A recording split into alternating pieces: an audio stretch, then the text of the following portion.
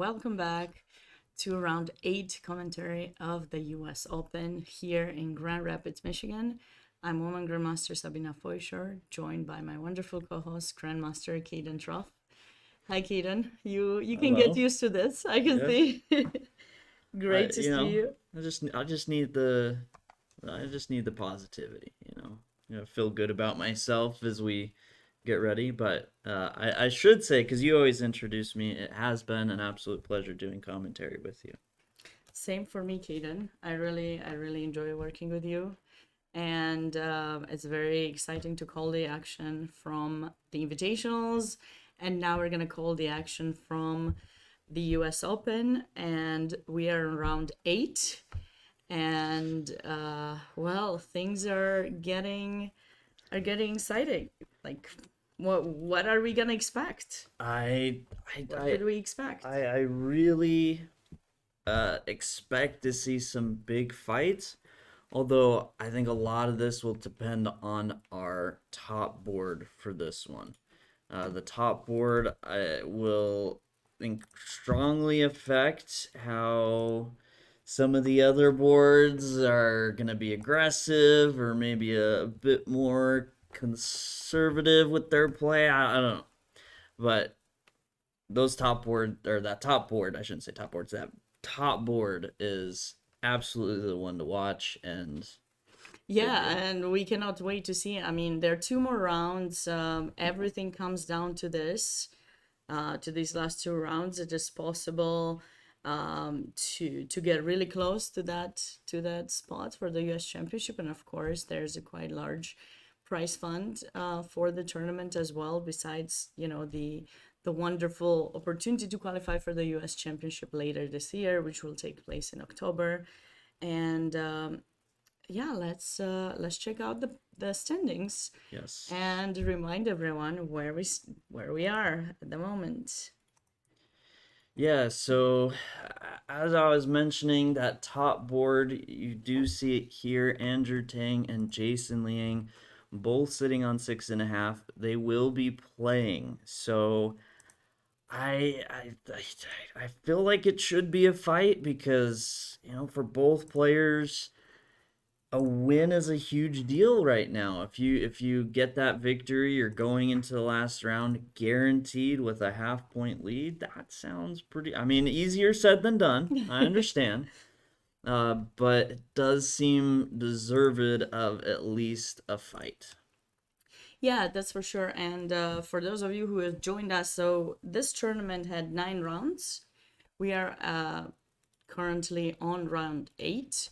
There were 3 different schedules.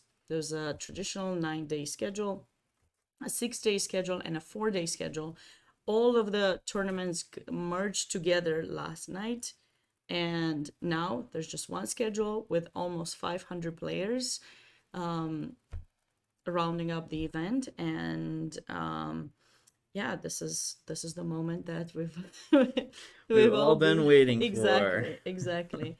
So we have Andrew Tang and Jason Liang, who are top 2 players, and they're actually facing each other today. Yes. They're the only players with 6.5 out of 7. And then we have 12 players with 6 points, out of which quite a large number of grandmasters. And we also have a few grandmasters with 5 points trying to still catch up with the leaders. So in case some draws are going to be left today, are going to be made, then some of those players are going to be closer to catching up. But we were talking about this yesterday with Caden, and last year the US Open was won with 8 points. 2 players shared that first place, and this year we'll have to wait and see what will be the the number of points they will win with. But 7.5 could not be sufficient. So it depends. It really all depends on what happens on the board one between Andrew Tang and Jason Liang today. Yeah. Yeah, and I do feel like some of these other players will be looking to play somewhat aggressively because I mean, at this point, if you're on 6 and you draw, you do have to be worried that that top board is going to lead to a decisive result and you're not going to be able to catch up in the end. So I do expect of any day so far this to be the most fighting. And Probably it could be. Well, but and if it's not, if we have short draws, I may have some respectful but choice words for. it could be the commentator's curse. You know what they say sometimes when commentators say, "Oh, this is gonna happen," or "This other thing is gonna happen," and then it will not happen because you just said it. So certainly we are excited about this round, and we certainly hope for aggressive, active chess, beautiful, creative games, and we certainly hope that we will get the opportunity to see that. Lots of players, as Kaden is highlighting there, lots of players with 5.5 indeed. Yeah, and go ahead and pull up the pairings here. We've already talked a lot about this top board. It should be noted, Andrew Tang here. We were a bit unsure yesterday who would get the white pieces because both Jason Liang and Andrew Tang played white last game. But Jason already had a double white earlier in the event. So because of that, he will have the black pieces. And if it's on anyone to push for a win, Andrew Tang, white pieces, slight advantage. Now's your time. I agree. I mean, he kind of has to push a little bit more today. He probably shouldn't over push, but he has the opportunity to push today because tomorrow he's most definitely going to have the black pieces. And, as we know, as chess players, a lot of people prefer to play with the white pieces. I have to tell you, I have this small story. A few weeks ago, I was teaching a camp, and there was the 6-year-old in my camp, and he was really in love with the black pieces. He could not accept that white was winning. And so I had to make sure I changed a little bit my teaching because oftentimes you get these examples and maybe white wins, and it wasn't on purpose, but that's how I had it prepared. And then I just to make sure he wasn't going to cry, a 6-year-old, imagine, just wanted black to win. He said, no, black is winning always, white should not win. And it was cute, but also like scary a little bit for me, because if I would show a game where white would win, he would be very very unhappy. So there might be some players out there who would rather take black, of course, and I love playing with the black pieces, but I feel like you're a little bit more in control when you get started, but when you start with white, but anything can happen for sure. So I can't wait to see. I hope it's not going to be a fast draw. Like, that's all I hope, though. The more we say it, the more I get nervous. No, I actually, from kind of my own experience, I had a very interesting career when it came to white pieces versus black pieces, and I will tell you, Sabina, I think, let me think. I got 2 GM norms. Mm-hmm. So I had 2 GM norms, or when I had 2 GM norms, I had yet to beat a grandmaster with the white pieces. I'd only ever beaten a grandmaster with the black pieces. For a lot of my IM norms, my first IM norm, I went a perfect 5 out of 5 with the black pieces, and was playing a lot of the higher rated players, and went 1.5 out of 4 with the white pieces.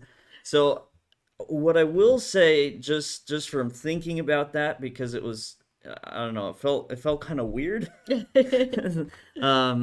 I do think sometimes the advantage of having the black pieces is your opponent feels a greater need to push for a win. That's and when they're pushing for a win, it opens up more opportunities.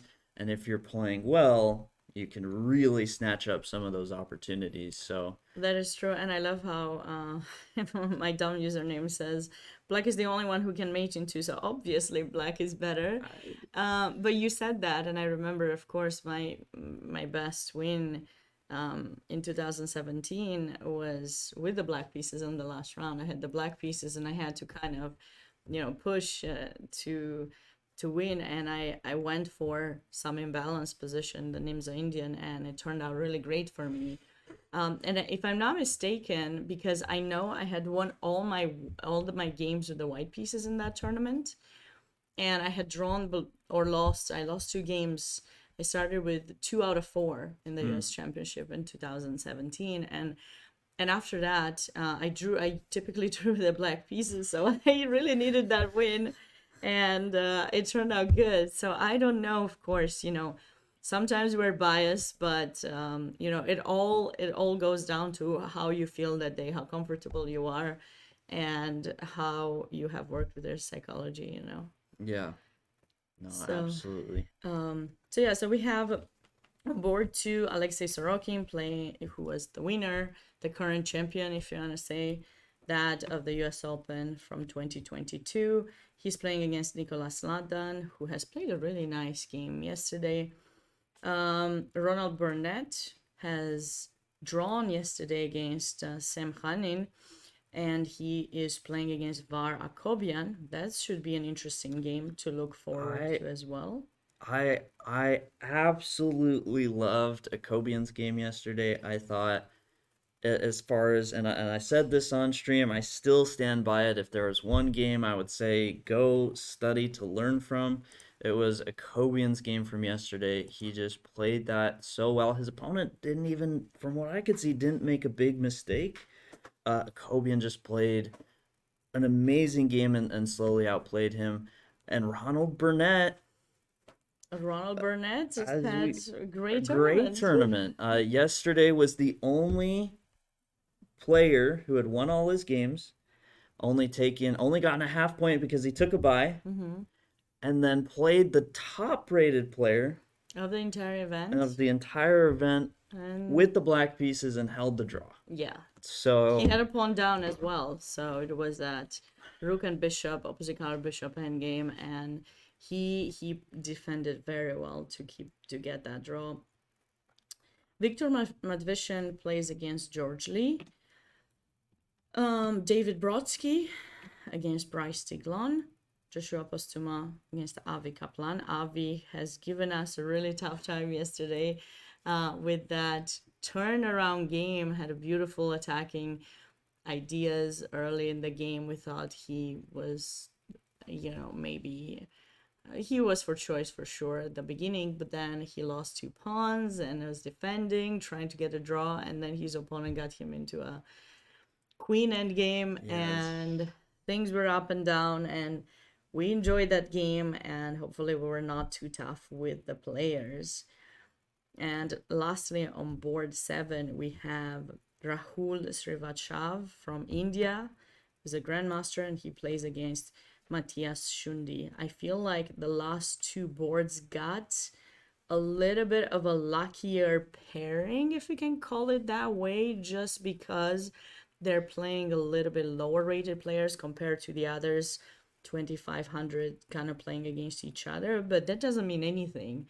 Just because you're playing someone lower rated, let's not forget those players are deservingly there because they've had a good tournament and have taken down some strong players. So it's going to be certainly, a lot of games that we should watch for. Grandmaster Shabalov is trying to catch up with the lead as well. Sam Khanin, Kostya Kavutsky, Ben Lee, Dmitry Gurevich, John Fedorovich, Remington Hardaway. So many strong players on every single board, and we are certainly going to have lots of games to discuss. And I think the moves start coming in. So without further ado, Kaden, let's go to our board view here. and let's see how things are going. If you joined us late, we thank you for being here. We appreciate your support. We've appreciated your support throughout this entire competition. And let us know if there's a particular game you want us to look at. Let us know where you're following from. And yeah, any other things that you might want us to answer. Yeah, I mean, especially, let us know the games because we got 15 games, and there is a lot of exciting stuff that when we dive into one game, we can't be five places at once. So we always appreciate people giving us updates on games and things that are happening. It's been very, very helpful throughout this event. It has been really helpful. And let's see. Let's catch up with the move. So Andrew Tang went for d4 and was met by a Meran or Triangle Slav from Jason Liang. So what do you think about people who play the Triangle Slav or Meran? Do you think they are trying to stay solid, kind of go for a draw, or do they have the tendency to go more aggressive for an attack? Well, I do think here for Jason, uh, if the opportunity presents itself, of course he's going to play for the win. We saw yesterday his game against Brewington Hardaway. That was one of the last games he really pushed for that victory, was able to get it. But I do think in this situation, Jason he'd be happy with the draw. You go into that last round with the white pieces, he would know he's going to be tied for first, and that's kind of enticing when you're playing someone as good as Andrew Tang, and do have the black pieces. So I think it's a pretty good, solid opening choice. However, I mean, some of these bishop d3, like d takes c4 lines, can get quite messy.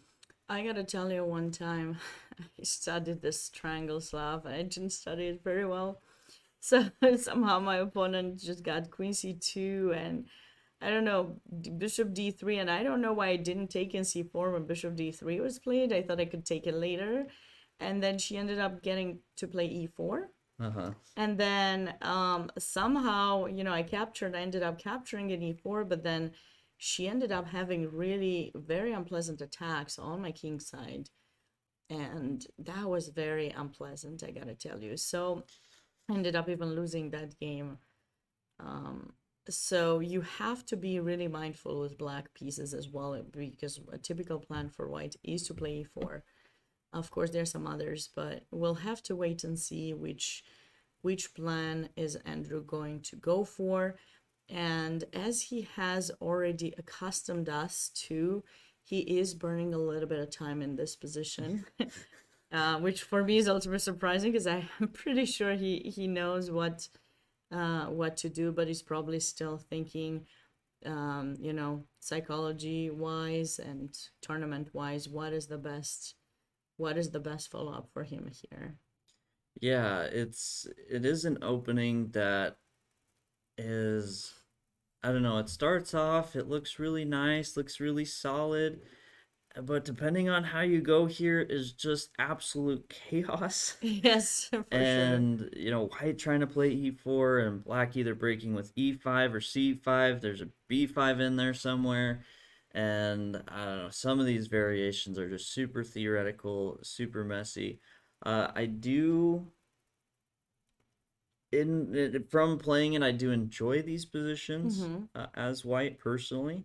What line do you?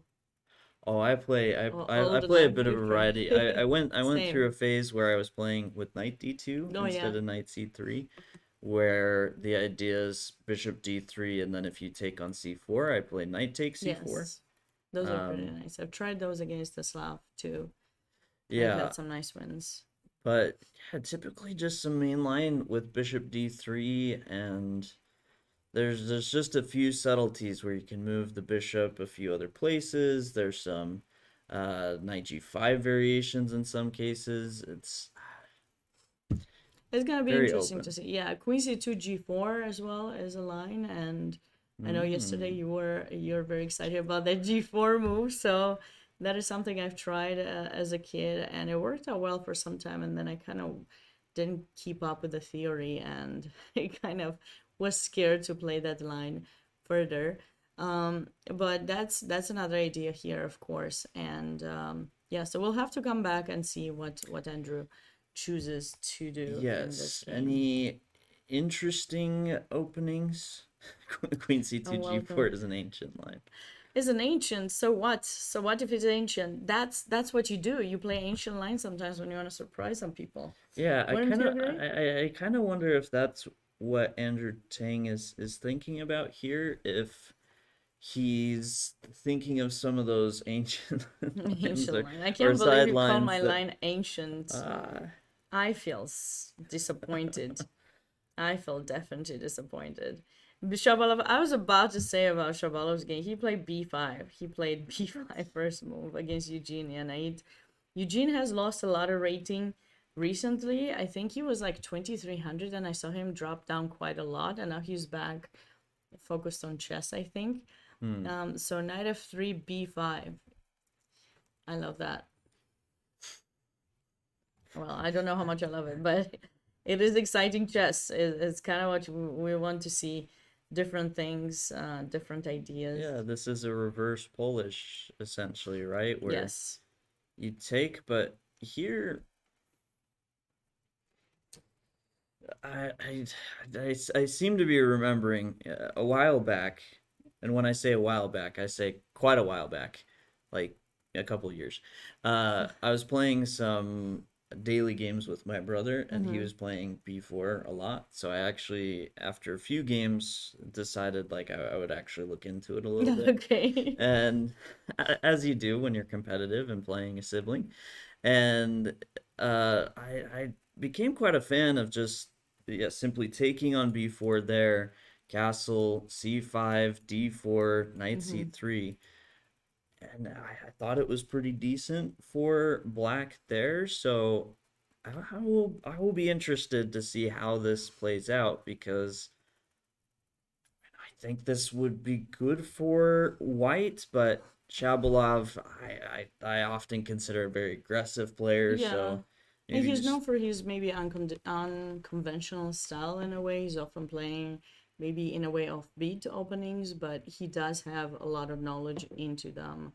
I've seen a lot of like great wins that he has had even in U.S. Championship yeah. um, with various openings that are in a way offbeat considered, but really he's got his analysis there, and he's taken down a lot of strong players. So we'll have to wait and see. There was a Grunfeld as Yeah, well. I There's finally a Grunfeld for ooh. Caden to enjoy. So Grandmaster Rahul Srivatsha. Bishop b5. So I Hmm. don't know if I mentioned this on stream or it was just in conversation, but I do remember at some point in my conversations while I've been here mentioning this bishop b5 line. This line has been popping up so much recently.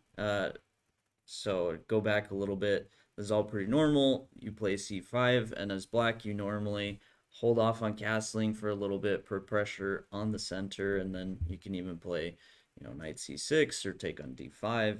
There's quite a few options. But this bishop b5 is becoming. I don't know. I don't know where this came from. I'm waiting to hear about some course or some Magnus Carlsen game I haven't seen that often explain these types of moves, but bishop b5 has been popping up a lot. But if played correctly, this does not offer a whole lot as far as advantage for white. I believe here the move is a6. It's sort of this weird, like you have this pin and you have threats, and you somehow just kind of ignore it and do your own things. And in the end it's equal, but it will be interesting to see. I'm not quite familiar with this line very much. But it does make a lot of sense to do that because oftentimes when you go d5 knight e5 is being played, but here you're stopping that idea, and I guess the pawn is c3 is not capturable. probably, right? Uh, yeah, it depends on the variation. Like I said, it's I might actually have to do this to remember because I'm always looking at, but I do think A6 is the move if I'm remembering correctly. And then at some point you do play bishop takes C3, but you do want to wait For at it. least for the moment. Now, do I fully understand why you want to wait? No. Probably bishop d2, and if you trade, knight takes, and after castle, white will have knight c4 maybe, and push that queen back, and Yeah. Yeah, definitely possible. or maybe knight d2, and then with a similar idea. Yeah. No, it's if anyone out there is a Grunfeld player, definitely look into this line because as I said, I don't know what has sparked it because I almost never saw this line Mm-hmm. in the 10 wait, let me think, how old am I? Like 13 years I think I've been playing the Grunfeld. I see. But I've seen it I've had it played against me 3 different times by 3 different players, and now we're seeing it here. So this is becoming popular. It's gonna be definitely an interesting game to look uh, to look at or to come back to. Um, Another game that's maybe interesting is the one between Nathaniel and Sam Fanning. Um, I think it was a Catalan, if I'm not mistaken. That What? was Oh, board like just 8 or just something. below. Yeah. So I think it was a Catalan, and I just was a little bit trying to figure out how things went there. And again, we both want to say hi to everyone who's watching us. We appreciate you being here, and we hope you're enjoying the stream. If there's a particular player you want us to look at, feel free to let us know. I'm gonna copy the link on the stream, and I'm gonna make sure that it gets pinned for some time, so you guys can check out the games that are live. And bishop b4 was the move that Caden mentioned that has bishop b5 check. Yeah, bishop b5. It's a sideline, but it's a sideline that's been popping up a lot lately from from games I've seen. So I don't know why I thought this capture of the pawn was not good, but maybe it is. I I'm trying to remember because I mean you probably know the Catalan better. Although I will say part of the reason I moved away from the Catalan was because I didn't love these d take c4 variations. I don't know, I didn't feel like I had a great feel for them Mm-hmm. from the white side. So what is happening here with the two Well, pawns? so I just sneak peeked whether there were any games, and it seems like there's just one game that was won by white. Here, at least that's what Leeches has on their master's database, and I do not know this particular line very well. I've played against the Catalan, but typically with the black pieces, I keep my bishop in e7. So this idea with bishop b4 is a little bit unfamiliar to me. And so white gives up 2 pawns, and then potentially, is this like... This is just the game that was This is played just a here. game. That is very interesting. Okay. Oh, he says the current position is given in Svidler's course. Okay, wait, are we talking about the Grunfeld Nizahe, or are we talking about this one? Svidler didn't have a course in the Catalan, so it must be in the That's on the black in side. the yeah, I think it's in the Grunfeld, yeah. Yeah. I like Spidler. He's usually one that when I was studying the Grunfeld quite a bit, Mm-hmm. I think it's good like when you're studying any opening, have a few players in mind that you know are very good with the opening, Mm-hmm. and you kind of follow their lead when you see they're playing a certain way against the variation, and he was one that I always kept an eye on. Mm-hmm. So if Spidler has the line, I mean, maybe it's more popular than I realize. Well, But I also like chessable courses, I feel that they're doing a pretty good job and trying to cover more things because they make it a lifetime repertoire. So they have to kind of build it up in such a way that mm, they're considering all sorts of responses for the opponent. But oh, Mizaha says that Kramnik played it first time against Kasparov in '98. Okay, we'll keep hmm. that in mind. So Queen E5. So that kind of takes us away from the game the that was one played. the one game And that he was plays played. pretty fast. Both players are playing this pretty fast, relatively. I mean, they spend about. So Nathaniel has spent like maybe 3-4 minutes, while Sam spent about 9. Yeah. And the question are the two players familiar with this, or because Nathaniel seems, trying to build his initiative and trying to get the pawn back. Obviously now looking at c7, and we have rook d4 idea, of course, in order to try the c4 pawn, which most likely is gonna fall. But I don't know how to capture the other pawn. It must have to do with the fact that black's bishop will be trapped in c8, so it's not going to be easy to get it out of there, because b7 is hanging, and if you play c6, then yeah, you're blocking white's bishop in g2, but also kind of making it difficult for yourself. Yeah.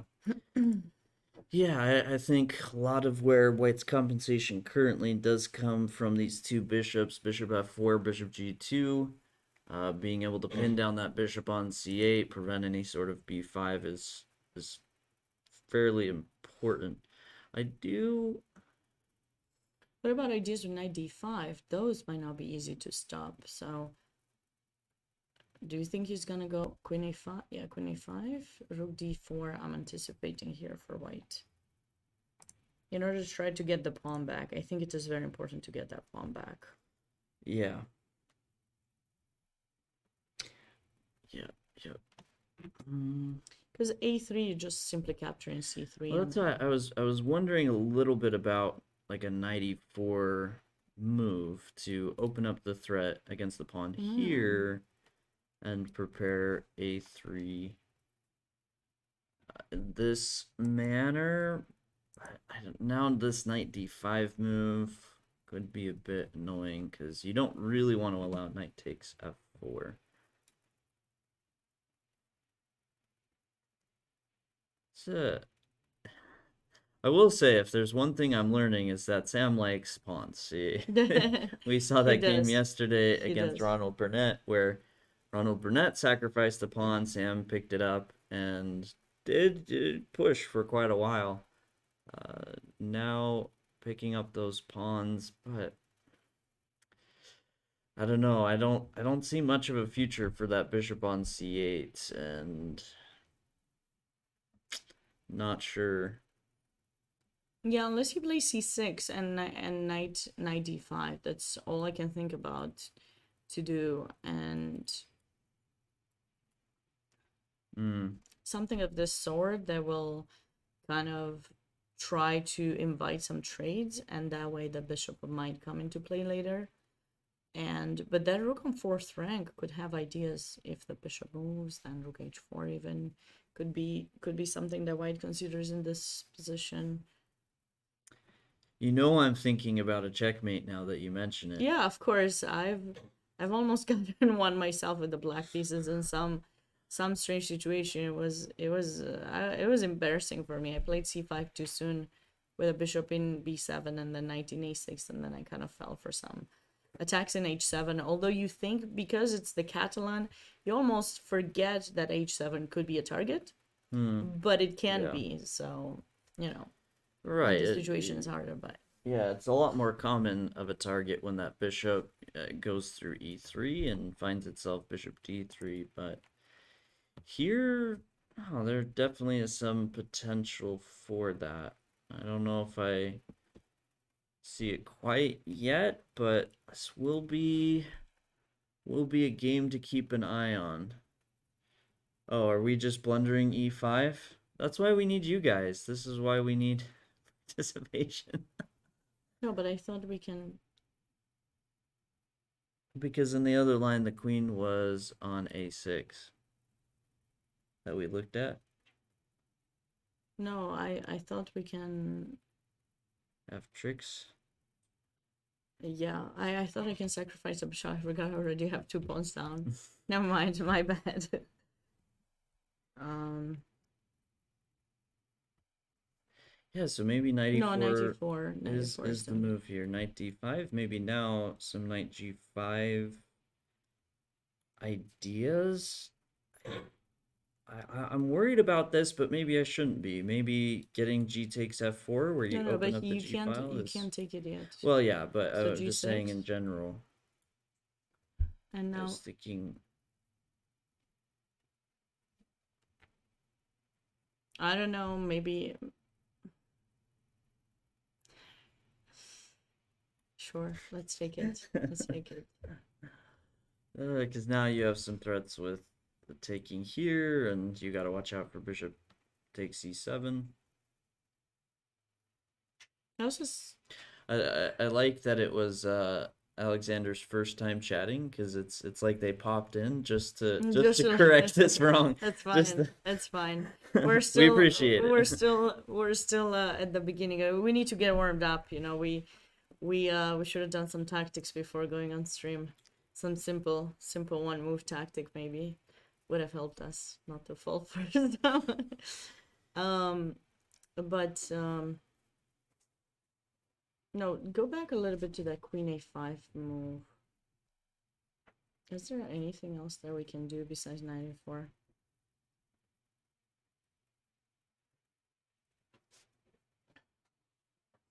No, I like your. What about if black chooses to trade in e4? Whoa, rook ac1 was played. Huh. What is his? Oh, he probably wants to play e3, and he's not worried about the capture in c3. And wants then to he play takes queen and. takes. So I probably can't take on a2, can I? Well, so take on a2, then take on c7 probably.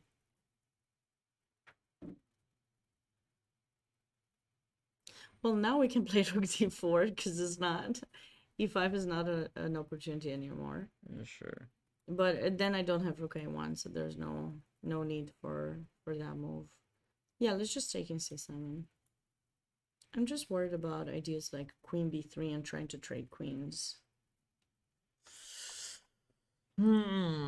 Yeah.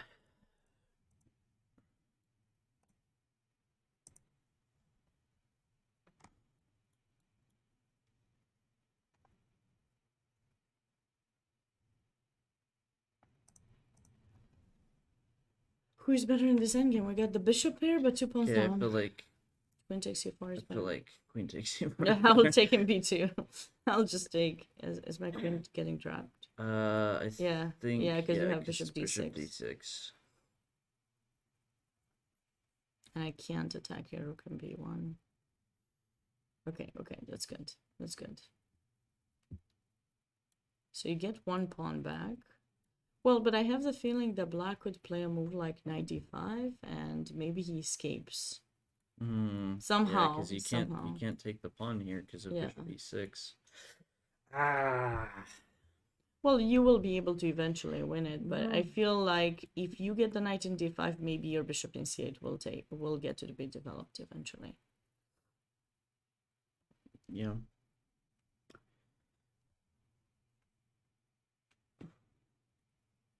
No, I wouldn't say that the queen trade is bad. You just have to sort of balance the queen trade with the fact that you're currently down a lot of pawns.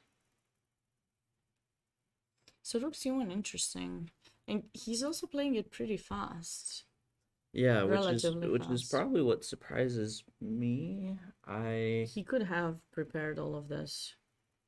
Yeah. Does white want to play b3 is a question we're getting in the chat. b3. b3? I would not really want to play b3. Why would I want to trade that pawn? I'd rather capture it without trading it, if possible. if possible. if possible. But I guess that is what do you do if I just play c6 here? Well, a3. Yeah, a3 take takes. take. Oh, and you have take, knight d5 again. 95. So how do we feel about being a pawn down in this endgame? Rook takes c4. Yeah, and Okay. could I capture with the pawn? I know it's not conventional. Probably makes but sense to yeah, try just and to try prevent to keep the E5. bishop stuck there. And yes, white takes over the d file, and I have the feeling we might have ideas of b4, a4, b5, though maybe not too soon. But I think I'd feel comfortable playing this position with the pawn down with white. Yeah.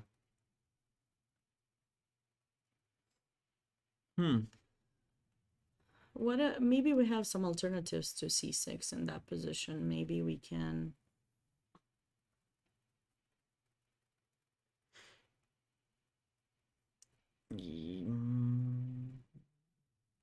Yeah, that move is kind of annoying actually. Can he play it right now? Just worried about bishop g5 here. Because I definitely don't want to, but maybe it's... I allow the doubling of the pawns, but then if he takes, then I have bishop e4 and... no, I don't think you should allow the... What about you have queen what if I a6. take... I know you're trying to provoke me to do this, but... Queen takes. Rook takes, and I'm gonna play bishop bishop e6. Yeah. But I could technically capture in f6 and capture in b7.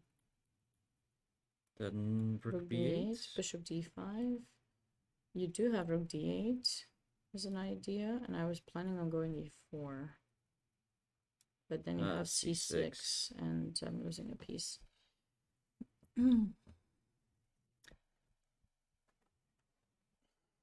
Okay, this is not forcing. We need to go back. That e5 is really unpleasant. This line looks good for black. I actually quite like this e5 move. I don't know if you exactly would want to take on c3 right here, but it's just so important to do something about your bishop on c8, and you have the opportunity. And I also think like taking here really minimizes the damage of allowing bishop takes f6, because bishop takes f6, the real downfall is that knight jumping in. Get rid of the knight. So, you know, maybe I capture with the pawn. I don't know why rook c1 was played. It seems kind of... I don't like that move, rook c1. I could be totally wrong, but maybe it could be provoking this. So now when I capture back, I'm not trading queens. I'm keeping my queen there. So if you go bishop e6, of course, b7 hangs. My pawn in b2 is not going to hang. And okay. What's your... No, my idea was to play h6, but you have bishop e7 here and bishop e4. Right.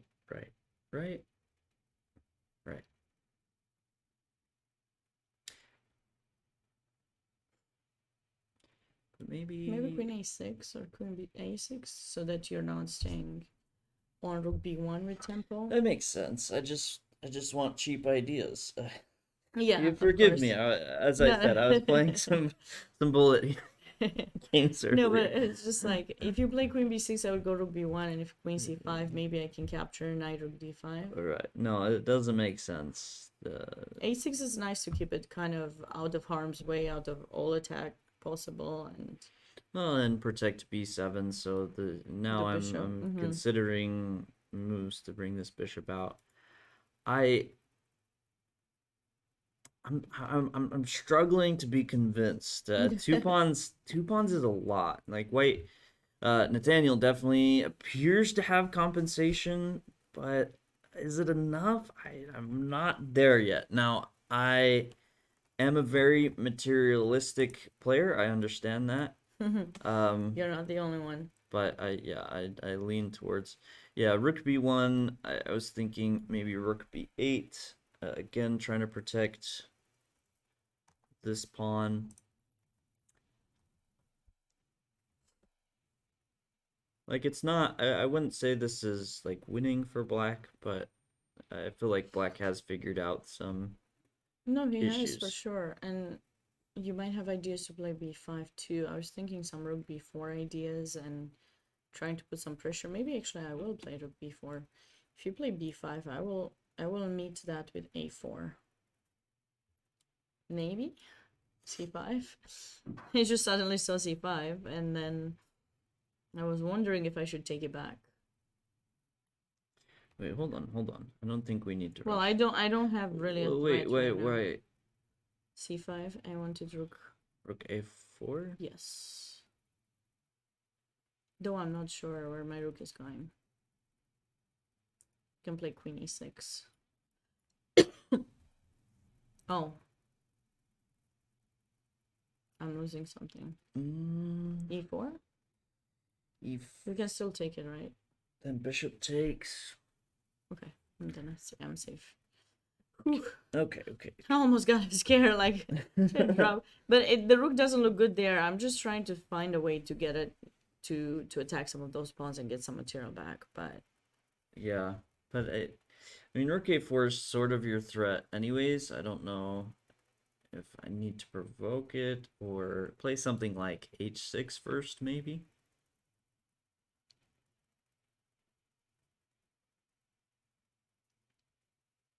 I could still play rook a4, can't I not?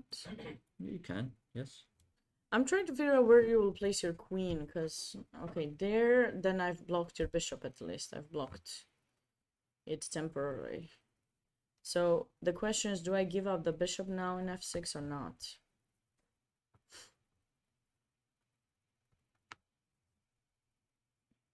I would want to give up the bishop because I want to get some pieces back.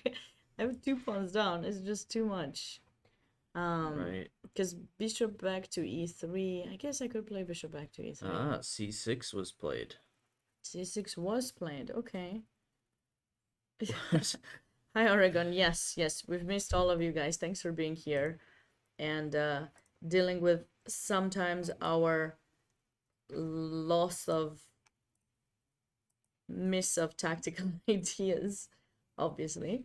But yeah, c6. So they might be going for some of the lines that we. Yeah, this is. But this wasn't the line that we thought was black, No, was it? I grew to love e5. In the We've short spent time we have spent quite a large number of time on Yeah. this position. It's quite interesting because it's imbalanced, right? There's an extra pawn. There's 2 extra pawns for black, but behind with development, black is trying to hold on to those pawns. c6 is probably a way for what? Because b5 is not possible and queen retreat is not possible. Just for knight d5, right? Yeah, That's just for knight d5, which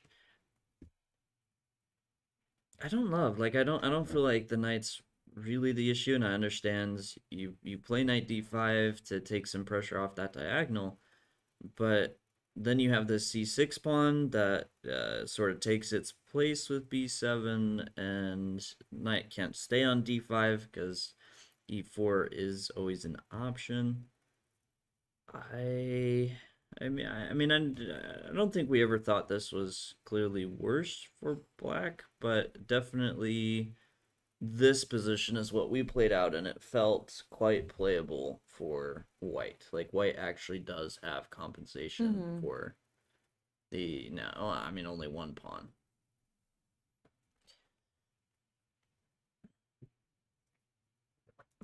Well, we mentioned this. We mentioned this Oregon. So his name is Sam. In Russian, it'd be Semyon. So, yes, don't think anything bad. That's he's of Russian origin. So, we don't have in the American alphabet. We don't have that That letter, sound? that letter, that sound, Yeah. because it's like yo sound. Yeah. And you can write it like yo, but like yo, what's up, yo? But other than that, yeah, A3 was played, so sort of expecting this game to to go go the well. line that we saw, maybe Although, hold on, Black is not forced to to capture capture on c3, C3. that's for sure. But then, where do you go back? C5, E7. Yeah, maybe Looks a little bit E7 passive. just to solidify here and prepare E5. What about? I was gonna say 94. Your idea now? Would that work? 94. Still E5. E5 might allow bishop G5. Hmm. Yes. Maybe. Maybe I'm okay with that. Bishop G5.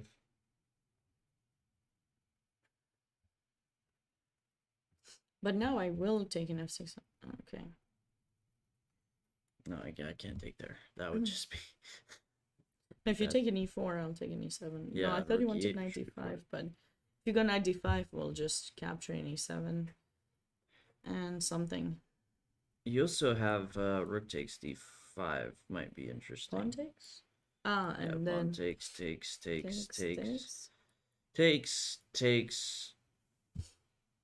How much? What's the material count? I don't know. Lots of stuff got taken. Only one pawn. Only one pawn for black. But And yeah, you're gonna get it look- back. Okay, so maybe Yeah, no, maybe no E5. But I still feel like bishop E7 or bishop C5. If you're playing C6, it feels like the move. Maybe just take. And I said that in the with the tone that I was gonna follow up with something, but I'm just gonna switch over. You're Maybe just just gonna take. take. Just take. And then, queen. I think queen takes to try and prevent E5. But Yeah, that move ever since, maybe you know, now bishop. Alex told us in the F6? chat, he just don't want to fall for that fork again. You know, fool me once, shame on me. Fool me. Twice, shame on you. Yeah. No, the other way around, I think. Fool me once, shame on you. Yeah. Fool me once, shame on you. Fool me twice, shame on me, or shame on something. me. Yeah. Fool me thrice. Not gonna. I don't know what I do know a happens quote after. from a TV show, but Okay, I'm not gonna say then that. don't say it. I don't know it, but okay. So, But I kind of like this. You play bishop f6, you prepare e5. I like this more than just trading off. I kind of want to keep the queen, keep the bishop to get this e5 in. Because I did quite like this idea of yours, Sabina, to, in this line, play g takes f4. fool me thrice, no cookies for you. That's a good one. That's someone who's wait, where is it? I saw it. Oh, here.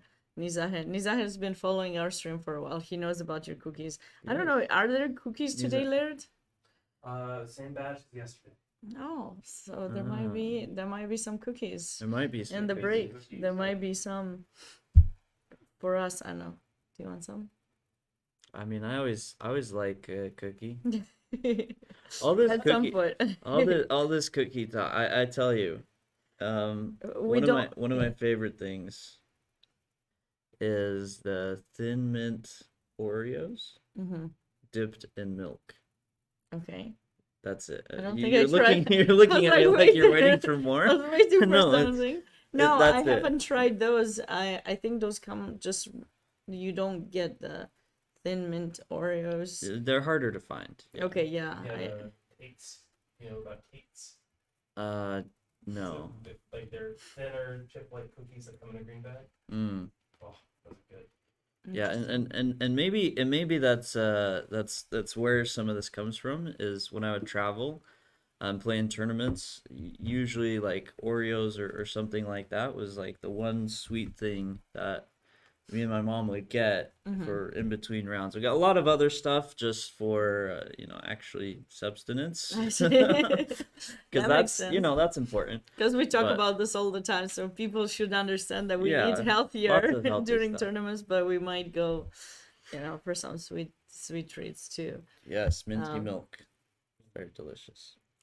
yeah. Bishop e7 was played. So I'm feeling good. I mean, our e5 move wasn't played, but overall I feel like our analysis here has been fairly good.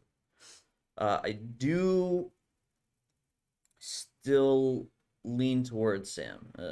I just the 2 extra pawns. You're probably gonna lose at least one, Mm-hmm. and I do feel like Nathan Moore will have some compensation, but I don't feel the power of the compensation. I don't feel like it's fully there. We'll have to come back to this game. There were a few more moves that were played in the Andrew Tang, Jason Liang game, if you want to go back to that. And we can just kind of catch up with maybe game after game to let everyone know where we stand with each game. Whoa. So I'm really surprised about this idea of b3 bishop d2. What?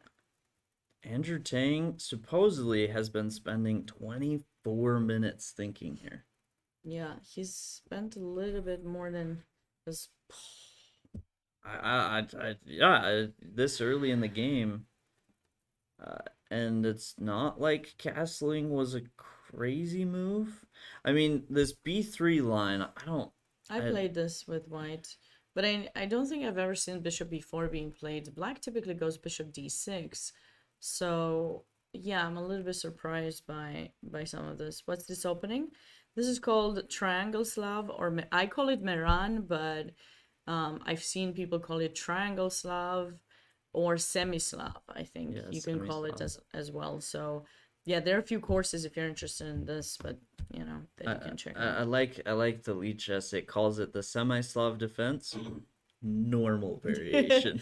Oh, so this is the normal This is one, not alright. this. So is there like fake, unnormal? I don't know. Like There I must definitely be. would not consider this the normal variation, but it somewhere was named Well, the this normal idea with the variation. bishop d2 is kind of tricky because at first you look at it and you're like, why in the world would you play b3 and then develop your bishop in d2? First of all, for potential tactical ideas, not to stay pinned, and not allow knight to e4, but also in some situations white might want to play e4 and then the bishop will go to g4, g5. So some people play this against the Nimzo as well. They put the bishop in d2, and again, it looks a little bit unconventional, but it's certainly the kind of move that you want to still be mindful about, because it's, you know, those are the moves that are a little bit scarier, I'd say. Yeah,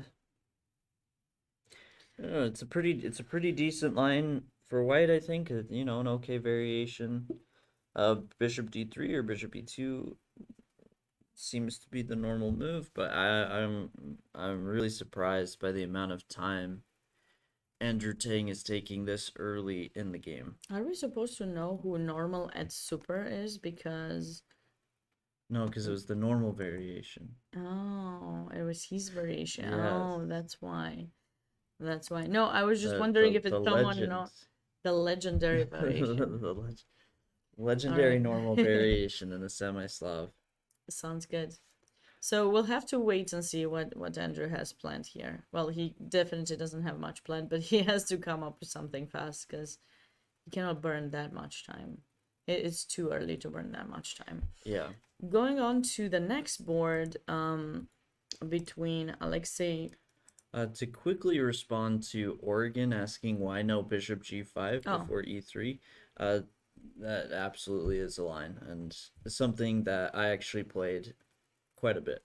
Yeah, but the difference between that line and so this is different. You see, whenever someone plays c6, it's going to be different than when they play e6. When they play e6, it's Queen's Gambit declined, and you're not that worried that black is going to capture in c4. So here, if they do, you have easy ways to capture your pawn back. Whereas when they play c6, it is a little bit spicier and more theoretical. So if you do go for bishop g5 line, you need to make sure you know how you're going to deal with the capturing of your pawn. There's this line, if I'm not mistaken, where they capture and then you go for e4, and it's very Very theoretical. messy. You have you have you're down a pawn for some time, but you're really going for the initiative and the attack. And I think it's a line where black castle's long or something, right? It's something with Yeah, no, h6. this whole variation, I studied it quite a bit from Black's perspective, and it made me realize like I enjoy watching people play this line, but I was not very excited to play it myself because I see. it really is just so theoretically messy and a lot of reliance on computers. Of course, if you study it a lot, you can understand the actual ins and outs of why you're playing things, but to a certain point, it just feels a bit like computer brilliance, but also computer nonsense. Yeah, I'll be okay. honest. Well, I know there's a lot of, I tried something like this at some point. It was kind of hard to get it back. So if you are going to consider playing this against c6 move, whether it's the Slav, semi-Slav, then just make sure you know how to play and how you're going to get your pawn back. I prefer to keep my bishop in c1 and play e3, but those lines have their downside because the bishop is restricted. So there's always ups and downs. You can't get everything. You can never get everything in chess or in life. Gotta make up your mind for what you want more. Yes. So that's it. Going on to the next Wait, board. why this is was there a another- knight on d3? Yes. That's an interesting. It's an yeah. I wanna can't see. even draw the arrow. It's so No, it's you can't. Just I'll teach you. So drag the arrow. Try to get it outside of the board. Just to do, okay, and now go. Oh. Whoa. Yeah, that's how you draw arrows that are not allowed typically by a move. So Wow, you're now learning more and more. you've learned. I thought I learned the colors, and so I knew everything about I couldn't arrows. teach you everything at once. Then you wouldn't be impressed anymore.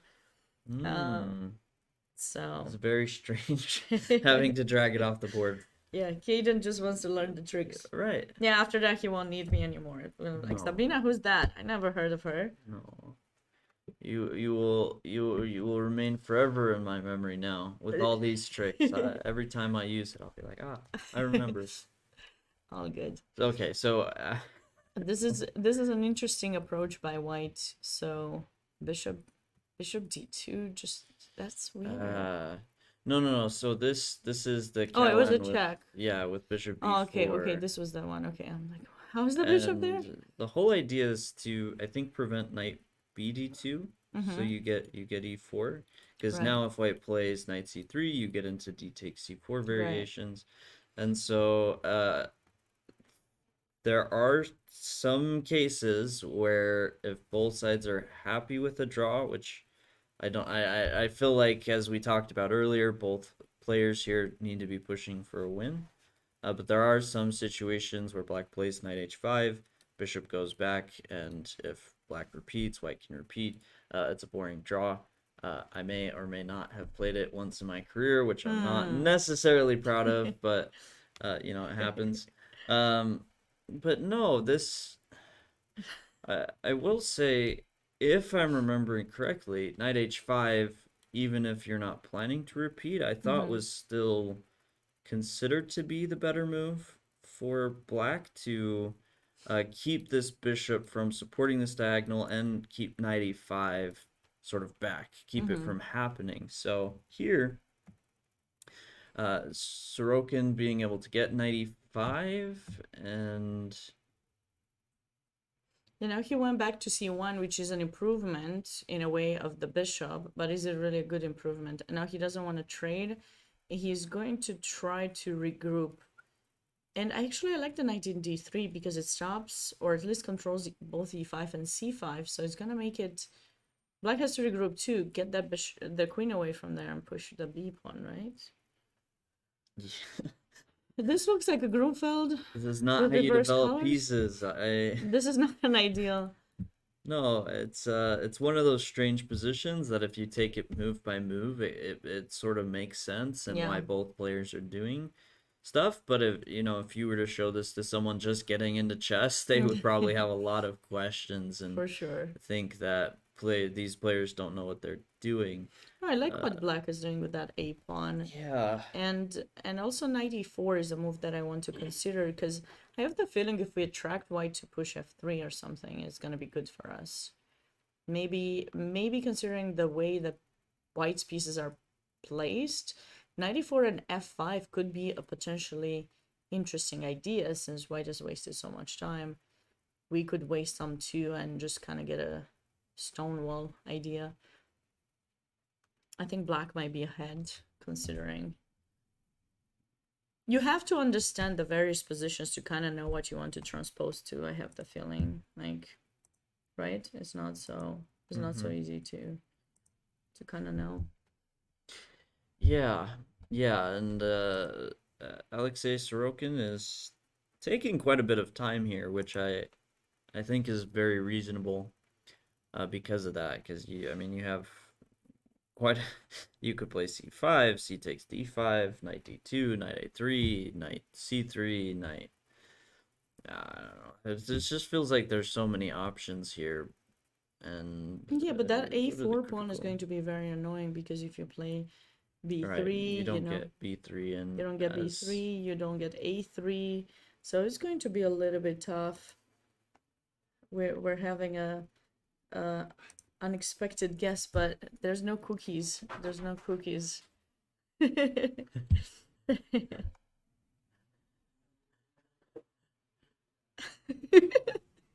Okay. All right. Unexpected guest for the Unexpected cookies guest. that we might get in a bit. Let's look at some of the other games, the top boards, Kaden. Let's go to Ronald Burnett against Farah Kobian. Yes. That one is also quite interesting. I want to know what opening that was in Italian. Gosh, English, but it transposed to some kind of, I don't know what. Maybe it just looks like a reverse French to me. Yeah. And It's it's actually interesting, because if I'm not mistaken, VAR does play the French with the black pieces. okay. So how does he feel? And he's a d4 player, right? So how does he feel about playing against supposedly a French pawn structure with the black pieces? I don't know. He would know a lot of the ideas, of course, but I noticed that Ronald Burnett here is taking quite a bit of time, and yeah, he is indeed. It's not easy to make up your mind what you want to do. That bishop in b6 is unpleasant to deal with. And the question is black going to go for ideas with e4, d5, or knight d7, f8, g6?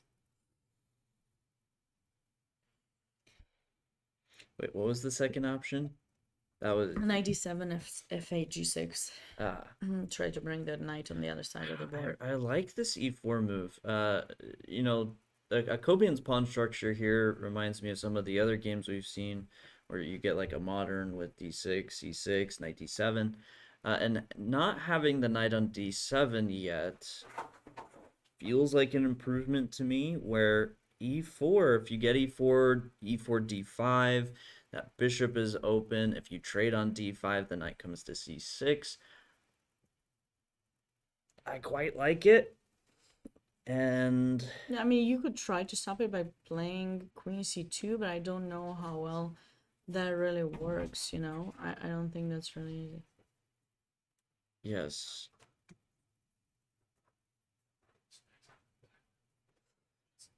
Okay, well, is there something you don't like here after queen c2? Not that I can see.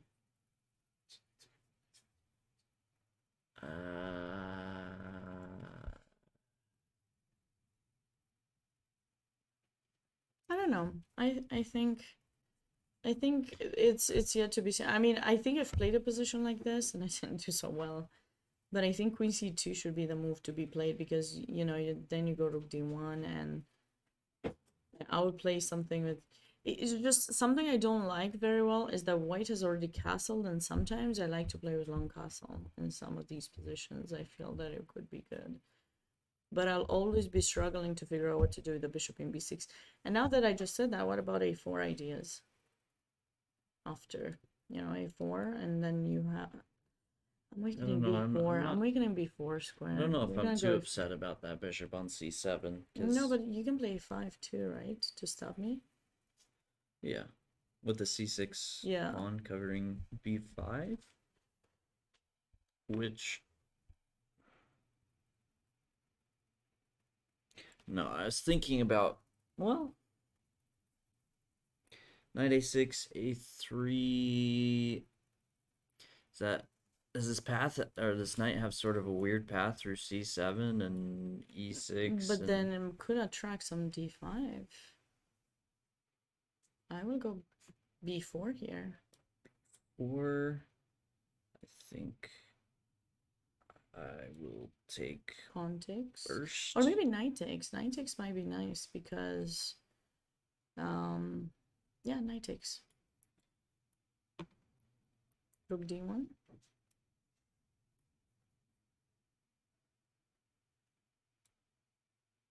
Okay, wait, what am I missing? What am I missing there? No. No, I was thinking you could trade that knights and try some bishop g4 stuff. That could be a little bit unpleasant, but I don't know. I feel that this position is okay for white bishop b2.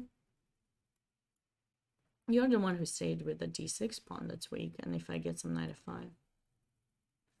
Okay, you want to go for some tricks. Yeah. I got it. Always. Always.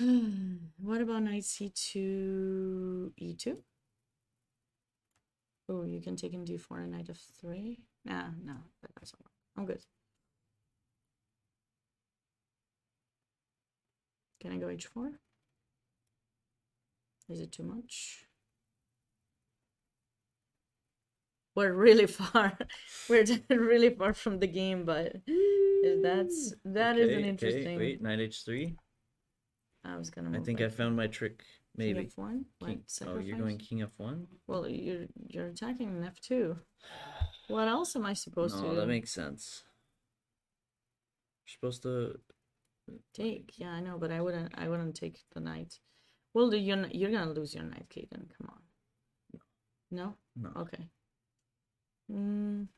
Big sacrifice on the way. No. I will capture with a queen, maybe. No, you're serious? A little bit.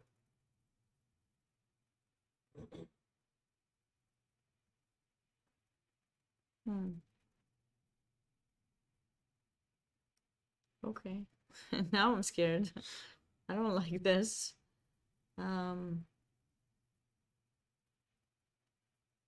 Yeah, I mean it's very far, but I guess my whole idea and general thought process was that somewhere along the way I feel like just this pawn structure could lead to some pressure over No, it here. does. That's why I'm unhappy about the bishop in b6. I think we should do something about it. Yeah. I guess I have to be more mindful because my knight is in e2, not in f3, so I do allow a little bit of... Okay, we're really far. We played way too much there, but there could be some improvements that I could do. No, it was a perfect variation. Perfect for you. All theory. All theory, where white ends up allowing some sacrifices that clearly are better for black. Because I couldn't come up with a way. Like, you take with the king, you go knight g4, king g1, you take in e3, and then I don't know that you totally win there, technically, but were you? To play. After knight f2, I take with the king. I don't want to give up that fast. King g1.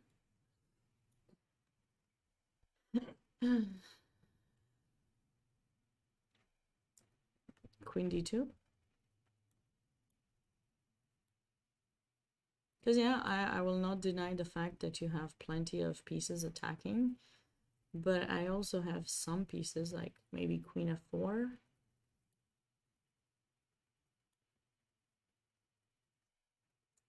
Your rook looks trapped. Yeah. Rook e3. Looks trapped, but I'll continue my threats. Can't I play C5. You take. Okay, this is really really far. Okay, you are the one Maybe who I played should. bullet, and you're in shape to play the bullet Yeah, style kind of this is positions. great. I'll I play took a this. nap I'll play this before the all day. stream. I wanted to make sure I'm well All rested, day. getting to make sure I have enough energy for the entire day. I don't know how long the games will continue today. I don't know how long, but Casual player, welcome. But also, he says if VAR wins this game, you bet he will be showcasing it in a future lesson. Kind of to that point, I don't know. I just connected this with like if he is showcasing a lesson, it probably went well. I do think this position is right up Akobian's alley. Like yesterday, we saw him play a beautiful maneuvering game, and all this feels. I mean, even what we looked at was very maneuvering and figuring out where you want your pieces and preparing some opportunities with that. So I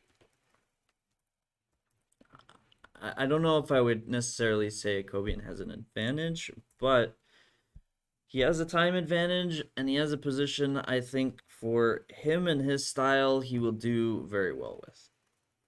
I agree. I agree. He's doing well with time, and the position is good too. There are a lot of interesting positions actually, but we'll probably take a short break, Yes. and we will be back after that with to bring you newest things that are happening. We certainly hope that you stay close, and in the break you're gonna try to get some inside information about a possible game that happened yesterday. So we'll let you guys know after the break. Stay close and see you soon. Chess Dogs, by all means, started out as a crazy idea. One that many people would only talk about. We've taken that crazy idea and turned it into a chess center. We have merchandise, tournaments, streaming, everything a chess player could want. So, whether you're a beginner or an expert player, go to our website, chessdogs.com, or join a stream at youtube.com/chessdogs.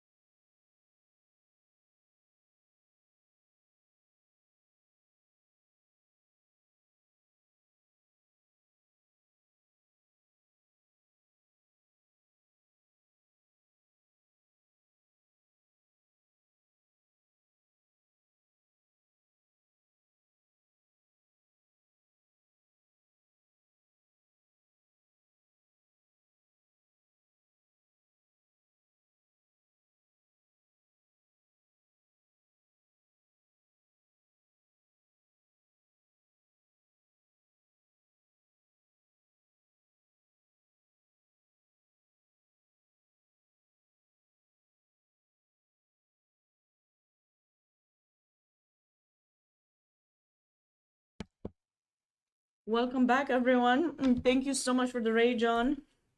We appreciate it. Thank you very much. Hopefully, you had a great stream.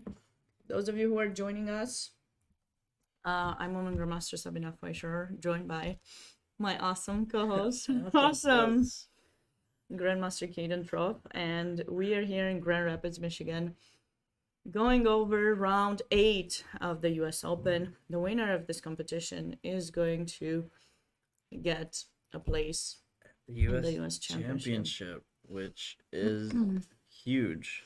It's, yeah, amazing.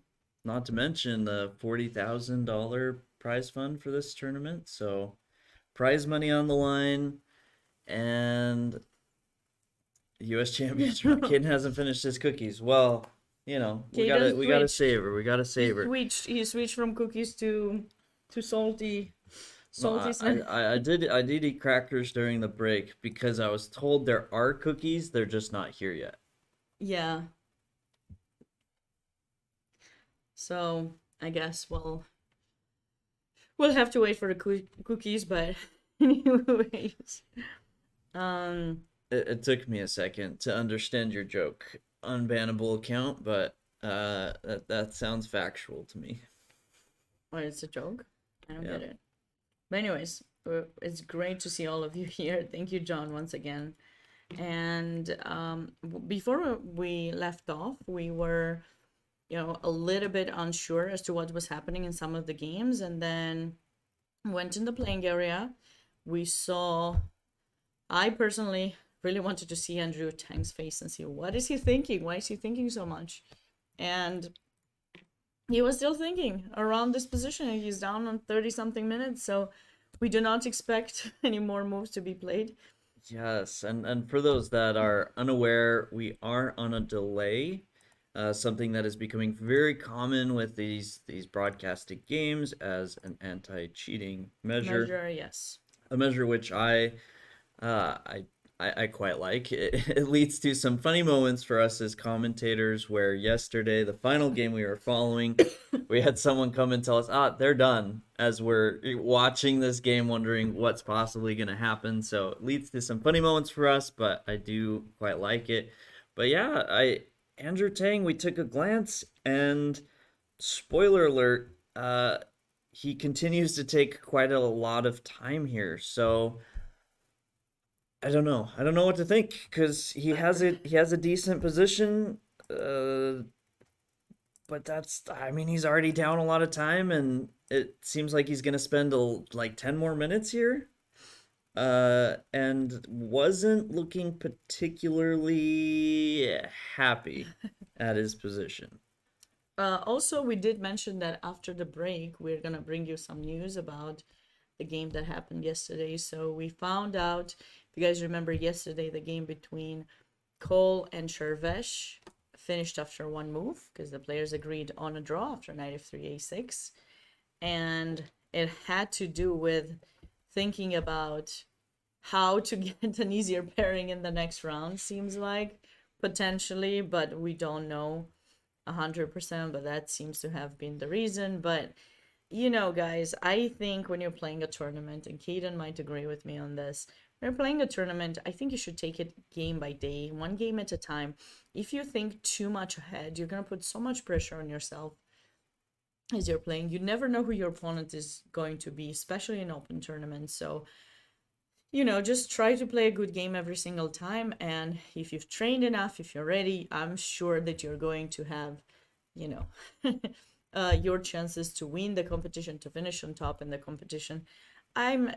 Neither of us is really a huge fan of taking draws early, and especially not thinking ahead. Oh, will I play here? If I win, I get a stronger play. No, don't do that. Don't try to take those away from you. When you take those kind of things away from your mindset, I think you're gonna become a stronger player. That's my personal view. I could be wrong. Caden might not agree with me.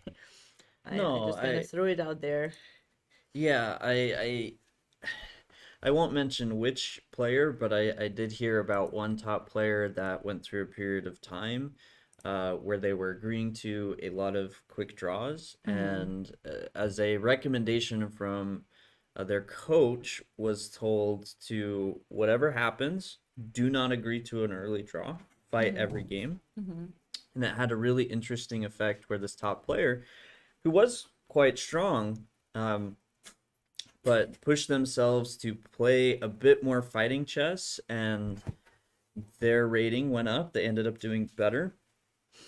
Not that it always worked out perfectly. Of course. This player did lose some games, but the result was over just better play, more fighting, able to grind out some victories, and turned out very, very well. So I have taken some earlier draws in my time.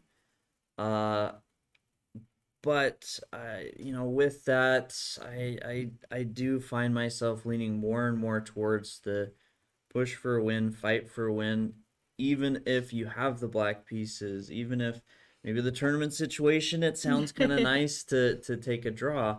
I do think there is some value when it comes to improving your chess in fighting every game. I agree. It's kind of tricky though when you're the lower rated player if someone offers you a draw, not to take it in a way. So from the lower rated player's perspective, it's kind of hard to say don't take it. But if the position is still early in the game and you feel that it will benefit you, sure, you can take it, but it already has played out and you feel that you're better. Typically, stronger or higher rated players will not accept Bless you. draws in positions where they're better. They will Yeah. definitely offer in positions where they are worse. So at least psychologically, you can think that they feel they are worse. If you really cannot find it, then maybe you should take it. But yeah, too early in the game seems a little bit too much. And I just wanted to make a point to our viewer here, Gypsy. Gypsy, I think fighting or aggressiveness or inflicting pain to someone is not the way to go.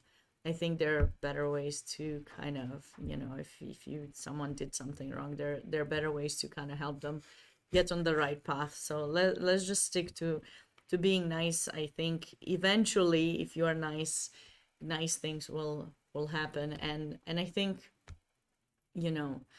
goodness typically attracts more goodness, and I like to believe that way. It's not always that way, but I like to believe it that way. I did see an interesting Facebook post on short draws from Sam Shankland, who I mean you'd have to read it to read through it, but the basic concept was that for tournaments, particularly where players are invited, actually have that conversation early on with the players to say, look, I'm not going to have a draw rule, but if you agree to a lot of shorter draws, look, I won't invite you back. Like we like fighting chess, and are so grateful to have you here, but if you're gonna take short draws, we might not invite you back. And it was an interesting post. That's probably simplifying it in a way that doesn't really cover fully what he was saying, but was something I've thought about since. And I do tend to agree that if you are someone that fights, from that perspective of just tournament directing, it is exciting to have players that are going to give it their all every time. So, someone did ask about Kostia, and I do want to go. I do want to go to Kostia, but this game I glanced at it. You had the games pulled up, and I saw this one between David Brodsky and Bryce Tiglon, and there's stuff happening. We're lacking black here, no? Extra pawn. That knight is uncapturable. I haven't seen it yet. I believe it. Bryce Tiglon is a really smart player and did play Queen A5 quite quick. Well, thought about knight takes H3 a really long time. Then he went to F4 and probably that was his idea as he went to the knight there. Yeah, but what's actually happening here? I don't see it yet. So Guys, let's get back to a talk about chess, please. Let's leave other things away. This is a chess stream. We're talking about the most prestigious tournament in the United States, so we appreciate talks regarding the tournament. If you have questions for us personally regarding chess-related matters, not personal matters, we would both be very gladly answering them. But we do not want to enter any kind of political talks, so please let's just get back to the chess. That's why we're here, and that's why all the fans are here, hopefully. So okay, so king g3, King G3. probably. Yeah, I think knight h4, bishop f6, g3, g5. Okay, that's Seems one way. somewhat clear. Yeah, I was first thinking about maybe knight e5, but probably you can play g3 then knight e3. I don't know. I like knight e5 as well after knight h4. Yeah, but king g3, I don't. Rook takes maybe. Wait. At some point there might be a rook takes f3. I have the feeling there could be some rook takes f3, but when? Yeah. So knight e5 is an option, but we Knight- don't have knight a. e5 No, we is- do have a threat. We want to capture in f3, right? Right. But if you take bishop takes f4.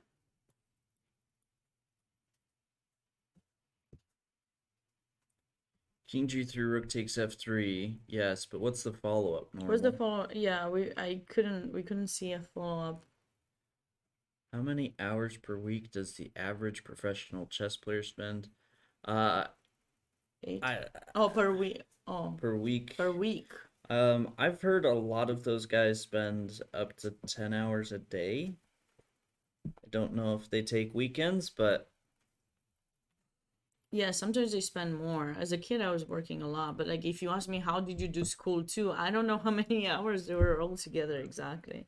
I didn't stay and counted, you know. So checking h2, and we cannot take in f4. okay. Wait, I feel like this is a moment to breathe and consider the. But you don't really have a lot of time because rook h1 Is unpleasant. is unpleasant. So oh, is he just trying to go for a draw? Here rook takes f3, g takes f3, bishop e5. You have to block with the pawn. Mm-hmm. Queen g5. Queen h5. Repetition. Okay, yeah, that is an option, but like I feel that he could want more. He could try to get more. So maybe he could sack the rook. But wait, but yeah, so sack takes bishop e5, f4. Maybe a move like rook f8 is an option here, or no? Or maybe g5 first. I just feel like I could bring in more pieces. G5 might allow. No, let's try g. Which one is more annoying? I was thinking after rook f8, rook h1, and I don't feel like I like f4 is just too well protected. Yeah, so that's why I want g5 instead of rook f8. I want g5. So if you go rook h1 now, I'll play g takes f4. Okay, Bishop take. takes queen g5, check. King f3, knight, check. Knight d4, yeah. Knight d4 is winning. Yeah, Because you throw in queen takes f4 right, check. right. So you go somewhere. Okay, the king is in g8. Oh no, because bishop takes f4, it's the queen. Attacks the queen too, and we stay with an extra piece, so that would be good. So now after g5, you have to do something now. Let's see if you capture the bishop. We have queen h4 check first. Wait, maybe you can play king f3. Maybe I can check you. Queen h5. No, but I'm trying to find a win for black. So Oh. I'll go knight takes e5, not queen h4. I'll go knight takes e5 here. 3. I have way too much material down. Okay, at least he has the draw, so we know that. So Gypsy wants to know who puts up the prize money.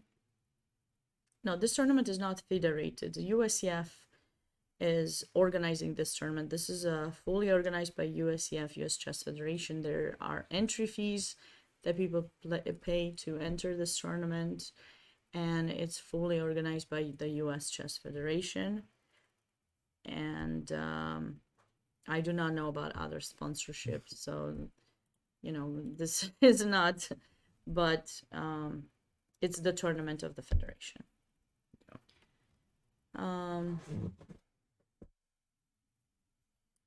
Yes, the invitational tournaments are sponsored. Obviously, each invitational tournament is named after someone.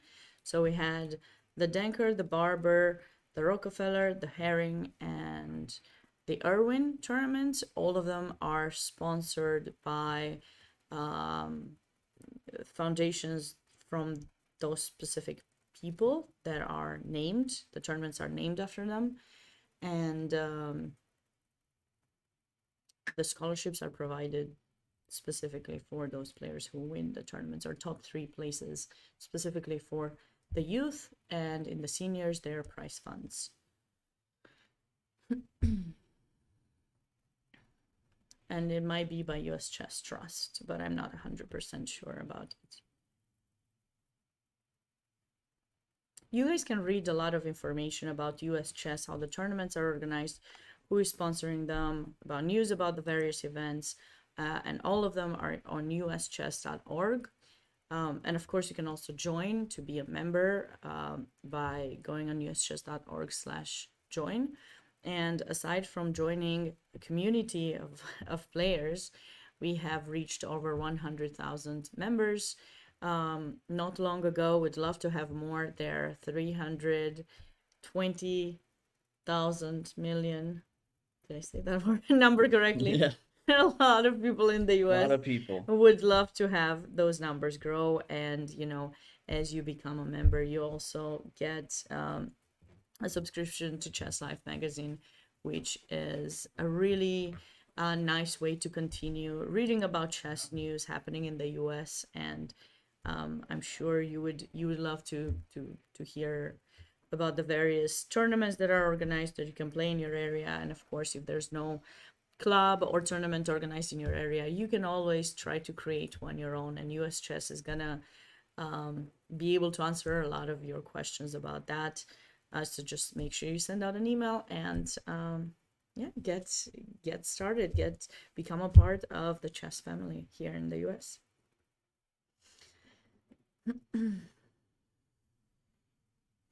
So we're still thinking in this position. Brodsky's yeah, I still am not seeing anything better than a draw here, because in this line we were playing out, I thought after f3, any sort of attack by black is quickly fizzling out. Yeah, we don't have that rook in a8. If there would be some kind of way to bring that rook in, that would be amazing. But this way, it's just going to be kind of hard to do. So let's go back. Maybe I've been overly aggressive with this idea. King takes h3. It feels that the check is necessary to take that king away from escaping, but how do you actually keep it there? Because rook h1 is very unpleasant. And rook h1 can be played anyways, if you try to do something. If you guys see anything, feel free to let us know, of course. I think it's possible. I think it's possible. We could be missing something, but I think it's possible that Bryce in this position is just happy to take a draw, playing black against a great player.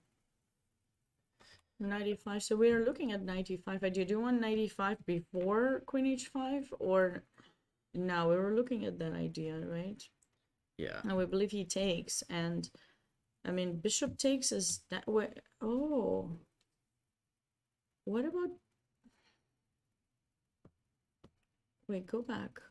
So if we takes in h4 would be a checkmate. okay. But f4, because I was thinking to say ideas with bishop f6. So how about we take f4 and now, yeah, that was the move that I suggested. Oh, maybe not here. No, G5 I was suggested in it later in yeah. another line. So something like this does have the idea of queen g5, but how much are we down? A piece for a pawn. We have a pawn for the piece. I still don't see the mating threat. We have f takes. Yeah, if I just run. No, but I take g takes f4, and then maybe a move like f3 could be unpleasant.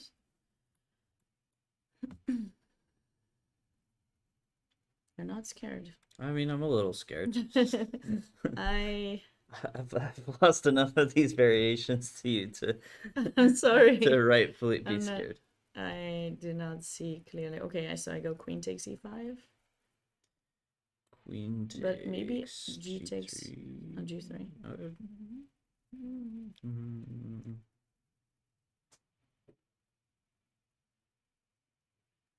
I'm not Yeah, seeing. I think G takes F3 as well. Yeah, I'm not seeing this come to a good ending.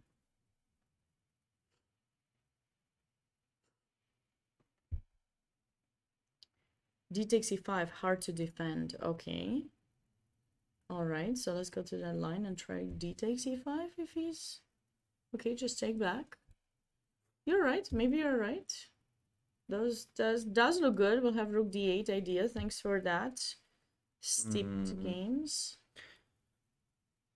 G3. Not G3. Wait, maybe G3? No, because G3, don't I just have rook d8 first? And D8's where do good. you move the queen? You can play queen e3 though. No, But G3. then, G3 might be fine. Rook d8, queen e3, check, king e1. no, oh, Queen maybe H4. f2. Queen H4 if you go.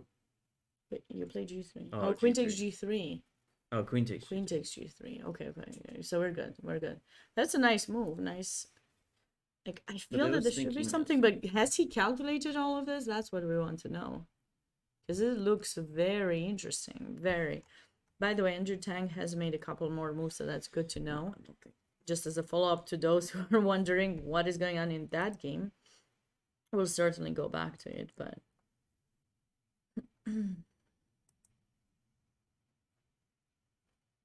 Oh, we had a draw, actually, between Dmitry Gurevich and Vaibnav Robinjit. That seemed like a very well-played game. No, not many mistakes or anything like that. We could show it later. Oh, you went to it already? Okay, good. I just realized there was a result, so I thought it was my... Sorry. Yeah, opposite colored bishops. Yeah, very well played by both players.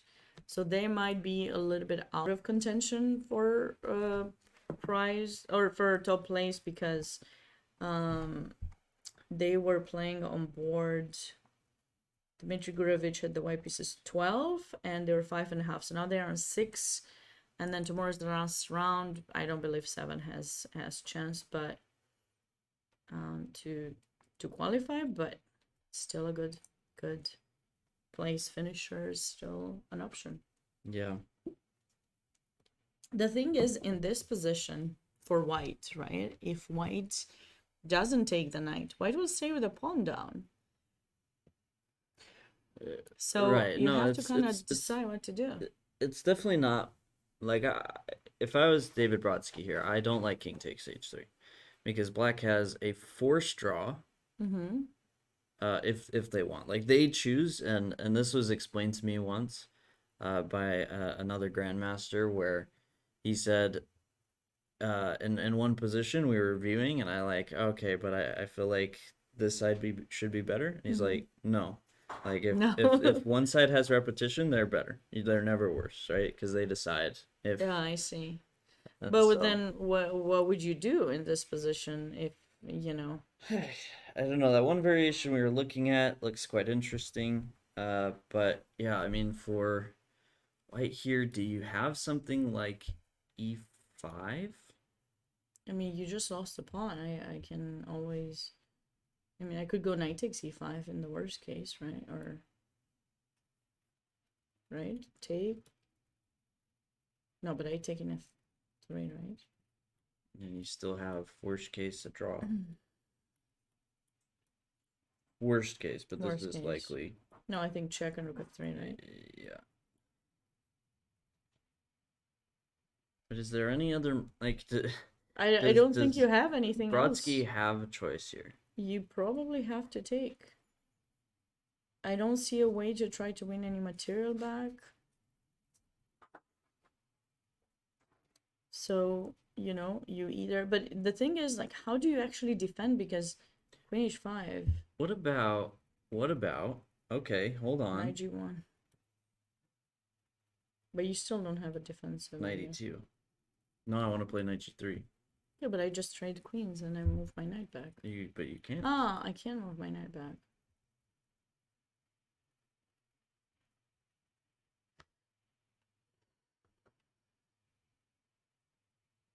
Okay, I don't trade queens. What about queen knight g3? Although, hold on. Knight g3, queen g4. Because now you can play knight f4. I can. I go for a fancier draw. No. No, I don't see it.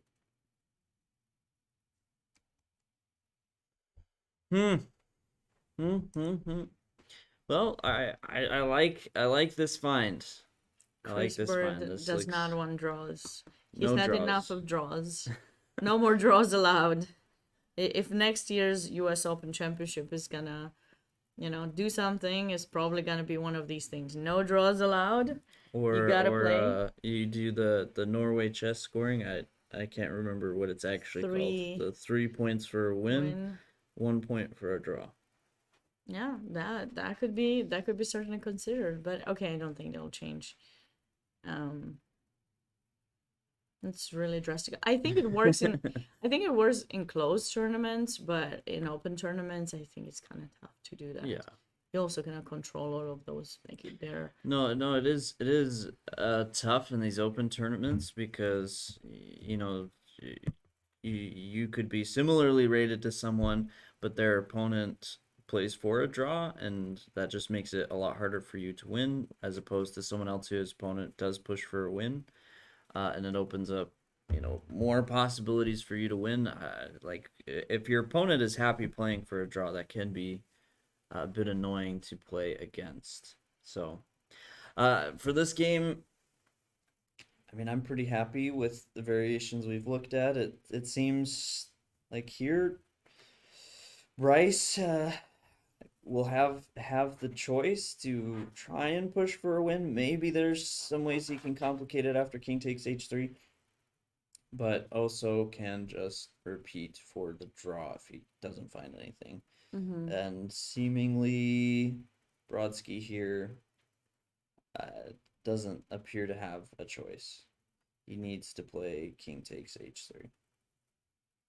Yeah, I believe I totally agree with you. I think it's kind of tough to figure out what else to do with the white pieces. There are some other interesting games that have been going on. We can go to that Rahul Matias game. That's board 7, I think.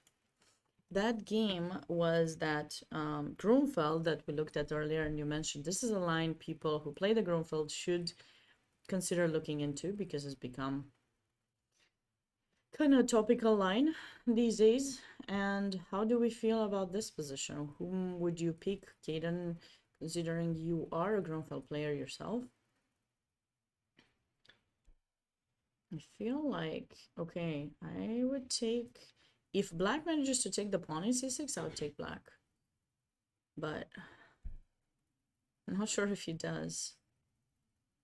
He is threatening bishop takes a2 currently, though. He is. Which But is those a are bit double annoying. pawns. And white has this idea with rook b7, which you have to figure out how to deal with as well. Maybe queen d6, or... It's not so easy to deal with that move. I have the feeling that actually white is for choice, because white won the pawn first, so because of that, it's just you know, it's just a little bit harder.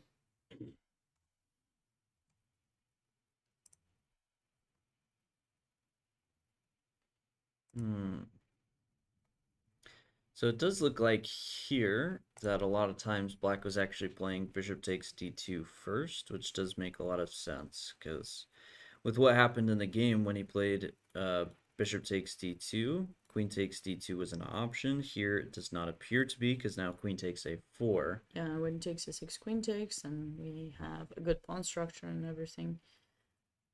He has played quite, actually both players have played quite fast these moves, and black took a little bit of time to play queen c7 in that position. I think he took like 30 minutes or something. Yeah. So Really thinking about that endgame after queen takes d2? probably, but I think white would be for choice in that endgame for sure. Yeah. Well, of course, I often will take the side of the Grunfeld.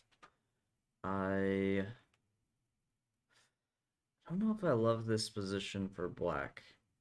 The whole idea of the Grunfeld is to be very aggressive, to create a lot of chances, even though you have the black pieces, and that's why I love it. But here, no, even if white plays white plays a3, this is the simplest move on the board. What's the plan for black to break through? Are there ideas with I was thinking bishop d7 somewhere, but I don't think this works. Bishop d7, you can take. And after takes, get a queen. Wait, rook take. Let's see the piece. Yeah, we have nothing. This doesn't look good. No, Caden's doing great. Caden's doing great. He's just trying to remember this specific line because I don't know. I like white here. I don't know. I know. If I sound exhausted, that's because we finally got a Grunfeld, and I have to say, I like white. Why would I be? I'm just not. Realizing how bad the Grunfeld is now, I think he just doesn't like the way this position is going at the moment. But I'm happy to play the Grunfeld against you, Chris, anytime. wow, shots fired. I don't know. Chris might be back here into the stream and just be like, okay, let's go, Caden. I'm ready. I'm prepared. He might come in tomorrow, you know. Yeah. So yep. No, he's only an E4 player. He doesn't know how to deal with the Grunfeld. Why are you saying how bad the Grunfeld is then? If you're only an no, E4 he didn't player? say it's bad. Is that you were realizing that it's bad? No, he was insinuating. There was some definite insinuation happening. But yeah, I mean that position is suspicious. If rook b7, I don't really see much. I actually, I mean, we don't use the computer often, but I do want to check here. Yeah, so bishop d2 is the move, and it actually is giving, not queen takes, even a slight edge for black in this position, obviously. But b5, once again after b5, it wants bishop takes d2 because you want to play queen takes a4. So this b takes a4 just is in the wrong direction. And here, yeah, queen c7 takes. It is quite liking this for white. Yeah, this position, like we said, I think it's good. Did it say rook b7 or? It did say rook b7. All right. So Sabina, you were correct. Let's go back to. And I'm even sadder though now that I've seen the evaluation. It's not just better for white. It's advantageous. It's very good. Let's go to the Brodsky-Tiglon game because Brodsky ended up going for e5, and that was a move that you suggested. And let's see a little bit what's been going on over there as I'm trying to look for some of the other games interesting moments and kind of bring them to life next. So, yeah, I did suggest this move, but we didn't like it because of king takes h3, knight takes f3, and that's losing. So is he saying knight takes?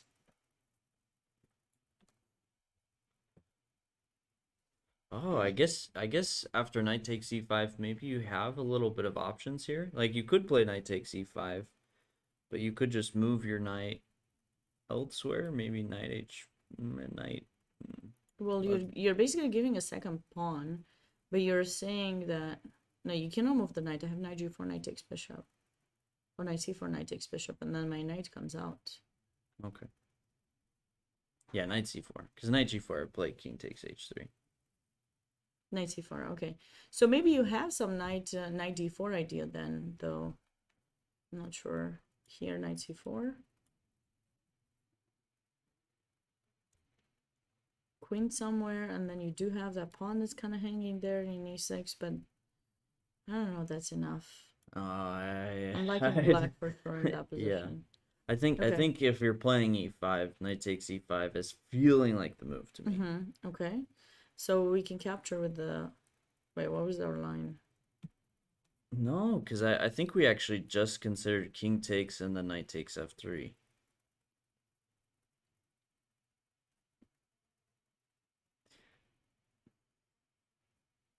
But hold on. But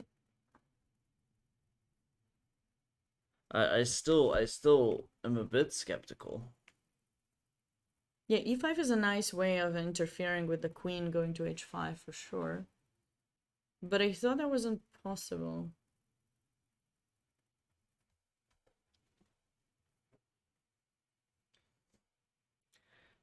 I will say, chess is my passion. The other opening I do play on occasion is the Benko. So I prefer the Grunfeld, but the Benko is quite a bit of fun. King's Indian defense. Chris, I just feel like we're not gonna see eye to eye on openings here. There might be some things that you will discuss in the break with Chris. All I'm saying about the King's Indian is every great player, and there is a lot of great players, so of course it does have a place, but every great player that plays it seems to say at some point that it's just not sound.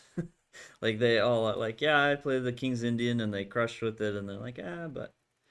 So the one suggestion: Queen e5, King h3, Rook f5. No, I was thinking there's f4. That's why I wasn't suggesting that. Or yes. F4 instead of King takes h3 or now, and I'm just like confused. No, if you take King h3, I do have Queen h5 check. I thought we saw something very similar. King takes h3, check. And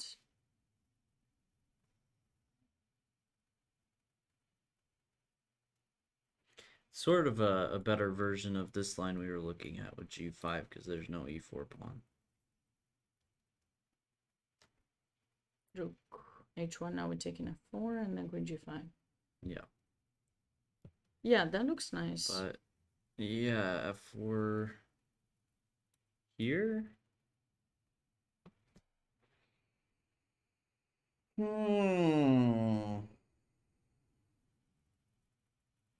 You have to take, right? Yeah, but I'm not seeing a follow-up, which is kind of... Well, I can't go knight f4, bishop f4, bishop h6. How many... Don't I have enough pawns? I think I have 3. So in the worst case, I get 3 pawns for the piece. In the worst case. Worst case. This is... How is Kostya? Guys, we haven't gone back to Kostya. We said we would, and then we keep coming back to this game. Maybe Let's we go should check out Kostya's game. Kid is easy to blunder with because it's too complex, too sharp. No, GM's blunder, then blame the opening. Yeah, maybe. Maybe that's what happens. So Kostya is playing against Michael Takahashi, and Michael's rating is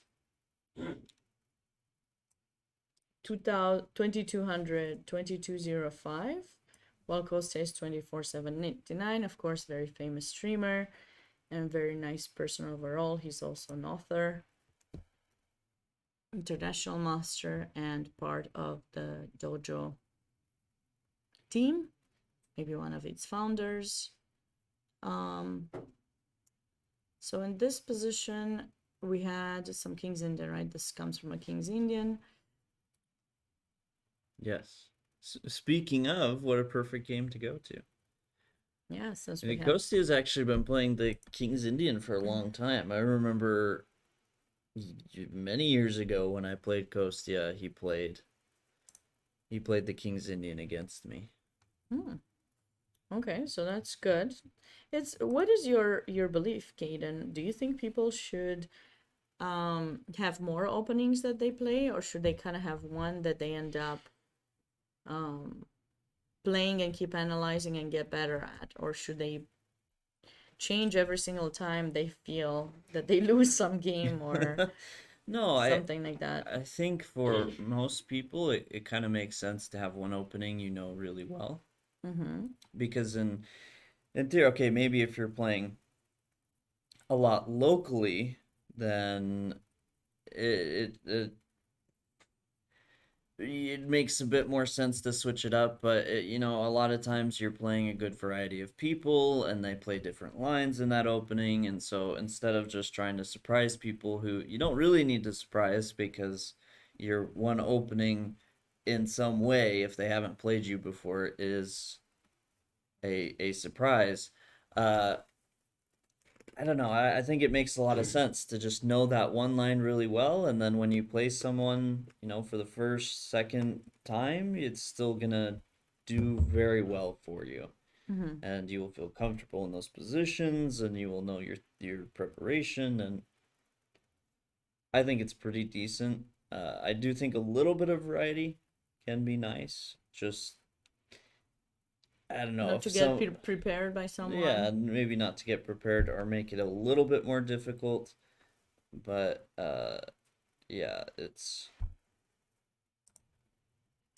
I don't know. It's hard because I've become a big fan of having a variety, but when I was really playing in tournaments, I definitely took the approach of having my openings and just trying to know them better than anyone I played. I understand.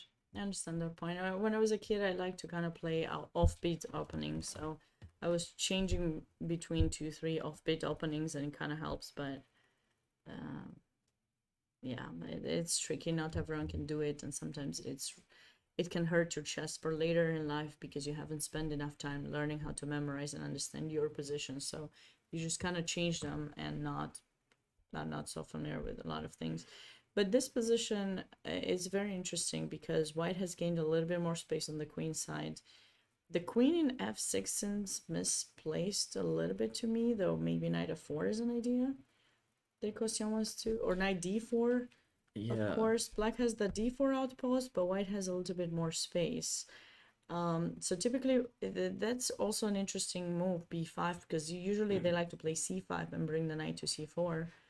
So I think we're both trying to understand how we would evaluate this position, because in a way it's different than what we would normally see, but also how do you evaluate this difference? The more space for white, but interestingly and maybe quite okay place pieces for black. This is a replay. No, this is not a replay. This is live. We are live.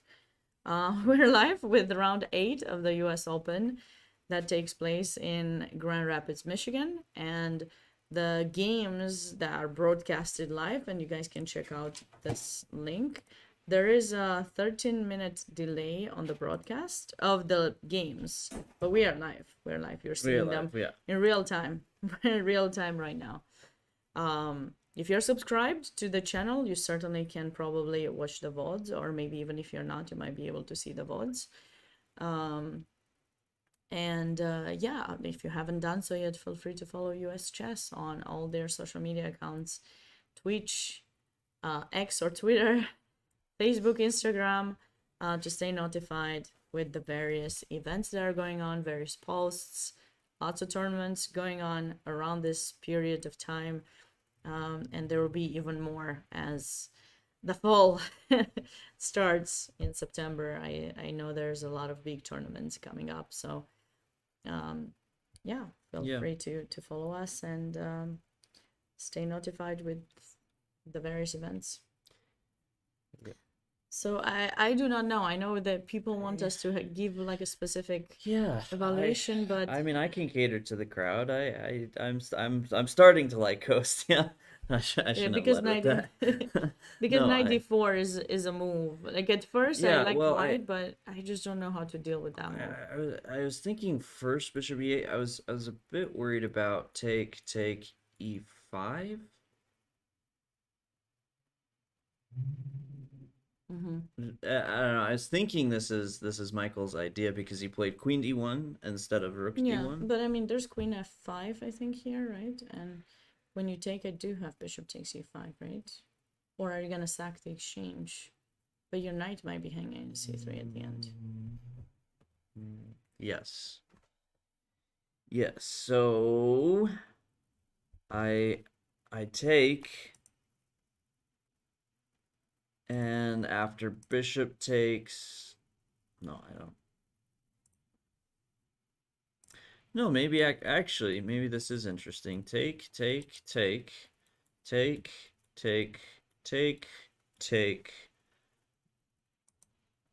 and then take and run the pawn. So, for those of you who are asking whether Michael is a title player, he is not a title player. He is technically, I mean, I guess we got an Arena International Master if that counts, that does count as a title. So he probably has played on FIDE Arena and got the title of International Master, but the over the board one, he does not have a title. He is rated 2043. And his FIDE is 2200. So Kostya is the higher rated player, and Kostia did play queen e7.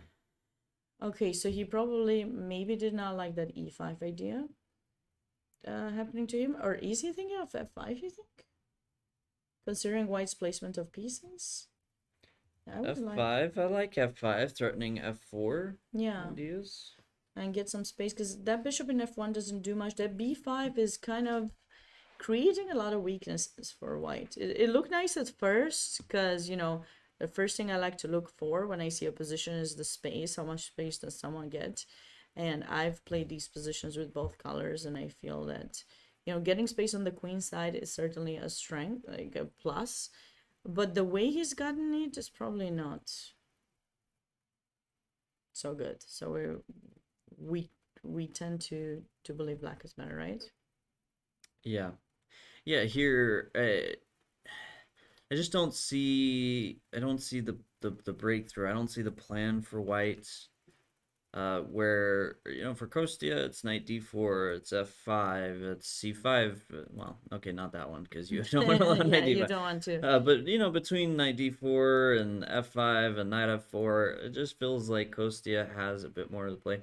These positions, I tend to lean towards liking white because, you know, white has that little extra space, and okay, in this position specifically, it feels like you have more control over the d file. But the truth is, it can be very deceptive, and is deceptive very often, because black just gets that knight on d4 and completely shuts down all your play, and then you're scrambling a little bit for what to do. That's true. Yeah, and to answer casual players' question, this event does not qualify for norms as it is not a federated tournament. You are correct. But of course, if people reach a certain rating, they might get National Master title, right? National Master, and Yeah. there's another title they can get at 2000. Yeah, you have expert, Expert. national master, and then I think that's it. senior master. Oh, there's a senior. Well, that's typically grandmasters get to take that, right? Get that title. yeah, the you do have a title after national master, but I think a lot of people look at it as you get national master and then you start moving to FIDE, where you get FIDE master at 2300, international master at 2400, grandmaster at 2500. So it's, I don't know, I think for US players it's sort of this progression of 2000, 2200, 23, 24, 25 Right. that you set as your goals. Yeah, so you can count National Master as a title, of course, for USCF, but I think the question that Chessfish was asking us if I usually, when someone asks me if someone is a title player, I usually understand FIDE, like international federation wise, but you know, we're not trying to insult anyone here, Tano. It's just the point is that, that's just a US chess title. So when you're asked the question, I guess you have to be more specific Yeah. to get a more specific answer. But yeah, if you're 2200, you are a national master, an expert at 2000. Yeah. So USCF rated. Casual player, I do like the idea of playing bishop e8 at some point, just to contest that d file. Yeah, and also bishop to e8 whenever you play f5. If there's going to be a trade, the bishop comes into play through g6 and so on. Yeah. So it is a nice idea. We haven't looked at Andrew Tang versus Jason Liang in a long time, so let's go back. That's our main important board basically for this tournament, as both players are on 6.5 out of 7, and Andrew has spent like so much time in that position trying to figure out how to continue, but now he's just playing really fast. I wondered, has he calculated all of these moves or what is going on? Good evening, I'm homeless on Wi-Fi. How are you doing? Great to have you back. So I'm a little bit confused by this trades. Well, this rookie 1 move, because he played rookie 1 after thinking for quite a while, and then once bishop b7 happened, now takes on d5, maybe trying to discourage e takes d5. Maybe that was his whole idea, discourage e takes d5, and then when Jason plays c takes d5, now it's sort of a switch where rookie 1, it's not where you want that rook. You want it on c1, and that's what he does. So plays rook e1 to discourage e takes d5, and then brings the rook to c1 after Jason plays c takes d5. And here in this position, anytime I see a symmetrical pawn structure like this, pieces ready to trade on the c file, my head immediately starts thinking about drawing potential. True. But the bishop in b7 is slightly worse, so that's for sure an unpleasant piece for black. So the thing is now, how is white going to deal with that? How is white going to take advantage of that? Knight e4 is also a move that you kind of have to think about with white, how you're going to meet that. Yeah, and I would say right now does feel like the main try. You have to take. Yeah. Take. Where do you move the knight?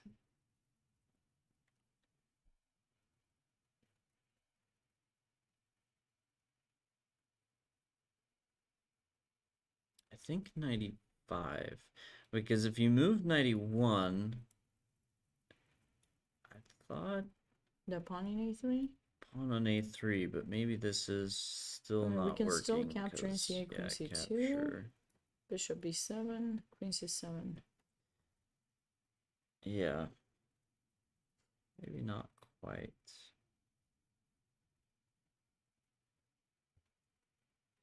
I guess you could play 91, but I like the aggression with 95. Yeah, but Isn't white going to have the better bishop in that endgame? Yeah, with the pressure on a6. Yeah, 95. Okay, but let's just see if you don't lose the pawn. So I'll take. And then queen. No, do I need to? No, queen g5. Maybe queen d6 is. Oh no, wait. The rook is hanging. The rook is hanging. Oops. Oops. The rook is hanging. No, take first, of course. Take. Okay, Take. take. Queen d6. Okay.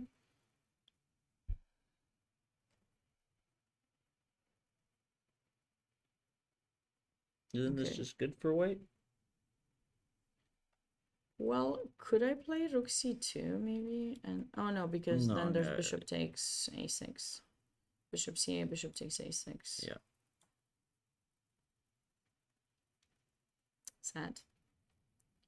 I wish I could try those kind of ideas.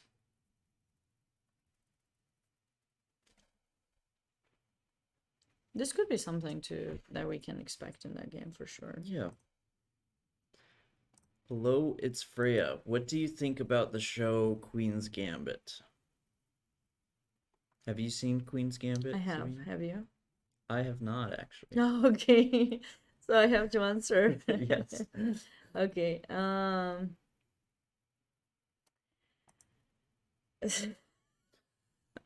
I don't want to answer that question. That's why I left it there. Okay. Because my, I don't want to be party. I love the opening Queen's Gambit. No, I love the Queen's Gambit too. I think it's a great opening. It's my favorite opening, as a matter of fact. Board 17, unfortunately, no, we cannot check on that board. We have only 15 boards live. You can check out the link that's pinned on this channel, so you can check it out and let us know which game you want us to look at. But 17 is not an option, unfortunately. Sorry about that. yeah. So it's been an interesting show for sure. Definitely, I think it was a little bit too Hollywoodian style for me. Just a little bit too unreal. Some things were unreal in my mind. Yeah. The way it was made, it was really beautiful, but some things were a little bit unreal.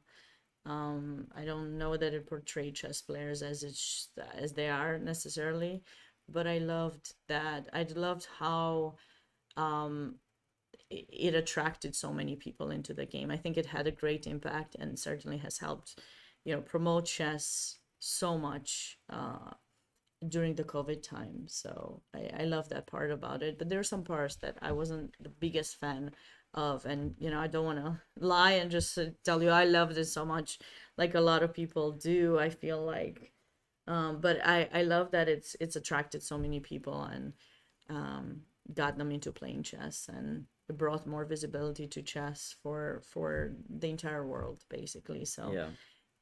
but there were some downsides in my opinion personally, but it's just my opinion. Yeah. I mean, You should see it. You should see it. It's a nice show to watch. A lot of my friends who've watched it who are not chess players told me that they started watching and they couldn't stop. So it was like just something that they did for like 8 hours. Yeah. Just back to back, just Yeah, watching the it's, whole show. It's that kind of show that's really, like I said, Hollywoodian style, that it's captivating the audience to want to see more, to want to see what's happening to the main character, Beth Harmon, and the actress Ann Taylor. She's played amazing. She's really good at it. So I love the way the main characters have played in the show. Like from like I said, like movie perspective is great. Chess wise, I think some of the things I wasn't personally happy about. Yeah. But I'm not the one who has to be happy. Yeah. It's the audience that watches it and that becomes passionate about the game, and that's what we want. We want more of chess on mainstream television, so that people see chess with other eyes, and not just a boring game that two people stay there and you don't understand, but kind of like a game that you can learn something from, a game that brings joy, brings creativity, and so on. So Yeah. that's what I want to see, and that's why I think in recent years a lot of people have focused on commentary as well, because commentators, they try to kind of make you understand a little bit more the position. Of course, you can just turn on the engine and look at all those lines on your own, but if you don't understand some of the ideas, not a lot of that information might stay into your mind. So I think that's the plus of having tournaments being broadcasted, and with commentators, and especially commentators that try to avoid using the engine because they want to bring you into this and you just feel really close to them. You suggest moves, you go through lines, you learn new ideas, and yeah, hopefully this is going to help develop chess even more in the future. So hopefully that was the the kind of answer that pleases people. But yeah, it is always very tricky to answer sometimes things. Yeah. No, definitely. I think we can all agree as chess players what it did for chess, and bringing some people to it and increasing popularity. We can all appreciate. Yeah, they did a good justice to chess. That's debatable. That's debatable. It did some justice. It did justice in, like I said, in that, in my opinion. But um, I loved I was captivated by it too. I hadn't been able to watch it at the beginning when I first started. I think it took me about a month or so. But once I did kind of the same thing. It's kind of captivated, and I watched it, all the entire thing. So, you need to make sure you leave yourself some time, or at least 2 days back to back. You can watch 3-4 episodes and then watch the rest. And Yeah. all right. So I think if there's any other game you want us to take a look at before we go on break, is there? Yeah, I did just want to say knight e4 did happen in this game. Knight takes e4 has already been played. D takes e4 will happen shortly. Or unless black might go for the in-between, rook takes c1. Oh, yes. Which could be something that we see. I don't know how much that would help him, but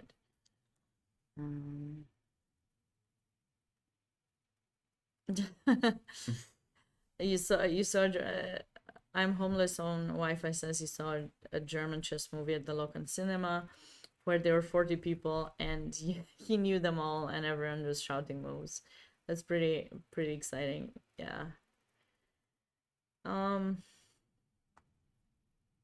I feel like things are starting to spice up a little bit for some of the games as they will approach move 40, and they might get low in time. I did notice that Jason Liang has kind of caught up with the time to Andrew Tang, so now they're more or less balanced, so doesn't feel as bad for Andrew, and they're on move 20, what? Almost to move 20. Almost 20, 19. But now Andrew has to make that decision if he's gonna go 95, which we believe he might.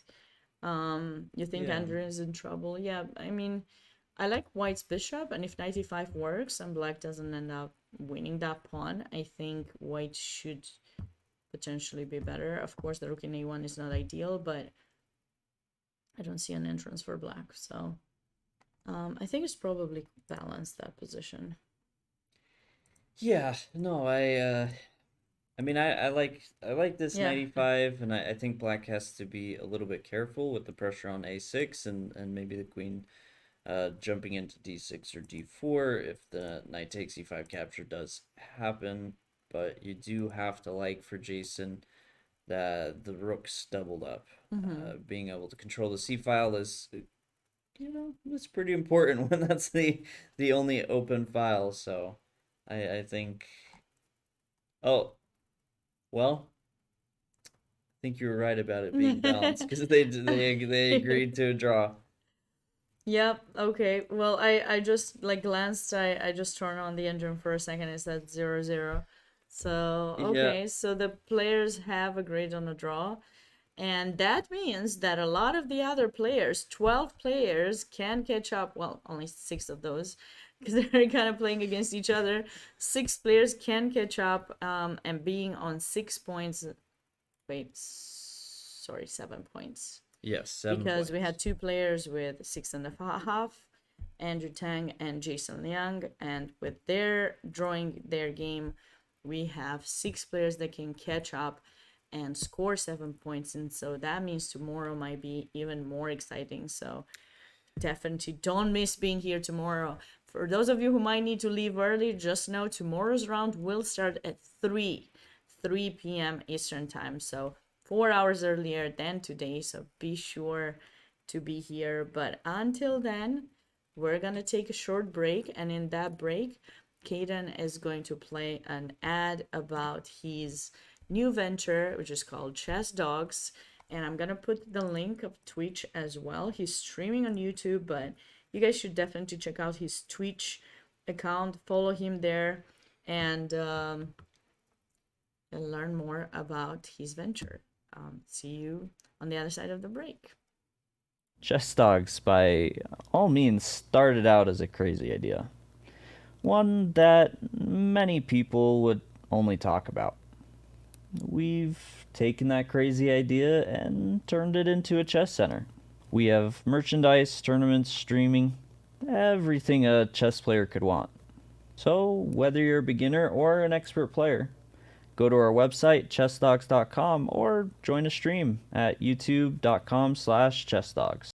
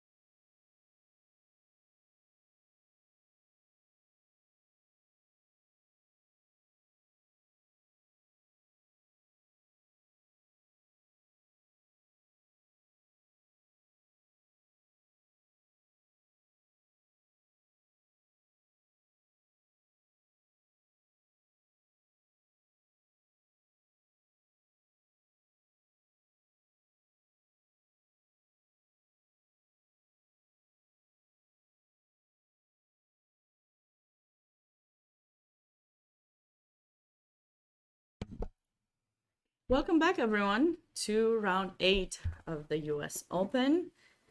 Before we went on break, we realized there was a draw on board 1 between Andrew Tang and Jason Liang. The two players were the only two players sharing first place with 6.5. After this draw, they are on 7 points out of 8, and they need to be careful as 6 other players could win their games and catch up. And then tomorrow, it will be a game of all or nothing. Yes. For sure. Yes, and with them drawing, I feel like a playoff tomorrow is very likely. It is very likely, but I mean, maybe again, not. Maybe not. Anything could happen, but it feels very likely. it feels like there are a lot of foreign players that are playing in this tournament as well, so they're not US Federation. And so those players, depends who ends up winning. If it's more of the foreign players, then there will be certainly a lot of Americans playing for first place.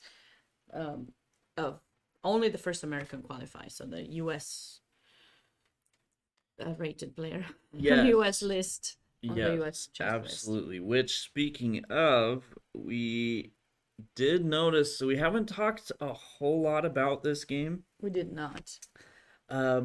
But this last move from Alexei Sorokin, so we did see it back here, and things have gone pretty well. I actually really like what Alexei did here, getting in c5, and has just done a great job at gaining some space. But okay, the big downer is pieces.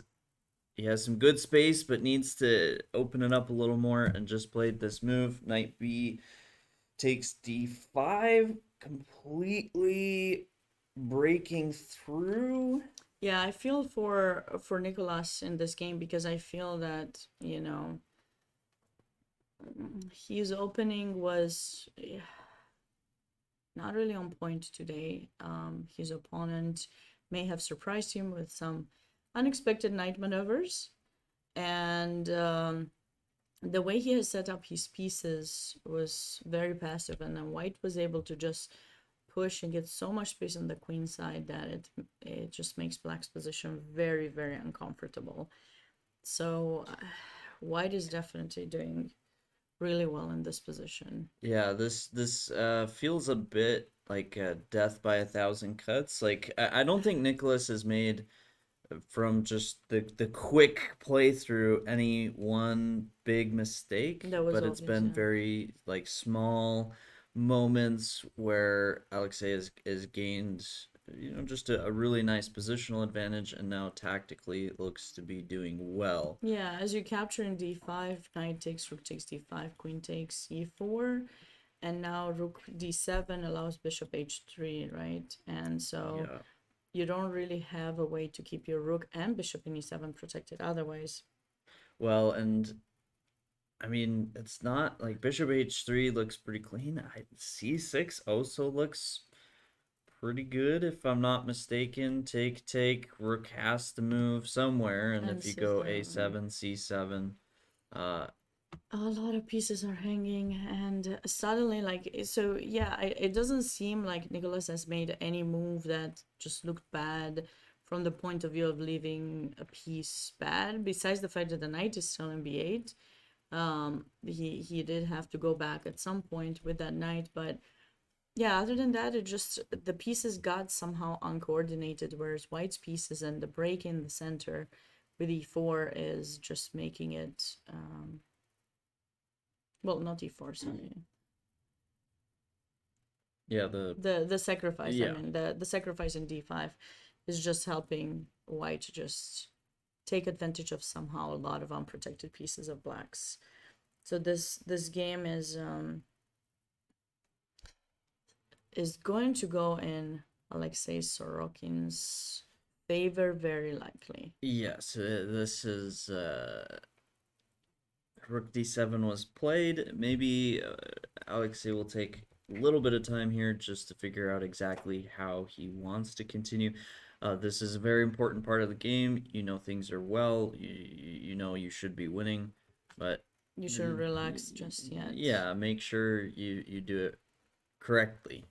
What we saw yesterday, the last game was, I wouldn't say an exception. That game we saw, uh, one player had a good position, slipped to an equal position, and then slipped to a worse position, and then losing position.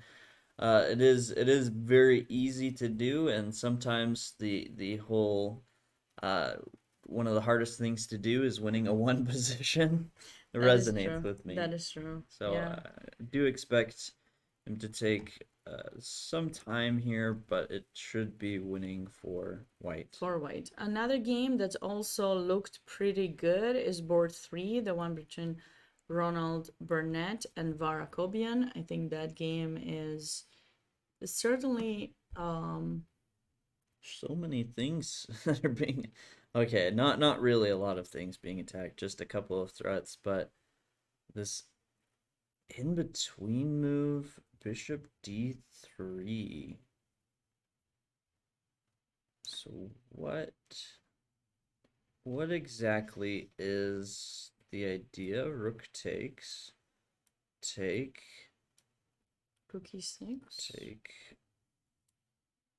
rook e6. There's e5. After e5, rook takes e5, and you can't get out of this pin. Rook d5 next, or rook back to e6 Yeah, I do if have necessary. c4 though. Ah, now you're gonna bring rook 98 now. Okay. Wait, no, I can't. It's still c5. You cannot take in c5. Okay, that's been a little bit of a surprise for me for some reason here, because what is the plan? Can I play c5? You certainly can. Thank you. It's just allowed. It's no, I'm kidding. But yeah, Don't think but f4 you still go back, and then I have knight takes c5. But you do take the white stays with an extra piece. Wait, this was not supposed to happen.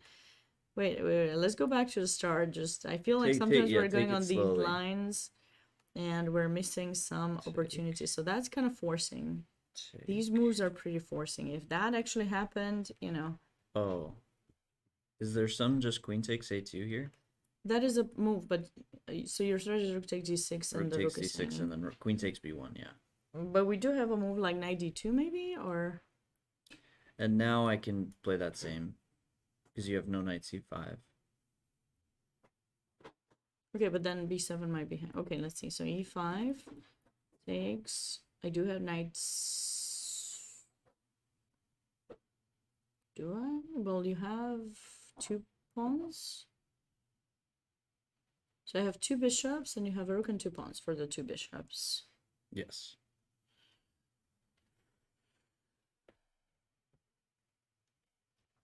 Just a reminder to everybody watching, this is where the games are starting to get spicy. So please, if you're seeing a game that catches your attention, let us know. Bad analysis. What do you mean bad analysis? Tell us what did we do wrong? Help us understand where we went wrong. It seems more or less forcing this line, so please feel free to correct us if you see something better, but I don't know. No, I think this queen takes a2 appears to be working quite well. And I imagine is Jacobian's idea here. Just okay analysis, so it's not so bad. Sorry. Go on back to okay. Good. I am Good homeless talk. is here. Good Good talk. analysis. That's because you said something and then they realized they didn't actually think about it. They just they wanted to say we're not doing a good job. That's okay. That's it's okay. We okay. can take it. We can take it. Just make sure you give us constructive criticism so that we can actually improve, you know. If you just tell us we're doing badly, that's not gonna help us improve. We won't know what to improve. We'll just be like, I guess we're just terrible at That's this, terrible. terrible at this. But That's it. I don't think we're that terrible at this. So Was- it was was too quitting. fast. I see. We might be going a little bit too fast for some of the viewers. So basically, what's going on in this game is that we're totally not understanding why VAR had to play bishop d3, right? Like why he went for that move to allow white to capture two pieces. No, I think with queen takes a2, this is looking good. Yeah, I don't have c4, c5 anymore. I don't know. It's true.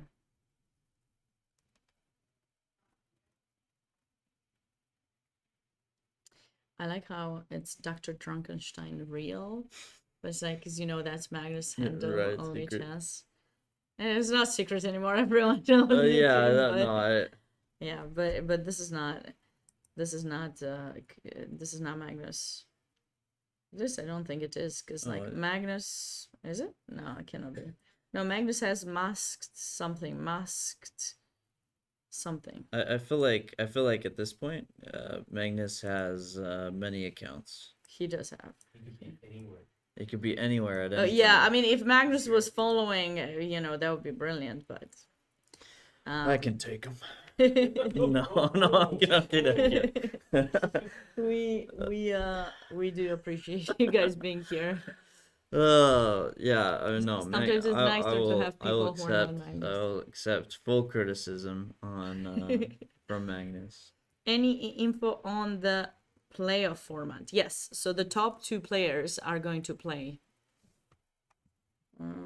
We should have reviewed the rules on playoffs, but don't you worry, I'll let you know about it. Yes. Usually, we don't talk about it until it actually happens, because we're trying to not avoid it, but like not get people to, how to say. No, I will admit, I don't know if a lot of chess players are here, but some events have like slightly different rules. Some have draw rules, some have, the playoff information. I have been quite terrible No, in I my know what's lifetime of happened. I reading. know what's happened last year. Oh, you're not reading the contracts on the playoffs? No, not the contracts, but Oh. like all the information. Oh, I usually read Always. it if it's for me or something. But That's good. no, the top what's happened in the past. Yes, that's Magnus. He's true. It's true. Magnus does play against Tari, and he won his first game in the World Championship. Ah, He might be upset by my analysis. Oh wow. Okay, I see. You It's guys true. start trolling us now a little bit. dang, y'all still doing commentary a week later. We Yes, are yes. still here, waiting for the final round. Excited about it. Can't wait to see what's gonna happen. But regarding the format, is as far as I know, I don't believe it's changed. I have yet to find it on the website, but we'll be sure to get those ready for you. But the top two players will play for the top prize, whether it's two American players or a foreign and an American, or an American and a foreign. They have to play for the top prize if they're sharing first place. So top two based on tie breaks. And then also the top two Americans will play for the first place, even if they're not first overall. If someone else who's not American is first, those other two players, only the top two based on tie breaks, will get to play against each other in an Armageddon game. And the bidding procedure for that, the way it works is they have to bid on the time. And we're going to ask if that is to happen. We're going to ask the chief tournament director either to join us and explain that rule, or we are going to ask, before the round, so that we're able to bring you that information exactly to the best of our ability. But that's what's happened every single year, so it will not be changed in this year. Yeah. Yeah, so that is something important to keep in mind. So here in this game, Queen D2 was played. Sorry, I'm still trying to look to see if I can Determined. find the exact. I'm really determined to see if there is a note on it, but there's no note right now on the website, so it must be somewhere else. Once I find it, I'll let you guys know. Yeah, so with Ting and Jason drawing, there's almost surely going to be a draw at the top somewhere, right? Yes, it does feel very likely. So Andrew Ting and Jason Liang are currently sitting at 7 points. Then all the way down to the 7th board, so we have 6 boards with players that are sitting at 6 points, with potentially one of those players winning. We could have 8 people tied at 7 points, which would mean it very, very likely that there is going to be a tie for first. Now, with that said, I clicked on this board 7, but all the games we have seen do appear to be leaning towards a decisive result. Yeah, so that's gonna So mean a lot of excitement for us tomorrow, or maybe a lot of people will choose to take draws, trying to secure, a good prize. Let's not forget, there's $40,000 prize fund guaranteed for this tournament. It was gonna be 50,000 in case there were 500 entries. There were not 500 entries, but I feel like there might be some adjustment to that. We haven't had that confirmed, so we'll let you guys know as soon as we do, definitely tomorrow.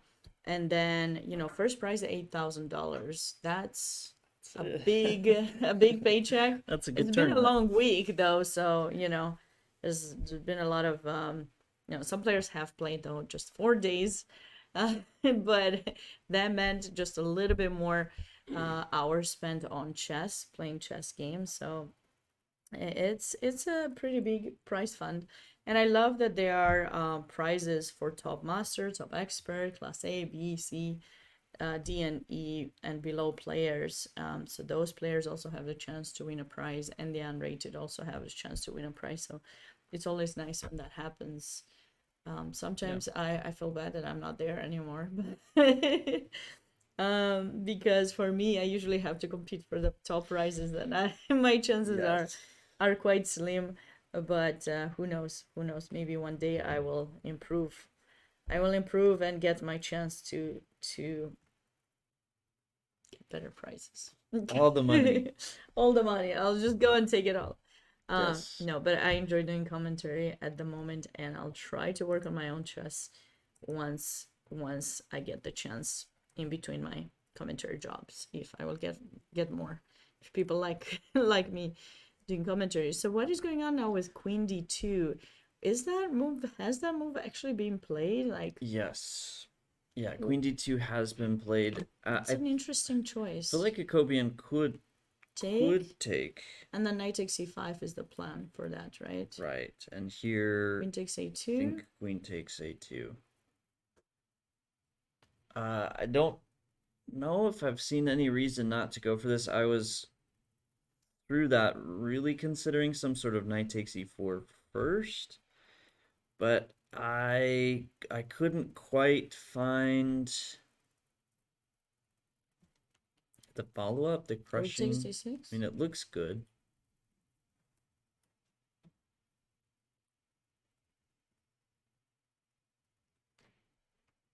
We do have Although- an extra pawn. I mean, we could just Yeah, trade you the could rooks, just but and it then- was played. Yeah, Okay. trade the rooks, Trade the knight rooks, knight takes. I actually quite like this. This seems a bit cleaner yeah, than and just two extra taking the pawns. pawn or taking the exchange. Yeah, but why didn't white take the two pieces in that position? Like, why would you rather give up two pawns? Well, no, I don't think you can get the two pieces, right? Is there any way? No, but we saw that. We saw knight d2, rook there, 92, rook e5. e6, e5 take, but now you don't have c4, c5. No, I do have c4. Okay, 98 now. Yeah, but I thought I had c5 and then when... Oh, but then you... Yeah, because Okay, now the let's knight's see. on Let's see. d2. So c5. You take queen e3. Ah, okay. I see. I missed that move. Probably had others that would be good too. Maybe rook takes bishop. Okay, Yeah. so knight takes e4 was played, queen takes. Okay, and then Var. Ooh, and we already have a result in the game between Alexei Sorokin and Nicholas London. Hurry and pull this up. We did expect this to be Yeah, so winning. What actually happened? Bishop h3, rook e1. I like Okay. this. Very patient. very patient, not taking the rook, leaving that knight in b8 dead, and so is the rook in a8. Tough loss for Nicholas. I hope he will come back in the last round. It's not easy to play against the GM, and No, and Alexei with the black Sorokin's at least pieces. a little bit good. Yeah, I mean he's the current champion of the U.S. Open until we casual player. Thank you so much for gifting a sub to I'm Homeless on Wi-Fi. We Yes, appreciate thank you. it. Oh, wow. So Yeah. So we have our first decisive result on these 6 boards that could catch the leader. So now we have three players with 7. 7 points: Andrew Tang, Jason Liang, and Alexei Sorokin. And it sure looks like VAR is potentially going to catch up with those leaders as well. So pawn takes. We did not think of pawn takes. We thought of taking the bishop. What? I did Bishop not. I don't know. This really should be like one Knight of takes the e4. first thoughts, right? But No, I I- just thought that this is really good for black. No, yeah, take. you're still pinned. How are you gonna get your bishop out? Rook d1. You know, in the worst case, we could just go queen e3 check. Yeah.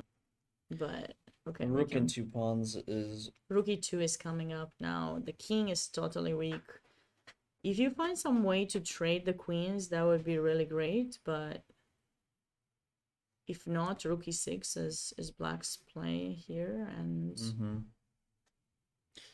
Yeah. So I do want to continue down this line Yes, because let's this is continue looking to make good. sure. This is looking good for Akobian. Oh my. This. Wait. wait, what's the What? evaluation? Wait, what happened in this No, one? this has to be like over. King h8, forced, knight g5. I mean, I'm sure white has other moves too, but 96. this.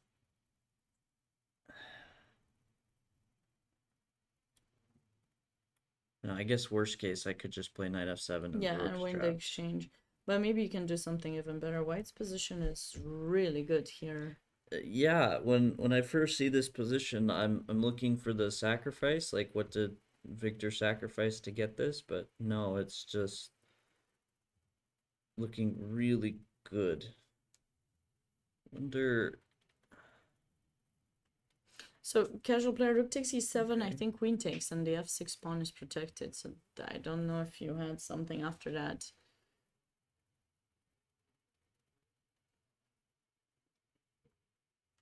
No, all good, all good. So here after king, I almost want to just play rook d1. I mean, you could play bishop f7 right away. but you also have bishop g5, maybe ideas also. I mean, there are a lot of ideas that white has here. White, yeah, you want to bring a new piece into the game for sure. I wonder what about like even rook 8? No. I thought rook a3 was funny, but it's not that funny. Black, what is black's next move? You're right, if rook d1. What is black's next move going to be? Because the knight in c8 looks trapped. The rook in c7 has no moves. The bishops can't. Yeah, actually, what is black's next move after rook d1? This looks like a zugzwang position with so many pieces on the board. It's unreal. I don't know. I mean, looking at the last number of moves, I think it's a very similar situation to the board 2, where I mean, just a quick glance, I didn't see any one move that stood out to me as far as a mistake from George Lee. Just slowly Victor has been able to gain some positional advantage, and here all of the preparation work is coming into play. So yeah, I mean rook d1, it's just a miserable, a really miserable position here for George, and I'm sort of expecting this game to be over soon. I am too. I believe this game could be over very soon. Let's move on to the David Brodsky Bryce Tiglon game, because that game caught our attention before the break. We thought Bryce has made some inaccuracies, but now he's 2 pawns for the piece. Those pawns look unpleasant a little bit. So in this position, we stopped looking at the game in this position where White just played e5, and we were both surprised when we took the break, we went to the playing area, and we saw that move on the board. Yeah. And we thought rook takes f3 was the move instead of bishop takes e5. And just try to kind of bring more pieces into the game. And f3 is hanging, and black could have some unpleasant threats, but I mean, even without that, it sort of felt like some sort of knight takes f2, worst case scenario. Like if you're happy just playing bishop takes e5 and taking the pawn, it sort of made sense. Like, hey, take on f2 first, so you're taking an extra pawn. Bishop takes e5. It feels like Bryce miscalculated something. Like honestly, that because when we saw it, this is at least when I saw it. I don't know when you saw it. If it was before this, but yeah, it was bishop g7, king g3, and I had to look at the score sheet to try and figure out how did the king get to g3? Yeah, because it was like, hey, that pawn just disappeared off of e5, and the king's on g3, no knight on h3. So I feel like he played bishop takes e5. And then probably realized he miscalculated. He miscalculated something, and now he has to move the bishop or else the knight will capture it. Now he wants queen h5 idea and still rook takes f3, but yeah, so in order to stop that, White decided to play king g3, which might not necessarily be the best one. So how did they get into that position? So now he has to kind of be on the defensive mode. Yeah, looks like Brodsky here is been trading pieces, but should be winning. I mean, those pawns in the center are... What about c4 as an idea here for White? c4? Although I'm not sure, because that move sometimes, like, you think you're weakening them, but then also you allow the d pawn to be a pass pawn in some situation. He played king g1. Okay. What about queen g4 now? Why not rook d1 and knight takes e4? Well, black would move the queen g4 probably. We won't sit there. We won't allow you to take, casual player. You're just waiting for queen end games. Yeah, you might be here for some time, but it's possible. Some queen end games might appear today as well, potentially. It's not sure, but it's possible. It is very much possible. Yeah. I do have to say I don't love king g1. Like, I don't think it's a bad move, but I do like something that you mentioned, c4 or even rook d. Like, I just feel like the king is safe enough on h2. Yeah. And I want to start attacking. Like, at this point, you've been trading and sort of defending for quite a while, so let's actually get some play going. c4 and try and break through. I mean, king g1's a fine move, and I definitely expect David Brodsky to win this game. But I mean, I don't think it's gonna be that easy. Queen g4. What did you say after queen g4? I am looking at chat. The chat. Chat. Help, Caden. Queen c3. He needs some help. Queen c3. Queen c. I've thought of this with my eyes and reading. I see.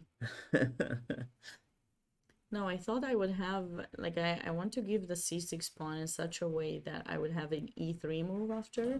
So I don't know if I could go maybe d4 here, and if you take, try to go e3. Thank you. It might not be, like, ideal, but would that be a thing that we can consider? d4 takes e3?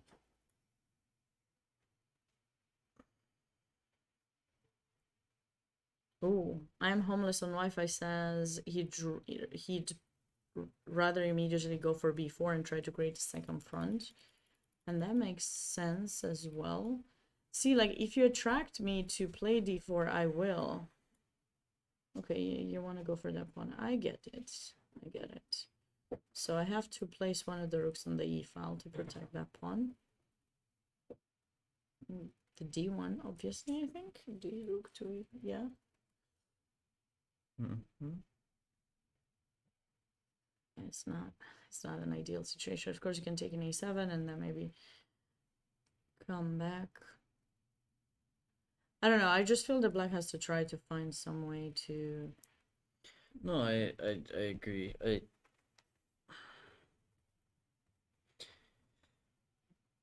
Maybe start here with rook e1.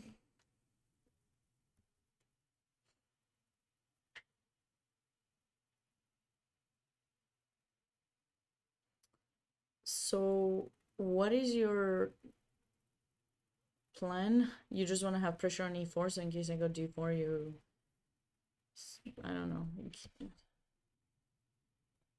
I really want to go h5, h4. It might be too slow. Slow, slow, slow. Okay, weird question, okay? Don't get scared or anything, but would an idea like rook f3 more? No, I won't. No. No, because you just take and then rook e3, yeah. Rook e3 Or queen c3? or queen c3. Or queen e3? No, queen c3. Because Queen I wanted c3, to but prevent e4. Yeah, I know, but I guess it still, doesn't you matter. can still protect it. You will still play rook e3 eventually. Okay, so since that I can't make that work, I don't know how black is. But I still don't understand the idea of king g1. Maybe Like, I you're feel just like if- trying to avoid checks or But something. I feel like Or protect f2. you don't want to play queen h4, right? So I'd rather wait to play king g1 until queen h4 happens. Mm-hmm. Maybe he was worried about f2 pawn and there's a move made. What was that move? Rook f4. Rook f4. Okay, so he didn't bring the queen. Or maybe he just wants to put pressure on the f file. So he wants to double up on the f file and then still have that e3 idea at some point. Just keeping the queen to protect its weaknesses. a7, c6. Yeah, that's free up the f rook, but I don't think you're gonna move that f rook. Ooh. You shouldn't move that f rook right now, especially with the f file open and e3 possibilities kind of possible.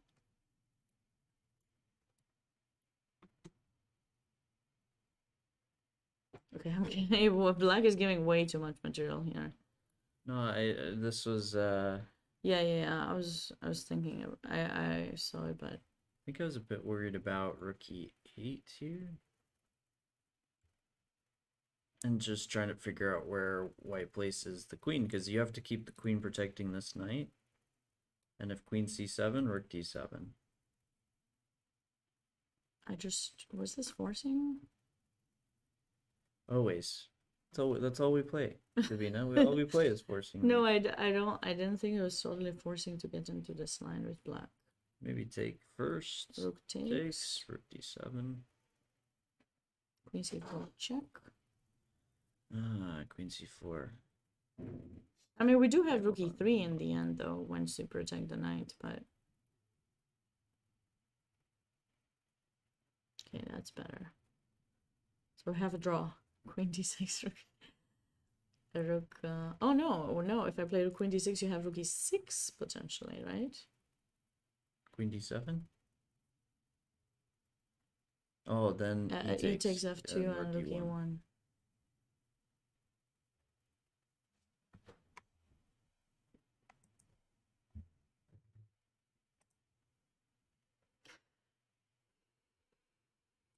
Yeah, I don't know. I mean, it's probably possible. It just looks a bit more complicated than It does. I would desire here as white. Okay, but something was played, so he chose to bring the rook to f4 instead of the queen, so he makes sure the e4 pawn is protected. But plan-wise, not so much. Rook AD1.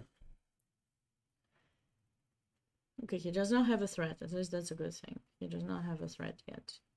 Do you think he's gonna go? Oh, we have a result. VAR has won his game. VAR won his game. We stopped after queen d2. So the queen d2 was a mistake. He had to go somewhere else with the queen.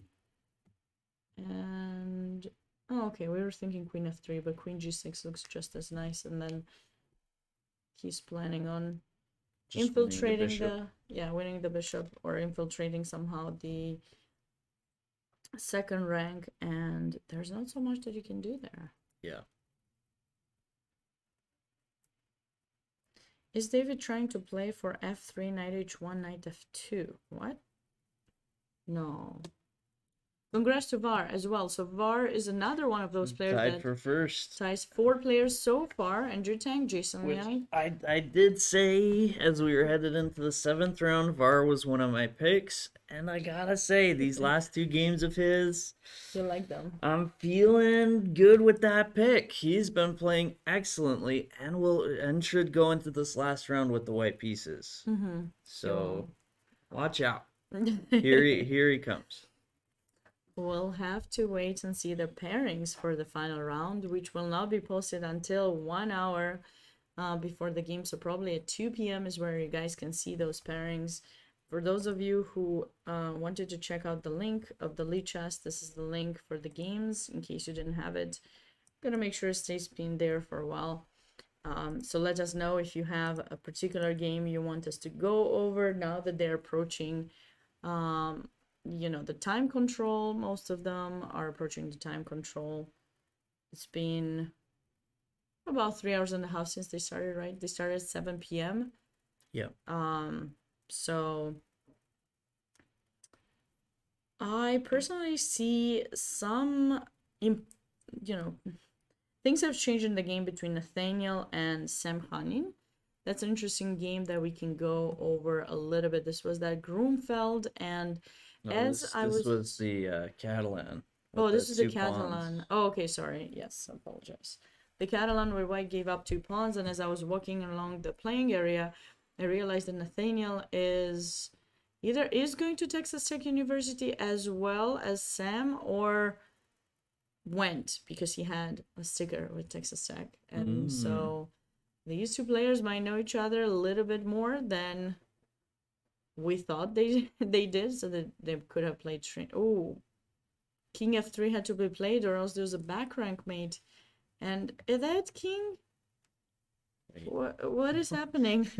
There was no mate there or something? I guess there was no mate. Incredible. King March. King of the Hill, your favorite, Caden. Is this it just is not a good kind of King of the Hill. March? Yeah. Like the But he Queen got his- G4 is still looking pretty scary. Queen g4. Where's the mate though? I don't see a mate. King e3, Queen d4, King f3. Queen g4, Bishop g2, and then Queen d4 is a checkmate idea. How can white kind of save himself? Is e4 a terrible move? Yeah, because maybe rook d3.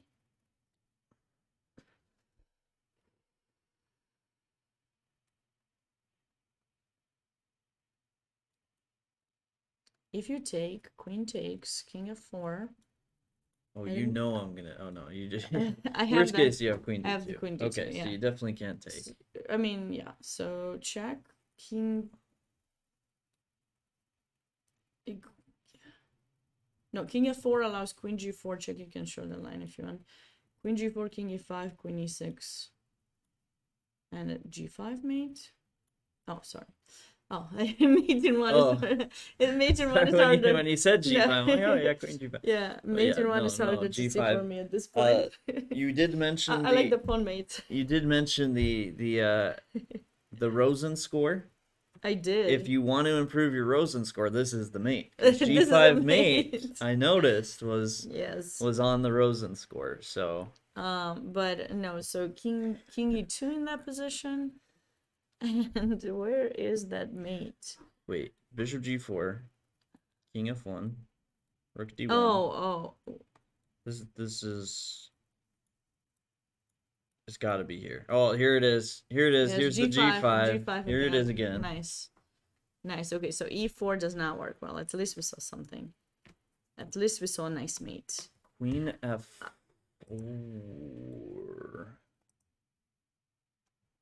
All squares. Rosen trophy achieved. Nice. Nice.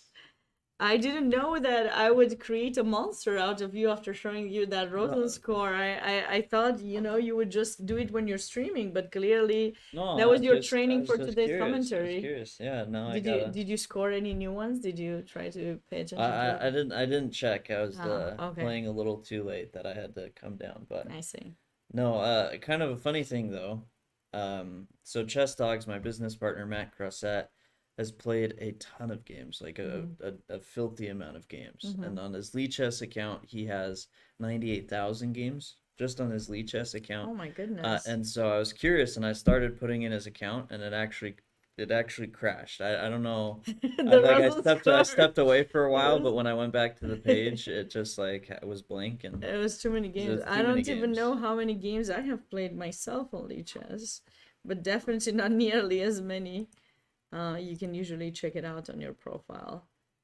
Only 4,666. I don't like that number. I'm definitely gonna play one very soon. Now that I know my new number. Yeah. Anyways. Another two games actually finished. Sharvesh won his game. We have not looked at that game very much. Well, at all, I think there was a blunder. Sharvesh made a blunder early on. At least that's what the red thing shows. And Hirsch Singh drew against Grandmaster John Fedorovich. That's not a blunder. I don't know what Lichess said there. Oh, so Sharvesh did have an extra bishop. So maybe his draw on the previous round helped him get a slightly lower rated player. And he's hoping to catch up with the leaders in the final round. Sharvesh, for those of you who don't know, has played in the Danker. He had some very interesting and exciting games. Unfortunately, he finished fourth, I think, or fourth or fifth. Yes. I don't remember, I'm being honest, but no, he did finish quite high. He did. He's had a tough finish. I can let you know exactly. I like Queen F4 was played. He finished on fourth. So I am homeless. Called it. Queen F4. Everything's kinda covered. Kinda is I am homeless's words. Why? What did he say? No, this was the Oh, and the other suggestion line. before it was played, Queen F4. But I was thinking some sort of Rook D4. But do you play E4? Is that wait, Rook D4? Yeah, I guess white can play e4 there. And then you're still trying to go queen e3, and we have the dovetail mate with queen g4 checkmate if we go queen e3. Yeah. That's one of my favorite mates ever since I learned it's called dovetail because I love doves. They're so cute. But wait, no, you can do it. Oh no, this doesn't work because But then we go queen e3, and then the queen g4 Then mate. even Oh, better. that's cute. take. Rook D4 was played.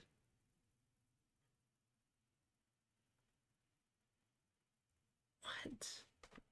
No, but you have.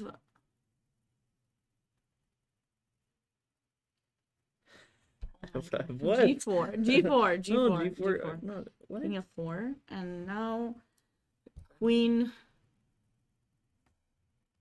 Sorry. Yes, This I deserves saw your it as notice. check. I saw it as check. You saw. I know you showed it for the chat. Okay, go back. I don't have G4. I was thinking, and then you kind of were like, I was pressuring you. Yeah, I'm sorry. yeah, pressuring me to make a move, no, and I I didn't see apologize. one I because Queen apologize. F5, King E7, King E2. What is the plan? Wait, what move did you say was played? Rook D4 here. Yeah, So so you probably could play like F5 first. but you're reckoning some stuff. Solid. Safe king. If this king is safe, this king must be safe. It's not how chess works, but Can it we go just it Queen feels right. Queen E3 here? Queen E3 take. King E2? I'm gonna get my G5. Oh yeah, you're winning actually. You're mating me now. Yeah. You're winning at least the bishop. So I think something like F5 is probably more reasonable. I'm homeless. Queen E5 would not actually be the same position because back here the king was on G8. I guess Rook D5 could have Queen F4 could have been played. But does the king not being on G8 change things? But E4 is the only move that you can play unless you want to play bishop E4. But then you allow F5, so E4 has to be played for white in that position, right? Well, no, this is the position. Rook D4, Queen E5. No, I know, but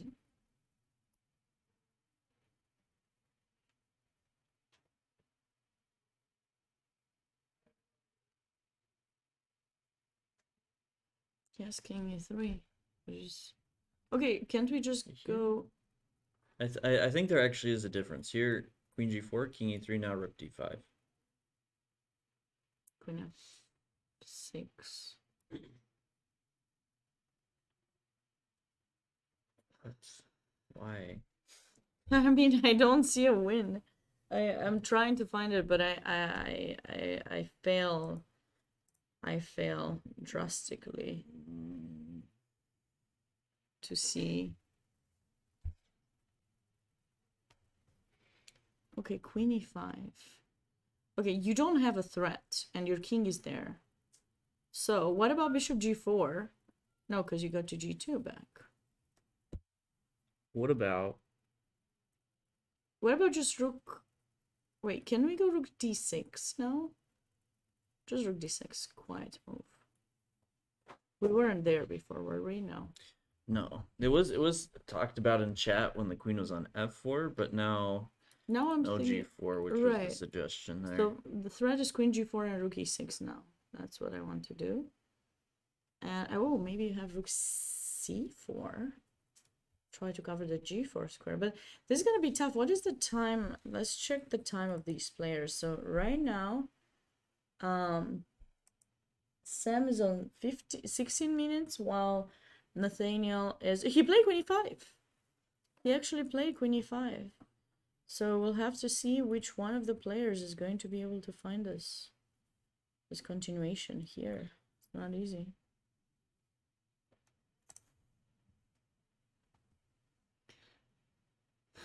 Like, you see that king in the center and you really want to checkmate it, it should be illegal to have the king out there. But I like Rook E6. Rook E6 directly. Yes. So if Queen F4, you got Queen D5 check Rook, and then Yes. Mm-hmm. Wait. so sneaky, Caden. That is really a sneaky idea.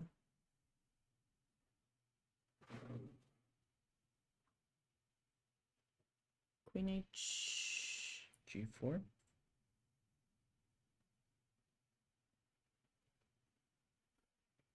Takes. Rook F6, King G3.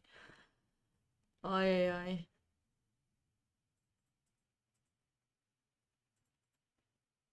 Imagine having to calculate all of these moves with so little time on the clock. But But maybe just queen e7. So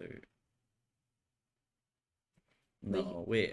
I can't accept this. I can't accept bishop e4 is not losing. Oh, Wait, can we? bishop g4. Wait, you can just play king g2. Yeah. And then what? Would you? I don't know. It looks fun because you can't take it.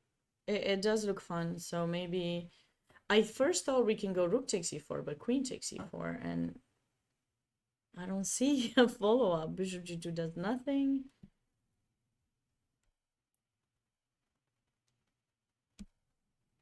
Rook d6 was played. Rook d6 is a move that was played. They're following our line, or we are following theirs because they have played this 13 minutes ago.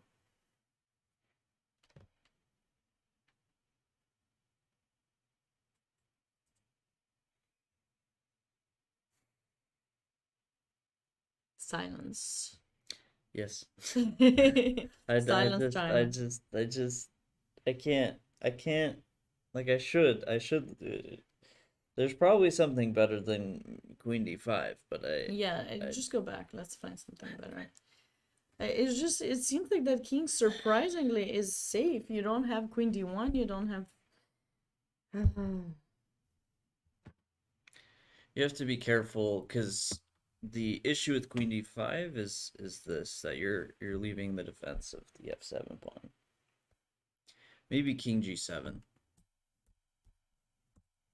with rook f6 ideas. Yeah. We got stuck on that idea too much. Yeah, king g7 or queen e7 both look. I still don't see Tickets. where you're gonna have the mate if I move my queen, but. Check.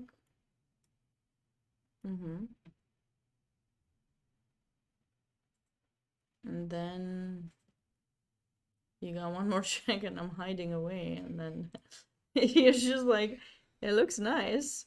King g7 feels like engine move. I don't know.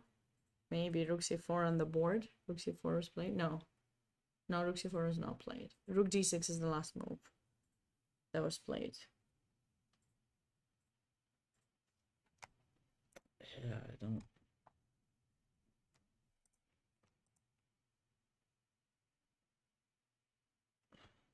This is interesting. We can let them play it out. We can let them play it out, and then kind of just be. I must find it. I must know. And then we can be amazed by how awesome this was. Okay. I'm fine. This is my final suggestion. F5. It's my final suggestion. Threatening queen d5, and if queen d4 now, queen b7, hit the bishop, then play c5. That's it. Okay. That's what I'm leaving with. Rook c4 on the board now. Rook c4 was played. Yeah. Aha!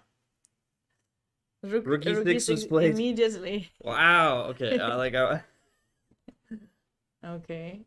Queen d. What about queen d4 now? I think queen b7. Okay. Oh. Rook c5. Oh no, sorry, my bishop's hanging. Bishop e. I guess you do have rook b4.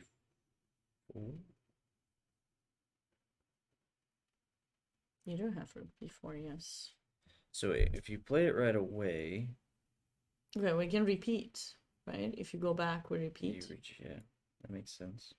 So I need to come up with something different, because you are certainly the one trying to play for a win.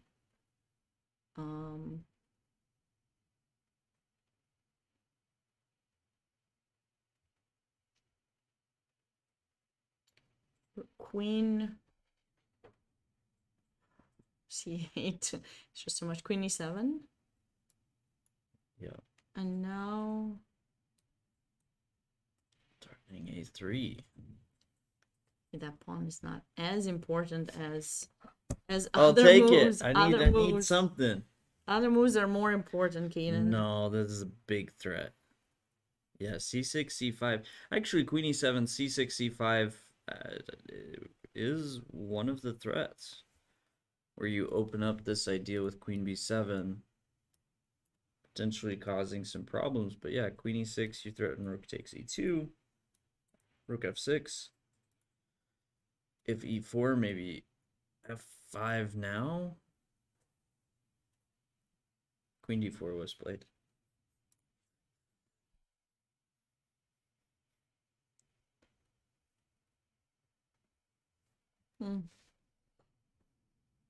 All right, so we'll have to wait to see if Sam is gonna go for queen b7. Your move. I know you cannot wait to see if that move is going to be played. Other games are kind of interesting as well. The one between Viktor Matvishin and George Lee seems to be headed in the direction of Viktor winning that game. He has an exchange up, and Black's king is in trouble, so that's could be another player joining in the lead. There should be some mate coming up here.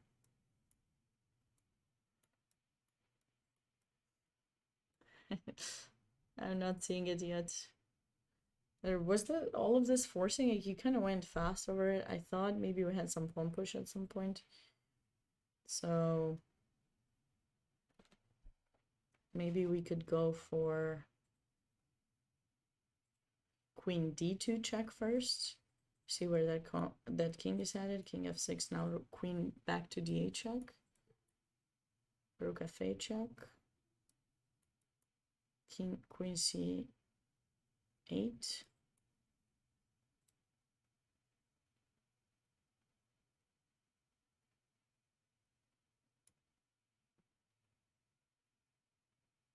Queen c7. No, I'll take your bishop, right? Okay. So I'm advancing slowly like that. Okay, you want to go back? Yes. How do we end up with queen chasing all over the board? I don't know. I don't know. It's just, I guess we just enjoy king chasing games. Queen c6 check. Go back. Maybe I can go f4. I have the feeling that I can take the bishop. I just want to make sure you don't have perpetual, so I don't. Rook. Oh, queen d7 check. No, there I have check and I take your queen, so you have to go king c3. You have to try to avoid being checked. I don't think this is so easy though, is it? Because I No, but take your I take your pawns. What? I take your pawns too, because all of the pawns on the king side are. Yeah, but I take your pawns fast.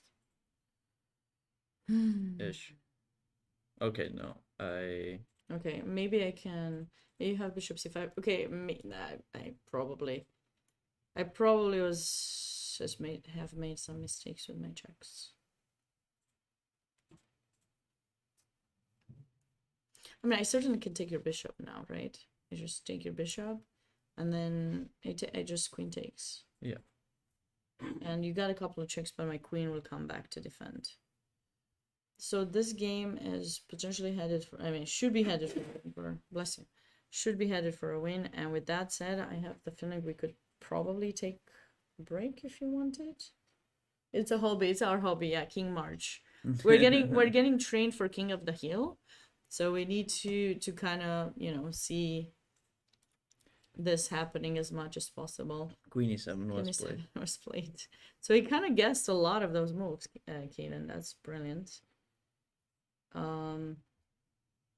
Ooh, check out that game between Rahul and Matthias as well is interesting because it got to an end game. I didn't think that game was gonna head to an end game. We thought White was doing really, really well.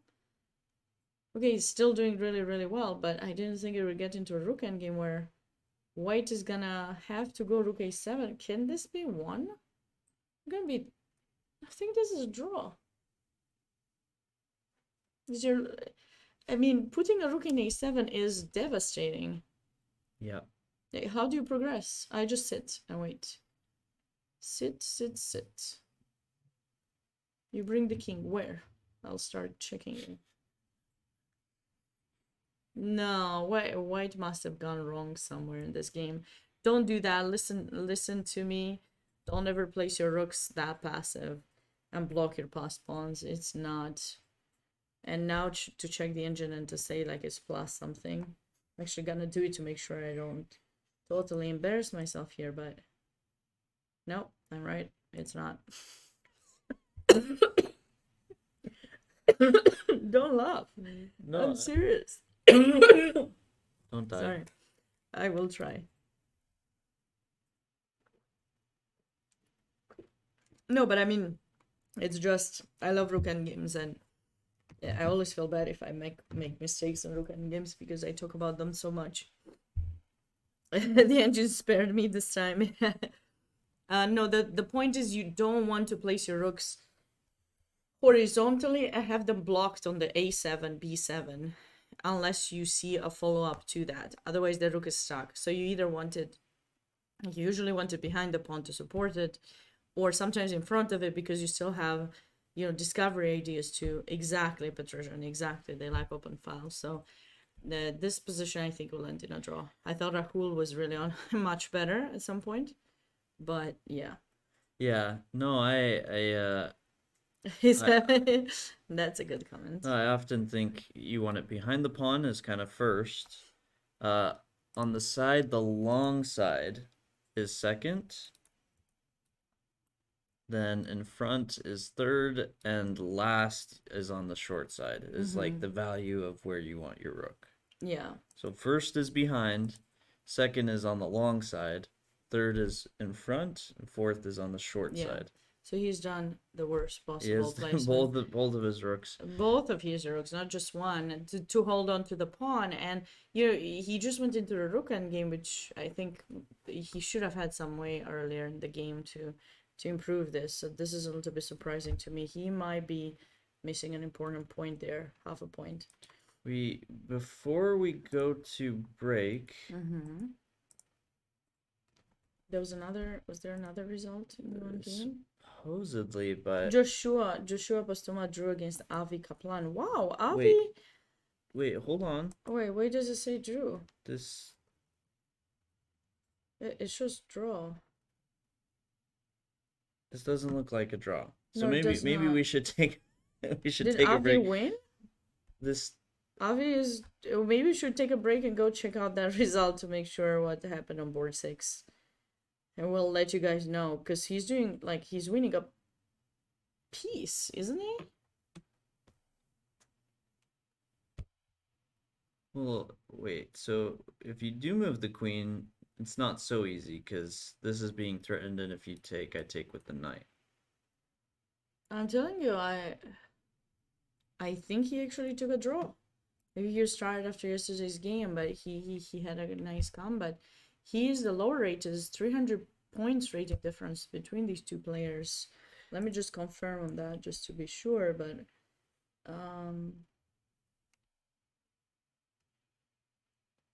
which board was it? Board 6. Yeah. Avi is 2283 and Postuma Joshua 2522. So, I don't know. It would be insane to take a draw there. Okay, well, we're gonna take a break and try to figure out what happened on that game.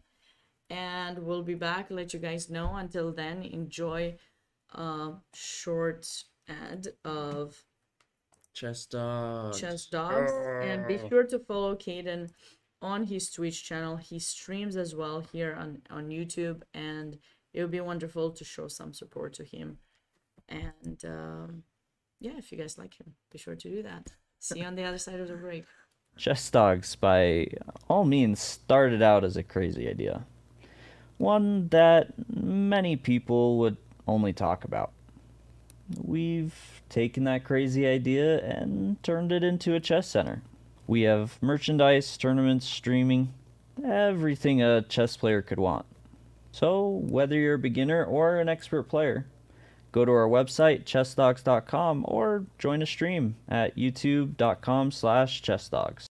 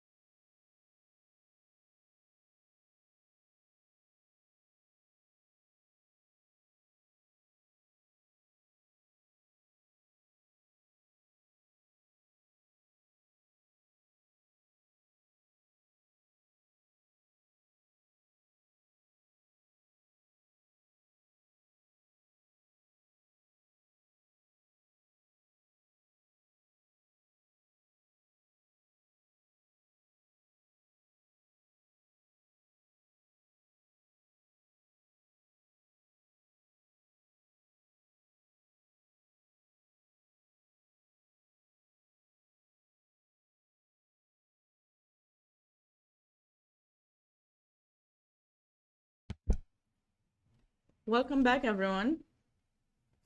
Before going on to a break, we mentioned that we were surprised about the result in the game between Joshua and Avi. And we have gotten confirmation the game did end in a draw. So the two players agreed on a draw here, which is a bit surprising for us because we thought Black has some chances to play for a win. To put it nicely, yes. Chances. No, No, it had chances, but, I Avi mean- should be winning here. Like it's Yeah, just- but it's not easy. It's not easy. no, Like, it's Black it's is not gonna easy. White is gonna play Queen E3. Then you trade in D1. Knight takes D1, and obviously you can put that line on the board if you want. All the Yeah. pieces will be So I gonna was pass. So thinking here after Queen E3, maybe instead like Rook D5 to try and get White to trade, and I don't know. I think having watched Avi, like Avi should definitely have the sense that he's much better here. But he's had a really long and tough game yesterday. Let's not forget about that. It was all that topsy-turvy game. Result kept changing in their game, and I feel like, if you felt tired, this is a good moment to potentially offer a draw because, the opponent most likely will accept it if you're tired and you're not sure how to continue. But the reason Black is doing so well is that Knight in B2 is really restricted, and the bishop's going to be stronger than the knight with pawns on both sides of the board, and so too many bad pieces for White make it difficult. He won't win material yet, but those better pieces of White could certainly be a reason why Black should be playing on further. Again, we're only talking from the chess perspective here.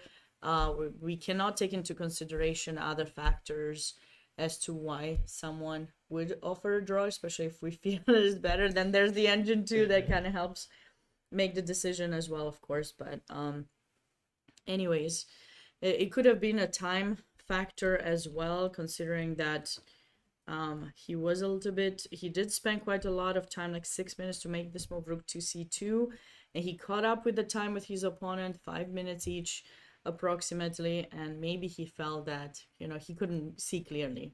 I have the feeling that sometimes when you cannot realize, you can't calculate, maybe you're about to blunder a piece, it's better off to offer a draw than to keep playing and end up losing in such a position. So there could be a lot of considerations, and us as commentators, we don't have those all those in mind. We do not know. If we will get the chance to speak to any of the players, we will certainly let you guys know. But until then, we can just say Black is definitely doing very well here, and I'm sure there was some external factor that made Avi offer a draw. But we have a lot of exciting games still being played that we definitely want to touch on, because things are spicing up as the players are approaching 30 moves, and let's take them in order, Kaden, and just kind of see where we stand, and then we'll focus on the better ones. So this was one that the winner of this game, which at this point we can say it seems that it could be Viktor Medvishyn. He would be joining in the lead with 4 other players: Andrew Tang, Jason Liang, Alexei Sorokin, and Var Akobian. So he would be the 5th player to join them if he wins this game, and he's looking good. He's looking like he's going to win this. Yes, we didn't see exactly the mate, but I'm actually a little bit worried for Victor, because this is move 43. So they should have gotten their extra 30 minutes, and Victor is already down to no, 3 minutes again, or has he not I gotten the think he extra didn't time yet? get the extra Okay, he time. hasn't gotten the extra. Okay, then I feel better. If he hasn't gotten the extra time yet, then I can Yeah. feel better. I think he didn't get it. We'll see if he did, but this is looking good. Let's go on the next board. David Brodsky against Bryce Tiglon. That game also looks really good for David. He's got an extra piece. King seems safe. David is also kind of on his way to winning this, and he is also one of the players that can catch up, right? Yeah. Yes. Yep. So he might be catching up with the leaders if he manages to convert this game. And like all of you want to know, in that Nathaniel Sam game, we did see the corner position actually when we were there. We saw this position. And as we went off, we noticed you guys wrote us that there was a blunder. And going on back to what happened, Sam seems to have missed this cool idea that someone wrote it in the chat. I forgot who it was. I'm sorry. I can look back. It was. Who No, was it was Sandbag. Sandbag. Yeah. Yeah. Sandbag was Oof. totally right. Rook h4. Rook h4, really beautiful move that probably was missed by Sam. He seemed pretty calm though as we were walking into the playing hall, but that idea, and we've seen this idea, Caden, in the invitationals, if you remember, that game between Arthur Guo and Max Lu, where that king started marching on the h file, and there was always an idea with Queen h8. H8, yes. And Max did not fall for that, but still, the king on the h file wasn't looking good. And here, similar theme is happening. And in order to avoid that, Sam had to give up the piece and now has to defend. And we'll see if his defense will pan off and if he will be able to somehow survive this. It doesn't seem like it's going to be easy because White's king is really close to the c-pawn. And I think once you capture the c-pawn, you can just come back and try to get those pawns on the king side. Black is gonna try to do everything in his power to trade the f and g pawns and let White with the h pawn so that he can try to hope for a draw. But even that, those are not sure. Depends where your king is if you manage to get it in the corner. So this will be really interesting to follow with. But at this point, we're tempted to say that White is winning. Yeah, I think maybe the easiest way would be, I don't know if you want to play bishop b3 first, but somewhere where you leave these bishops, the bishop to defend these pawns, and then you just bring your king over to take those pawns, or play. Okay, did go for king e4 right away. So you keep Black's king back, and then you sort of play with the idea that, hey, if you aren't careful, I take the pawns over here. If you are too careful, then I hurry and swing over and pick up this pawn on c5. True. So And the bishop has two diagonals to stop the a and c pawns, either the a4 d1 diagonal or the a2 g8 diagonal. That stops both. It's very important to remember you want to stop the bishops on the same diagonal, or else you could be in trouble. yes. Going back to board 7, Rahul against Matthias, we felt that Matthias has misplayed some things. Now I'm not sure. So he brought in the king, all good, and we were really surprised by this move. Rook 3 takes c7. Other rooks should have captured, so that in case of rook a to b7, we had rook to a3, placing the rook behind the pawn. As Caden has mentioned before the break, the best placement for the rook is behind the pawn and not in front of it. In front of it is the third best. Anyways. Yeah, and what actually maybe surprises me even more is Matthias, this is move 40 here. Yeah. And Matthias goes for rook takes b7, goes Relatively for this fast. endgame. Yeah, I mean, 5 minutes, but when you have 35 minutes, I don't know, this is kind of the point where you're either winning or you're not winning. You're either drawing or you're losing. Yeah. Like there is no gray area. You pick your setup, it's either working or it's not. And I feel like this is almost deserved of just about the rest of your time, because I don't think you have a whole lot to think about after you pick your setup. I mean, of course, still some things, but here I think it's hard for like black this. to save this because the rook is too passive and you can't touch the rook because rook b8 is an issue. So you totally pacifized your rook and if that king comes out through g3, at least h4 was a move that he could have had as an additional move to played to keep white's king restricted, but now it's gonna be very hard for black to hold on to this, because white's plan is very simple: bring the king to b6 and go rook b8.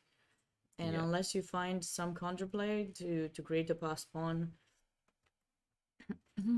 and trade all those pawns, create a pass pawn on the king side, that game should be going in white's favor. Yes, that's Yeah.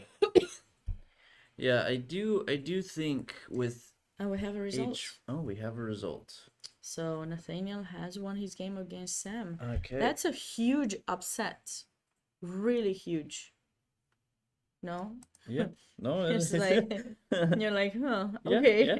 not sure. But yeah, Hanin 2675, the highest rated player in the tournament. About a 400 point upset. 400 That is points against Moore Nathaniel Phillip. really good. Congratulations to Moore. I mean, this is a huge win for him, putting him on 6.5. And you know, we thought he was struggling But earlier with the very king resilient. march, but that was some kind of a king march, and took advantage of his opponent's inaccurate idea. And has Nathaniel beaten a GM? Yes, he has beaten GM.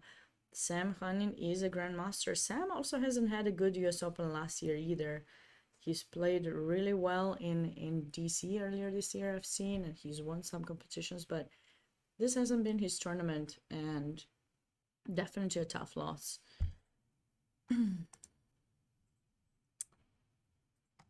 And the two players are teammates, so that's tough. They're teammates at Texas Tech University, most likely. That is definitely a tough one. Yeah.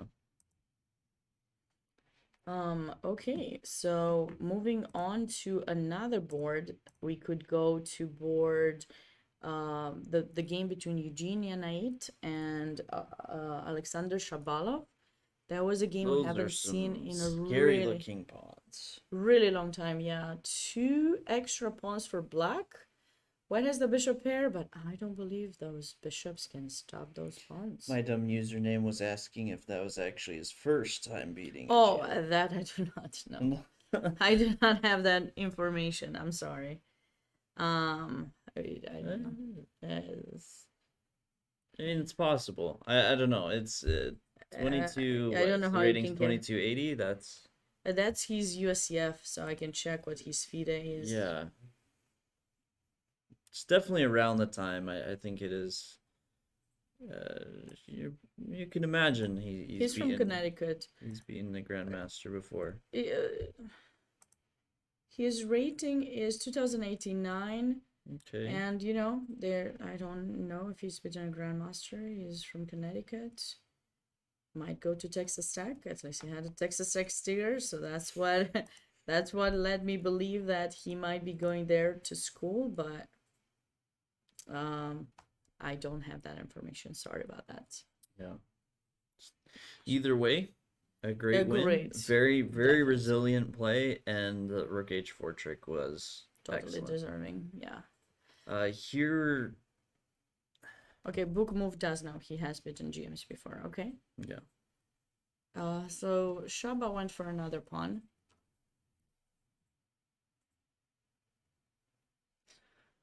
Because Eugene is a bit stuck, maybe trying to free that bishop h2. But you can't easily move the bishop because no, it doesn't seem very safe for white in this position. Bishop h2 and then what? You have Well, I bishop just d6, I just sort but- of assume this is his idea by playing h4. Mm-hmm. But I don't know if I fully understand, because here, as soon E2? as this bishop leaves, I thought e2 and rook e3, Mm-hmm. and Followed by- then d3 yeah. and d2 and You got a couple of checks, but that's about it. Bishop c4 let's check. check. Okay, Okay, king g7, and after that, no more checks, and black is starting to push yeah, and a few. those pawns, very menacing pawns. Yeah, Okay, I have rook g3 probably. yeah, in rook case you know. g3. Interesting. No, this H4 move just sort of intrigues me, I must say. Is there some idea of rook f4? Where you're actually looking to sacrifice this bishop and then create some of your own counterplay? Mm-hmm.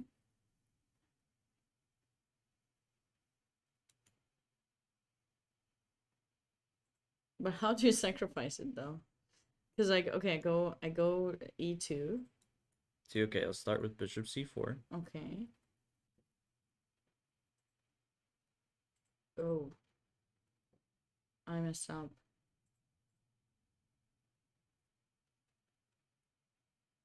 I think I messed up. You do have some ideas. Now I see them. King h7, another check. So I can't do that. You'd have to play. Knight back. You'd have to play knight back. Maybe it's not the end of the world.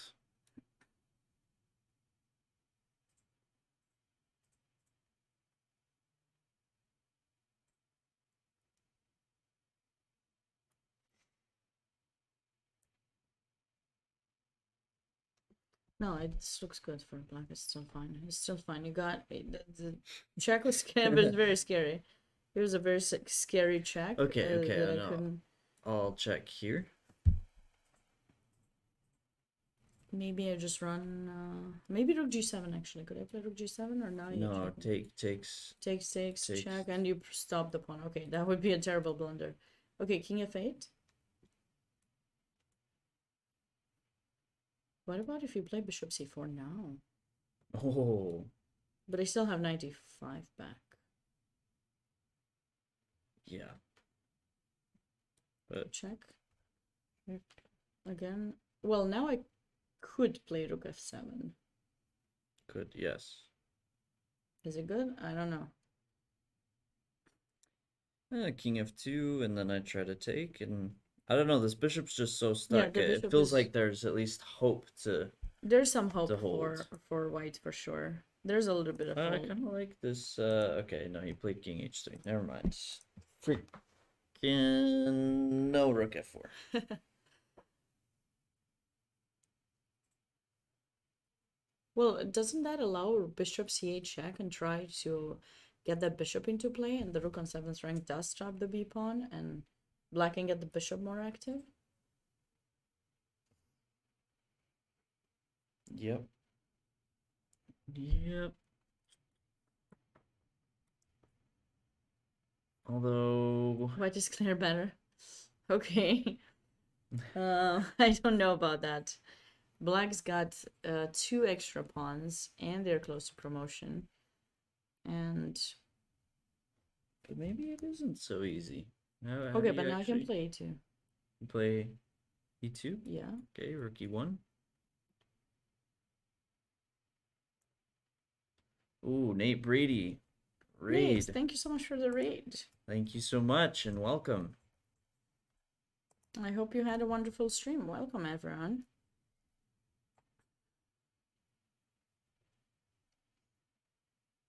It's not as easy as I thought, I will admit that. But you're stuck with the rook there, which is a good sign. Well, give me a bishop takes d4 and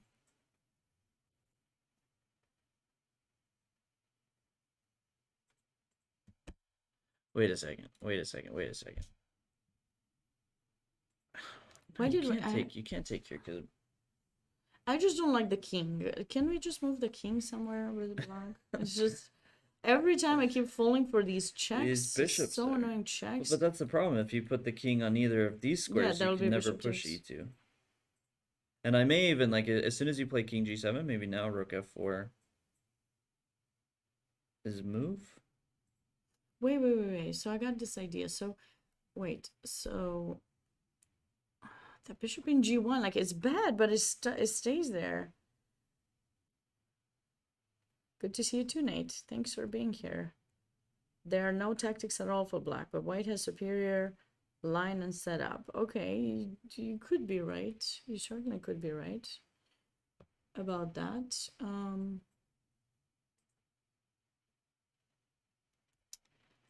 Okay, how how are we feeling about knight to e4?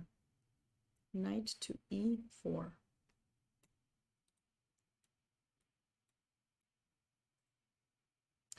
Knight. It's gonna go knight f2, but you just take, I take, and then.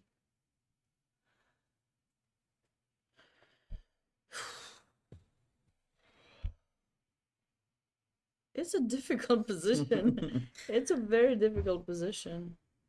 Like, material doesn't seem to matter. Although, Wait. Okay. What about rook e5? Just rook e5. Come on. Let's just go for some material. I'm just going for the material. just going for. The material. It's just, you know what? I know it's not nice to be materialistic, but I'll just take in c5. I want to see how you... Okay, so I do have a lot of moves. One of them is not rook d5. I mean, I'm open to it. Yeah, of course. Of course you are. What about rook g5? Rook to g5. What? Yeah, take. Take. Check. Check. King f7. King e6. May I play? Yeah, I know if I play that though, you take, rook b8, and... No, I make it on time. Okay, e2. Let's go. Knight takes. I feel good. Yeah, I can play anything here and I'm fine. King d7. Oh, wait, I can't. Because you still... No, I'm No, good. King D7's good. Yeah, b7. You can't play anything, but King D7's I good. survived. Whew. That was tough. Okay, so let's go back. Finally, one line after I've lost 3 times this game with black. Finally, I have one. Oh wait, one do I chance. have Bishop C4 first? Yeah, for sure.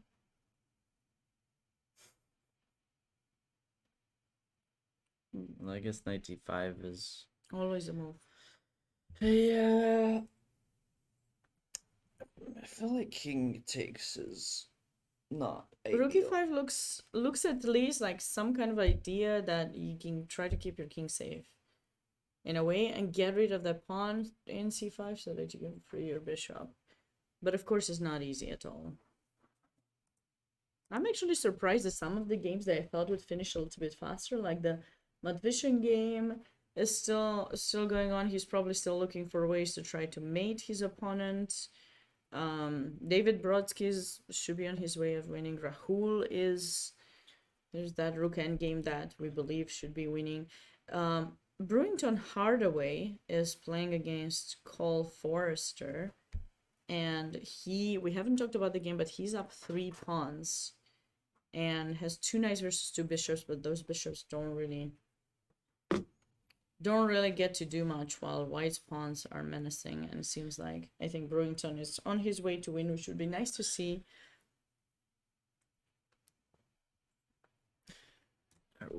Can Shaba show this played for a King moment. G7. He did play Yeah. King G7. Yeah, this looks Really good for White. really good. Really good. I mean, like maybe really not, winning, maybe like not, close to winning. maybe not completely. Well, hold Well, on. how do you put additional pressure with black? Okay, knight takes, but you got the bishop there. You need to move the bishop if you want to do that plan, no? I will. Are you just saying you're close enough? Well, I guess first of you're all, I close could have enough. taken in b4 first. You could have just taken in b4, I think. And also, I do potentially have... I think I will have at the end this idea of knight takes a4, king c1, depending on how many bishops I win. If I win your bishops, I will definitely have some ideas there. Okay, it's true. Black has a small trap that White has to be careful for, but okay. Oh, he went all the way. Bishop G8 was played. Okay, so you're just trying to have that idea bishop takes b2 that White has to be mindful about. Yeah, I like the move c3. But then what about king c4? C takes b4. C takes b4, c takes b4, he takes b4. You cannot take in b2 because we capture back with check. So yeah, there. Yeah, and it should be winning. this should be. It's nice to have that knight in g5 because black won't have checks on that diagonal with the bishop, and yeah, white can probably start marching the pawns on the king side. He still has to be careful about it, but yeah. Ooh, someone was mentioning queen end games, and guess what? Oh, another game is over. Which game? Which game did I miss? David Brodsky did win his game against Bryce Diglon, putting him in shared first place as well. So we have so Nice. far 4 players with 7 points. And those players are Andrew Tang, Jason Liang, Alexei Sorokin, Varakobyan, and David Brodsky. And there's still the game between Viktor Matvishin and George Lee, which is most likely going to finish in the favor of Victor. Victor and Raul. No, Raul. Yeah. No. Wait, Raul could win too, right? Yeah. Yeah. So if Raul wins, he's gonna catch up, and Victor too. This seems winning. I don't really see any counterplay for black. I mean, we know what we should try to do, but it's just he's pacifized his rook, so that is a huge no-no, guys. Be mindful about it. When you're playing these kind of rook end games, be mindful about where you place your rook. Now black cannot utilize it at all. Yeah. And in the Brewington game, c3 was played, and then there was a capture in a3. And the game looks... I'm It's sorry. okay. No, no. I'm sorry. Nothing Put- felt, put the- nothing, put nothing those too anywhere. important. So before I realized that there was a change in the Brewington game, I want to say that the game between Ben Lee and Steven, is a queen end game, Kaden, so get ready for a long kind of game, potentially. But we haven't looked at this game at all, I believe, but it's certainly an advantageous game for white with the extra pawns. Just one pawn, but Yeah, and some queen trade ideas to watch out for. of course, it's not going to be easy to convert this because white's king is kind of in the open. But I think the plan for white is just to go on the queen side to b6, try to get that pawn, avoid perpetuals, and then if you get those 2 connected pawns, that game should end in white's favor. 93 was played in the Brewington game, so you can be happy, real Dr. Drunkenstein.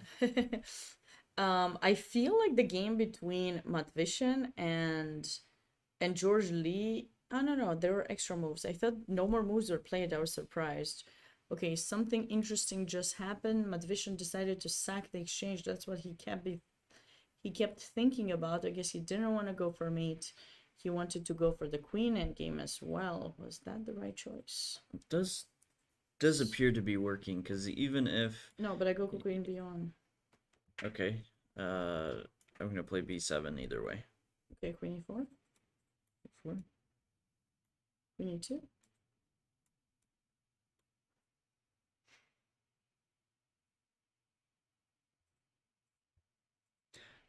You probably could play queen e7 first, but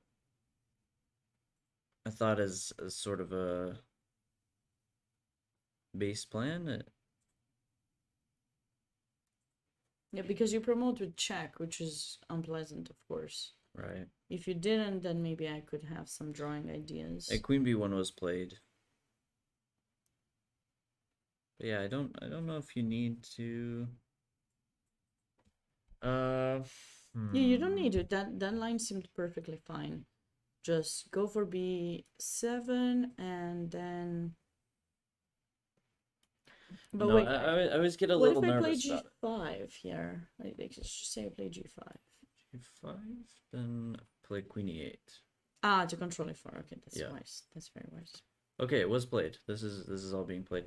No, I get a little nervous because so my highest rated win ever is against Li Quang Lim.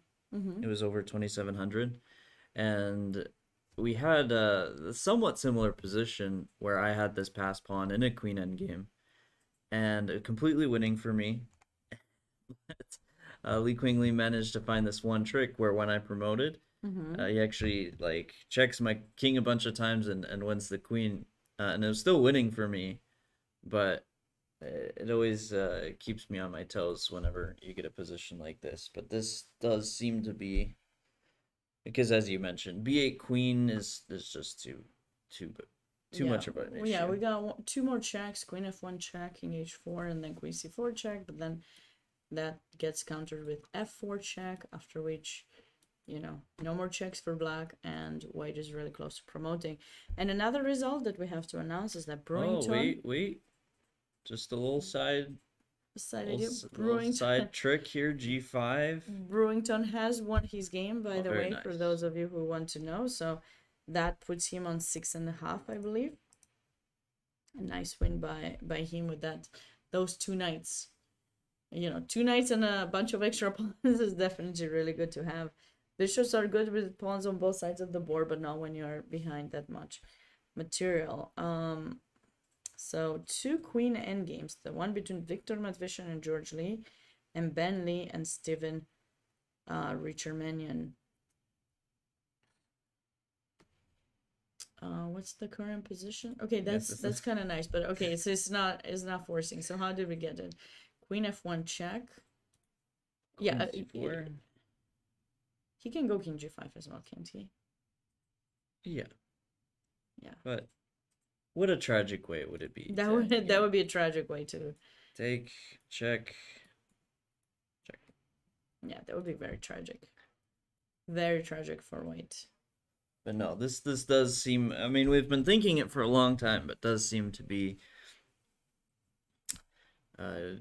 nearing the end, where Victor will finally convert the advantage that he has had.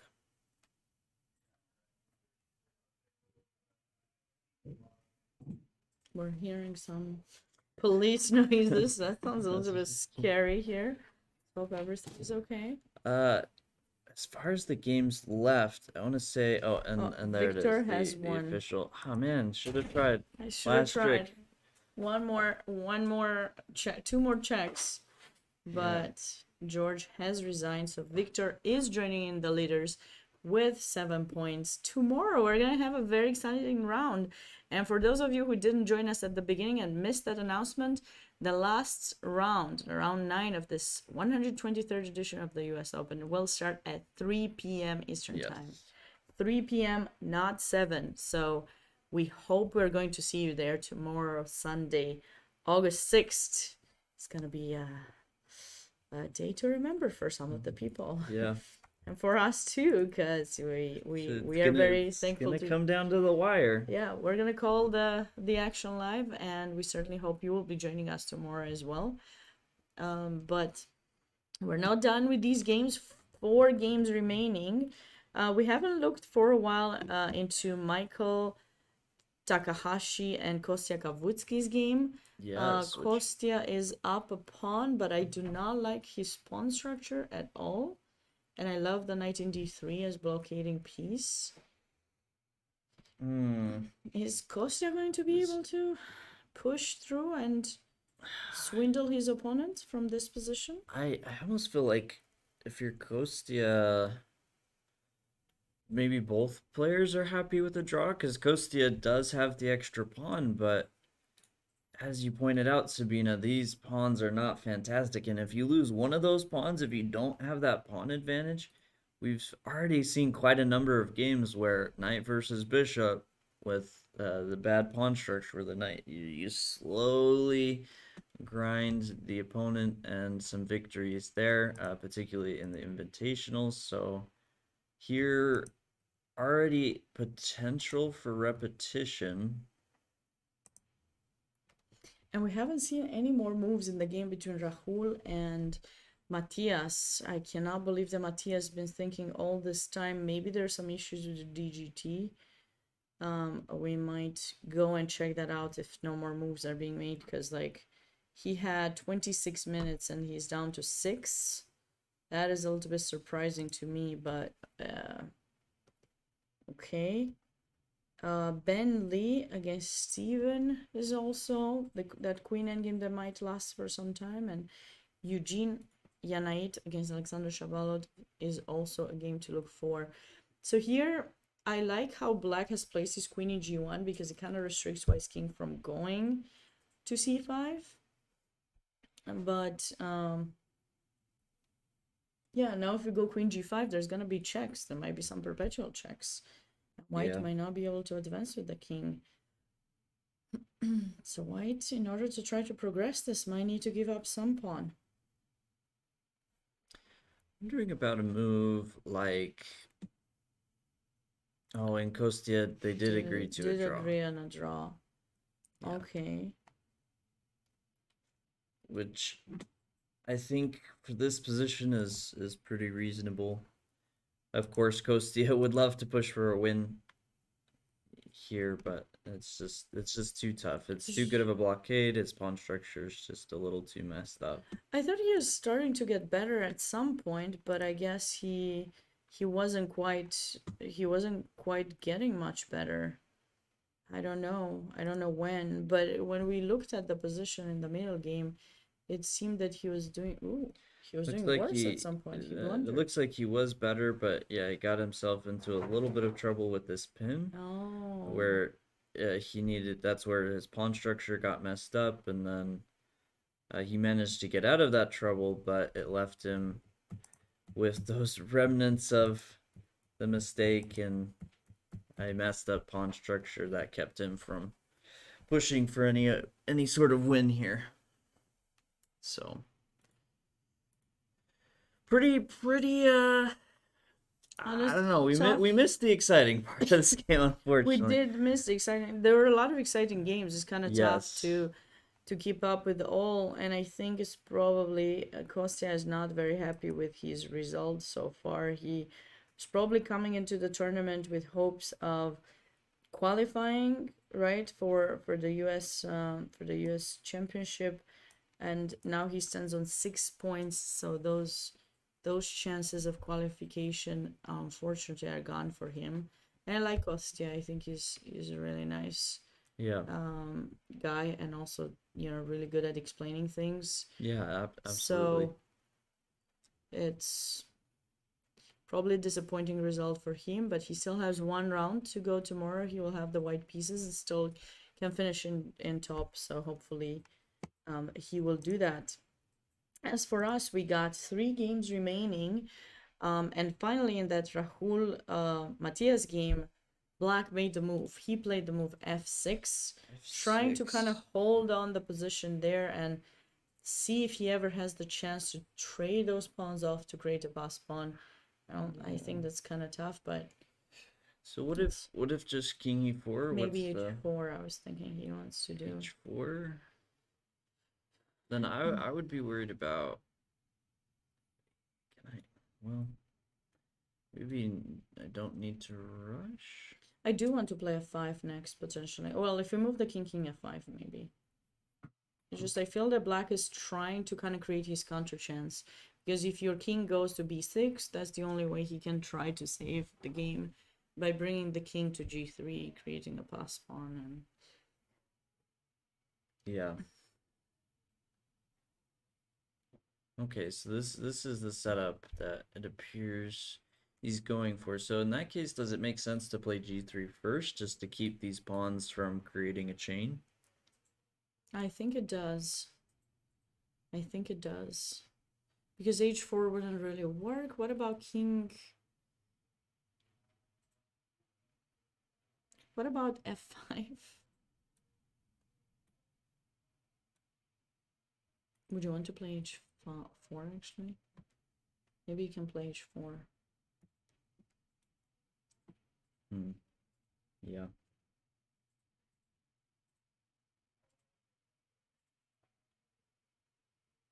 But what about f4 now? Take.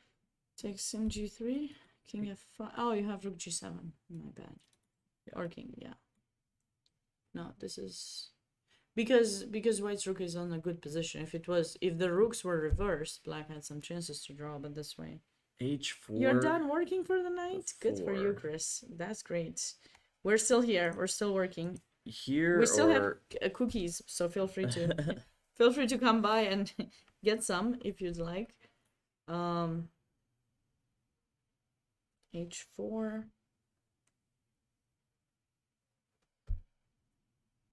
I missed the moment. I missed the moment. Yes, here.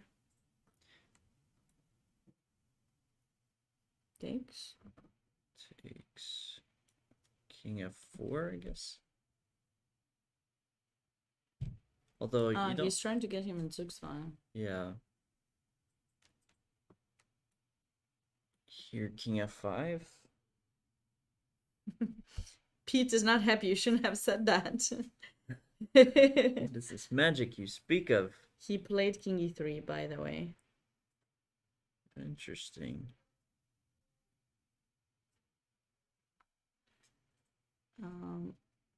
Yeah, h4 looks nice. I'm trying to get him in. I don't know.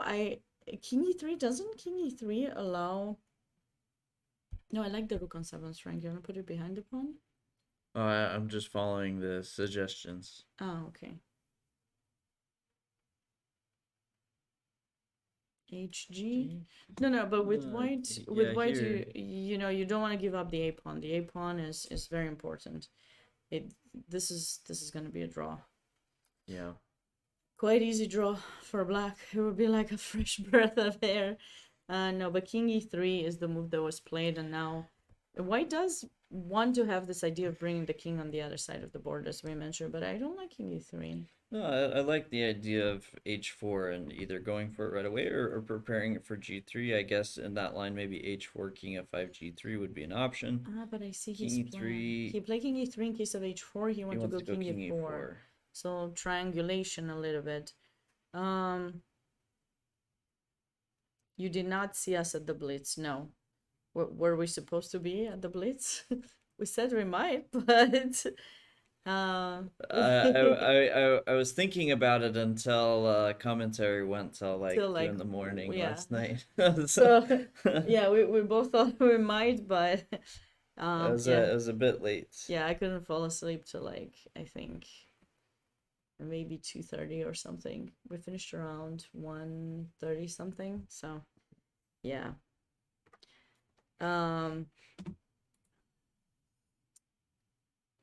King f5, rook b5. That's what he played? Yes. King g6? Does he want to switch the position of his rook?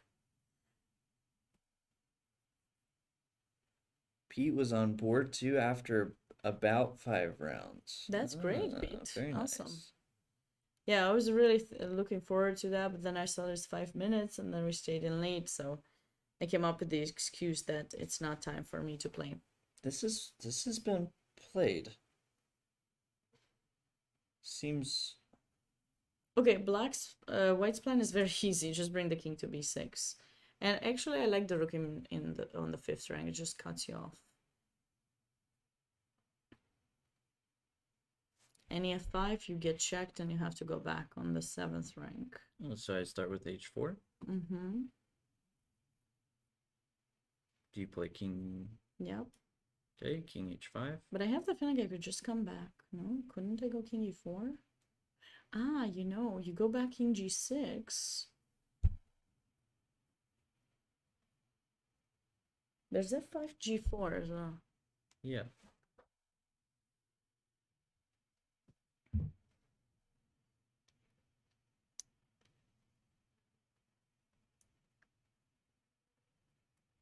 Caffeine has helped you, that's good. Hayden has really wanted to get this caffeinated lemonade thing. Apparently that we couldn't find it only one place, which was closed, and tomorrow's closed too, so you know, if someone gets to give him that special lemonade, he will be happy. Not just any lemonade. He doesn't like lemonade. He just I don't- likes the caffeinated one. Well, and their flavors are good. Sure. Yeah. So H4 is H4 was played.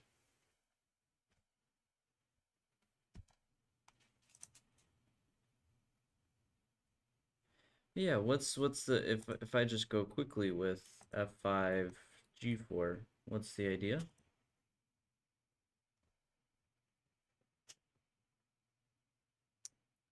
I thought white might try to give that check. Rook a6 check, king h5, king e5.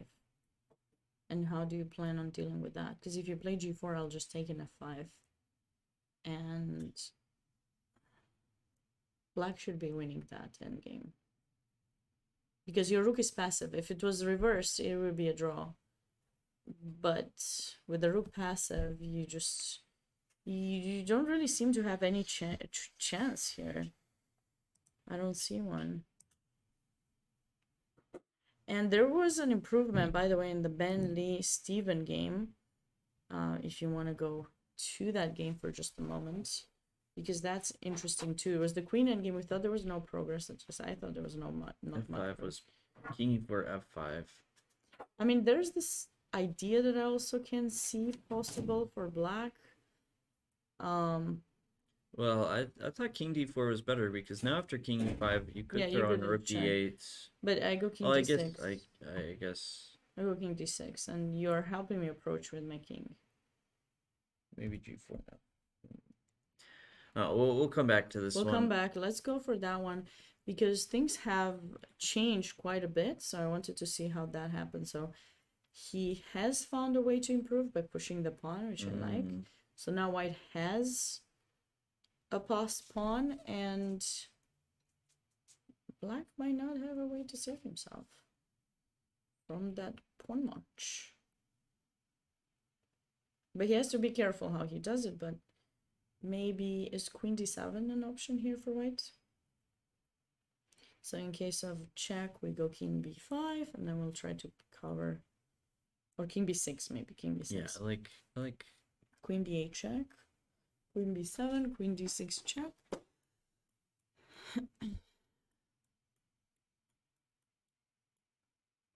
I don't know. I'm just playing moves. Yeah, I no. I mean, it makes sense. I like how you maneuvered with the king. At some point, you should escape those checks though, because if the queen just stays there, you can just get the king to c4, and then yeah, no more checks. Yeah. And then a6 is gonna be And you play your next move. a6, and although maybe somewhere queen a3, and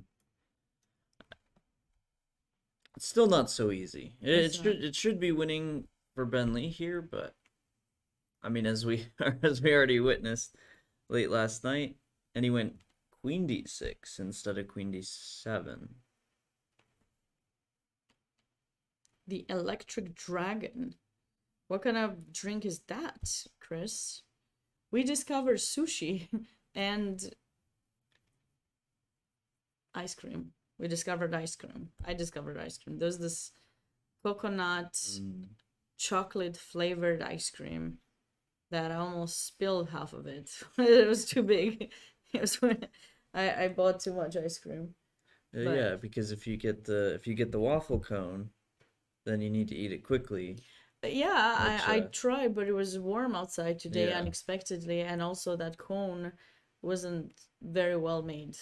It just it wasn't very well made, so yeah, that was the issue. But anyways, queen to d6. No, I actually like this quite a bit because now if check king b6 and there are already no checks. No checks, and then we can play a6. And I think same with queen c8, king b6, no checks. And then we go a7. Yep. Okay. So this is a different kind of queen endgame than the one we've had yesterday. We haven't stopped by Eugenia Knight against Alex Shabalov anymore. We can certainly check that out for a moment. Okay, so king g7 was played, and I was wondering about rook f4 here. Yeah, I don't know why he didn't go with rook on 5th rank. Could knight d5 be a move? Because if I get you to take in d4 with the rook, then you don't have the bishop to check me, so I could play a2. Kind of win your thing, your bishop. Electric Dragon Blast. That could be your new favorite drink, Kaden. It does sound really good. Where is That this sounds place pretty again? good. Or you need to let us know, Chris. We have one more day to check it out tomorrow. Yeah, I do like knight d5 there. So he Mhm. took king takes h4, rook f7, rook e1. Which you probably had to play, but I don't. Oh, knight d5 now. I like 95 idea. I thought that was something for black to do at some point, because the knight wasn't helping there anymore. It helps support the push of the pawn, but you can't even push it because you lose d4. So Right. that knight, you know, that knight could have this checkmating ideas. Let's just bring it to f4. Could I be annoying? Yeah, Oh, it doesn't matter because you still go knight f4 and knight g2. yeah. That endgame should be winning. Possibly. Bishop c4, bishop h2, exclam. When? Bishop c4? Here? This is the same? Yeah, probably it was the same idea. Maybe we're behind in the... So knight f... Oh, bishop h2 was played. Okay. Knight f4 is still a move? Yeah, knight f4. It's the move. Mm. You could go bishop e4 if you wanted, though. Could go there. If I had to say like a theme today, it's like borderline losing positions, but not. Not really losing. We don't know what's going on. Rook g1, and I'd play king f8.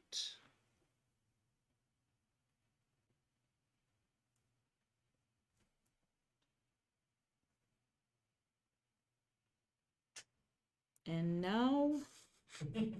I don't know. It's just like, I don't understand your move. Nobody's said king f8. That was your move. I just...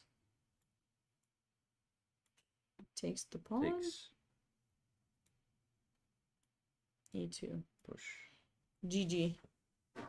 Too many pieces down. Too many. Too many. No, if the knight comes back, it's hard for white to connect those bishops, to coordinate them, to actually do something. So knight f4 is the move that we're suggesting in this position for black. There are a few changes in the other two games as well, between Bentley and Steven, that game. You want to go back to it at some point. Yeah. There are three exciting games. I think it's towards the end. It seems that one side is winning, but they still have to prove their technique. So usually when I do a commentary for some book or something and I have to analyze games, I'm like, I usually say, and from here, it's a matter of technique for the player to show his class to win. So king to g5. So he just went for it. He didn't. He wasn't didn't messing care around about? with any sort of king e5 or any of that.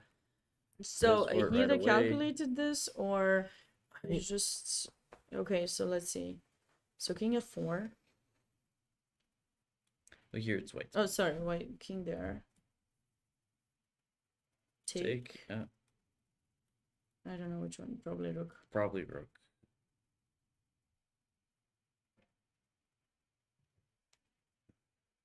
F4 is terrible, so we can't do that. So this should be lost.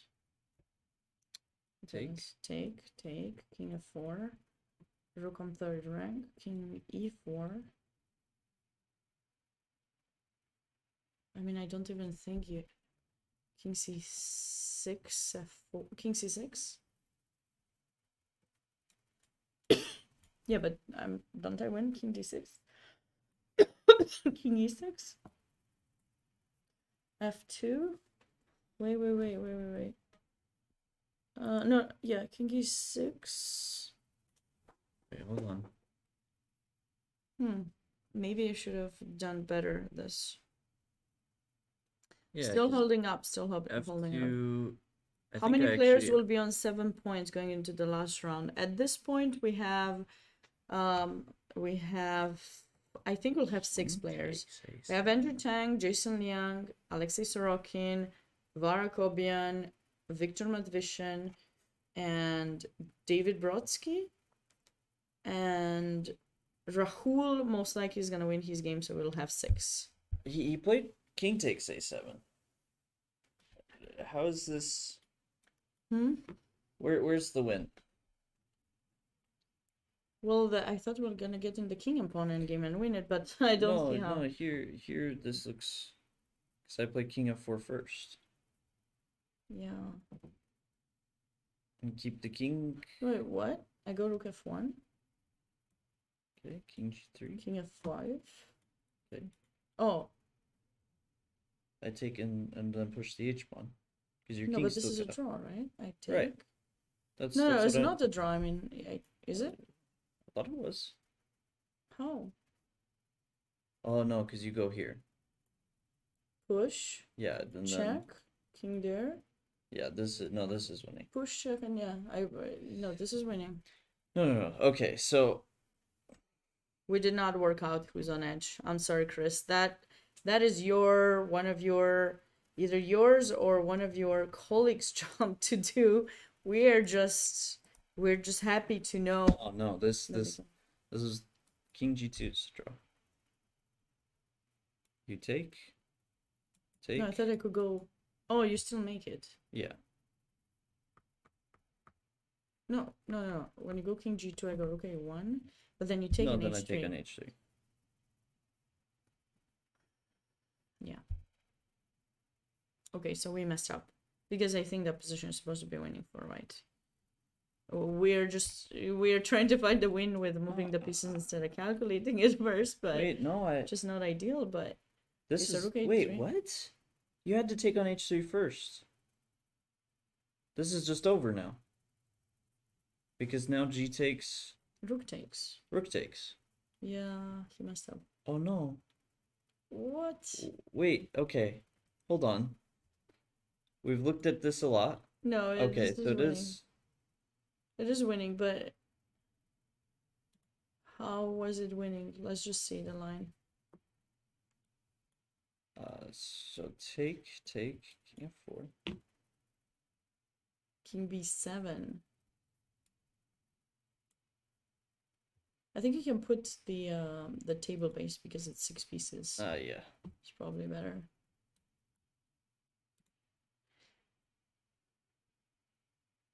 You just bring the king Wait, you don't know the table base? as fast as you can. Okay, are they the standards? I do not know. Modify median is tough to work out as it's dependent on opponent's scores, which are non exactly. So that's the one that's gonna be interesting. Thanks for stopping by, casual player. I hope you have a good rest of your night, and hopefully we'll see you tomorrow. For those of you who joined us late, tomorrow's last round and a very important game for these players who are sharing first place, because the winner of this competition, the American winner, is going to get the chance to qualify for the US Championship later this year. King d5. Okay, so we missed that. King d5. Okay. All right, so we had it all kind of good, but then we messed up their move. Okay. I But clicked on the yeah, wrong but thing. without him No, capturing, it yeah, is. now it's game over. Cause Yeah, he pushed f4 and but h Matthias had takes so g4. many chances to try to draw this. I think he lost. They put the kings wrong, but he had so many chances to draw this. His opponent gave him so many chances, but unfortunately, he hasn't taken them, and now he's gonna end up losing this, and tough game for him. Yeah. Rahul is from India, so he is not one of the players who has the chance to qualify for the US Championship. From those of the players who have the chance is gonna be Andrew Tang, Vara Kobian, and David Brodsky. if they win, one of them wins their game, depending on how they will end up playing against each other, they will, could qualify from the spot by winning their game, or there might be a tiebreak. If all of them end up drawing, then a lot of people can catch up, and we'll have to calculate those standings and see who's going to be, who gets the US champs. The top 2 players end up playing an Armageddon game. And it's a complicated system. If Chris Bird would like to send us the link directly to where that is explained, that would be highly appreciated, because I couldn't find it on the website. Or if you want to explain it. All right, so he's explaining it. Thank you very much, Chris. So Yes. It's a game in 10 with Absolute 0 delay. legend. Chris Bird. Players bid. International arbiter. Chief Art. I think he has a bigger title. I'm not sure. I thought international arbiter was like a serious title. It is. What are you saying? TD is not a serious title. We need to be careful what you're saying. No. Because like TD isn't even CP international. You're not the chief arbiter. Okay, sorry. Because even in the US we say tournament director, but you have like club director and local and senior and. You know these things because you've studied them. Well, I'm a club. I'm the lowest. So you need to. Because I'm new. You need to be TD in more tournaments to get a higher one. I think that's kind of how it works. But anyway, so Armageddon game in 10. Players bidded for the starting time with black. Low bid gets bidded start time, and black and draw odds. Okay. So it's going to be a tricky number to bid on, I remember, because you don't want to bid too low, because then you start with that much less time. So it's going to be interesting to see in case that happens. I'm an international arbiter and national tournament director. Okay. Thank you for clarifying. Maybe grand arbiter is after international arbiter. Maybe grandmaster international arbiter. Super international arbiter they should have, for people who are really cool. Yes. Lord TD. Got it. Yeah, we've had that discussion on stream a few times, Pete. Yeah. I don't know. I still say arbiter just to make sure I know. Because tournament director to me is also a person who's also part of the organization, which also oftentimes people are both organizer and TD. So they're both, but to me it implies both, and that's why I like to Twitch arbiter as well.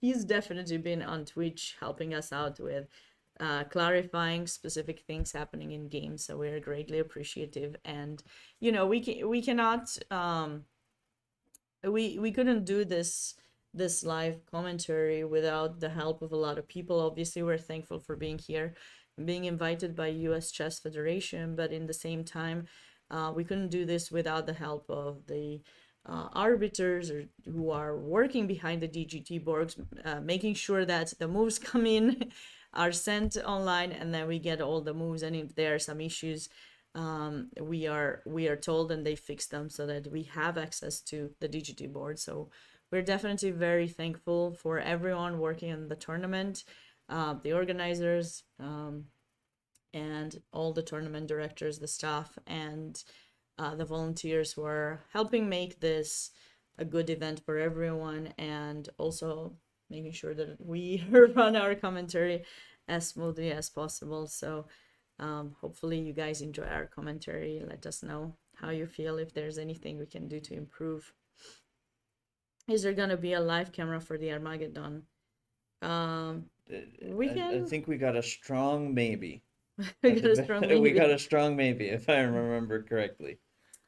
Yeah. Sabina, Yes. how do you not lose this as black? How do you not lose this? How do you not? The black is I can't losing it? find it because e2, right? Makes Okay. sense. Bishop takes. Mm-hmm. You cannot take because of bishop e5, rook g7. Mm-hmm. Okay. So you can't play e2. Right. But if you can't play e2, what can you play? Bishop d3. c8. I take. Bishop You still c8. take. I take. Right. So what, he has messed up? I yes. That's surprising. Are the players are low on time? Yes, and Okay. Shabalov is spending most of his remaining time here. I mean, we definitely, from our analysis, it did seem very tricky, but we continually have leaned towards Shabalov with those two pawns. Oh, what about But d3, for example? d3, bishop takes f4. Takes. Okay, what about rook takes? Take? Oh, you can take, and I can't push e2 because rook e4, and when I play d2, you take with the bishop. Exactly. Okay, go back. So he played e2, and we're expecting d2. bishop takes e2. Oh, maybe now d3. Now d3. Take? You still have that annoying check. Oh no. Okay, take. He did play bishop takes e2. Take. Bishop e5. To play king h7. Worst Well, case you scenario. can take the bishop first. You take the bishop and... No, then the rook defense. Huh? You mean? What do you mean? No, that's lost. Oh yeah. No, yeah. I Okay, just I want- see. No, I see. Oh Yes. no. Dr. Drunkenstein is right forever. You are, of course. You are. Always right. Telling us earlier. It's good. Whew. It's good for white. Ooh, this is scary. I'm not seeing how we escape that. You're right. I Did he just blunder? think. Oh Oh, my and he god! resigned. Oh my god! Wow. That's... So we will get the He was totally winning. So this knight d5 was actually in the wrong direction. Knight f4 already gives an advantage towards white because of exactly what Eugene Yanot played. So back, That's... so what should he have played? Back here when he should have gone for knight d5 right away. That was our move that we suggested, right? Yeah, Knight takes d5. knight b4, check, king h7, And also you just ideas rook push. e5, there were ideas. Oh my god. This is must be a painful loss for Alex, who's now out of all contention for chances to qualify for the US Championship. Eugene wins this game. Congratulations to him. You know, you gotta admit he fought till the end, and it worked out for him. And Eugene has re-entered. He's probably had a tough start. He's re-entered re-entered. twice. Twice. And now it's on And- 6.5. That's brilliant. I So- mean, he re-entered at the right moment. He's 2268. I know he's had some tough times. I've seen his rating drop quite a lot, and now he took down a very strong chess player, Grandmaster Ali Shabalov, and wow, he's re-entered every schedule. Oh yeah. But hey, it worked out. He's on 6.5 now. Little chances for him to qualify, but still he's gonna be on for potential prizes in this event, Yeah, because absolutely. wow, what a comeback. Yeah, what a finish. Is wow. Big congrats for sure. Big congrats to Eugene. Yeah, we spent quite a lot of time, Pete, on that position earlier, and yeah, we thought that was No, it was difficult for Black to really pull through the win. The engine does say, now we see there here. was -4, but Yeah, okay, it when wasn't we easy. first started looking at it, absolutely should be winning, but proving this is much more difficult, and how it played out. I mean, this is actually quite incredible. This rook g4 just perfectly working out for Yeah, two Eugene. bishops, Kaden, like your favorite. I gotta say, after this commentary with you, I'll definitely pay more attention to my bishops. I love my knights very, very not much, but bishops have proven to win in a lot of games. And right now, for those of you who joined us late, we have 6 players who are possible in contention, not possible, definitely. One of them could be the leader, the winner of the tournament tomorrow.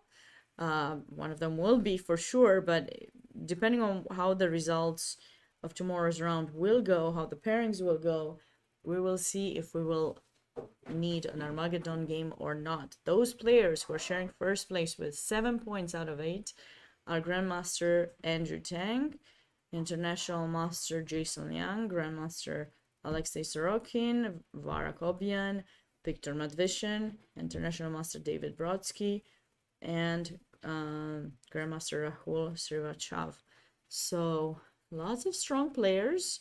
Only 3 of those players are American. Those are the ones that are important for us. It's important for us to look at them, at their result of their games, and see what they are doing. If there will be a tie, they will have to play that Armageddon game that international arbiter Chris Bird let us know in the chat. So 10 minutes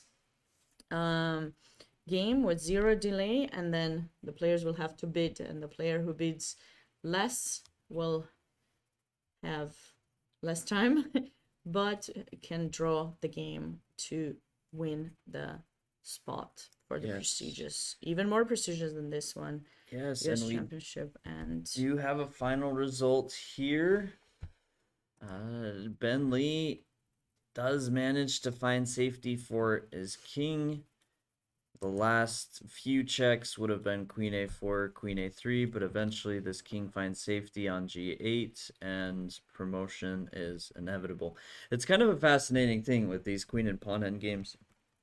At times, your opponent having pawns is actually a benefit, because you use it for shelter. So that's right. really nice very landing well spot. played queen end game, it looks like, and Ben Lee able to make it happen. So Ben moves to 6.5.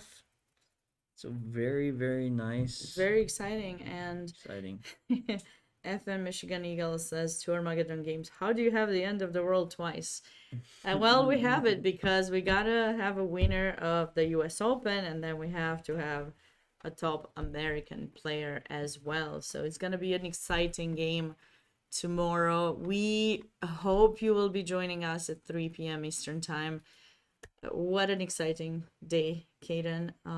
Do you have thoughts as to who might win now that we're at the final moments of the race? Hey, I'm happy because going into round 7, the 2 players which I know you can't pick 2 players, so maybe a little unfair.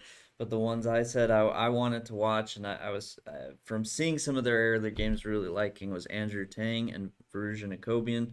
Andrew Tang, one of the players on 7, Akobian also on 7. So I from these last 2 rounds, Varuzhan Akobian has been playing some brilliant chess. Yeah, very well. Very well positional games, very nice positional games. It seems that he spaced himself out very well to get into this final round with tied on first place, and he certainly has a lot of chances. Andrew Tang has tried his chances, but he's got to watch a little bit that time that he's spending at the opening. I know he's really good at bullet chess, but I don't know. And so, Andrew would be good if there's gonna be an Armageddon.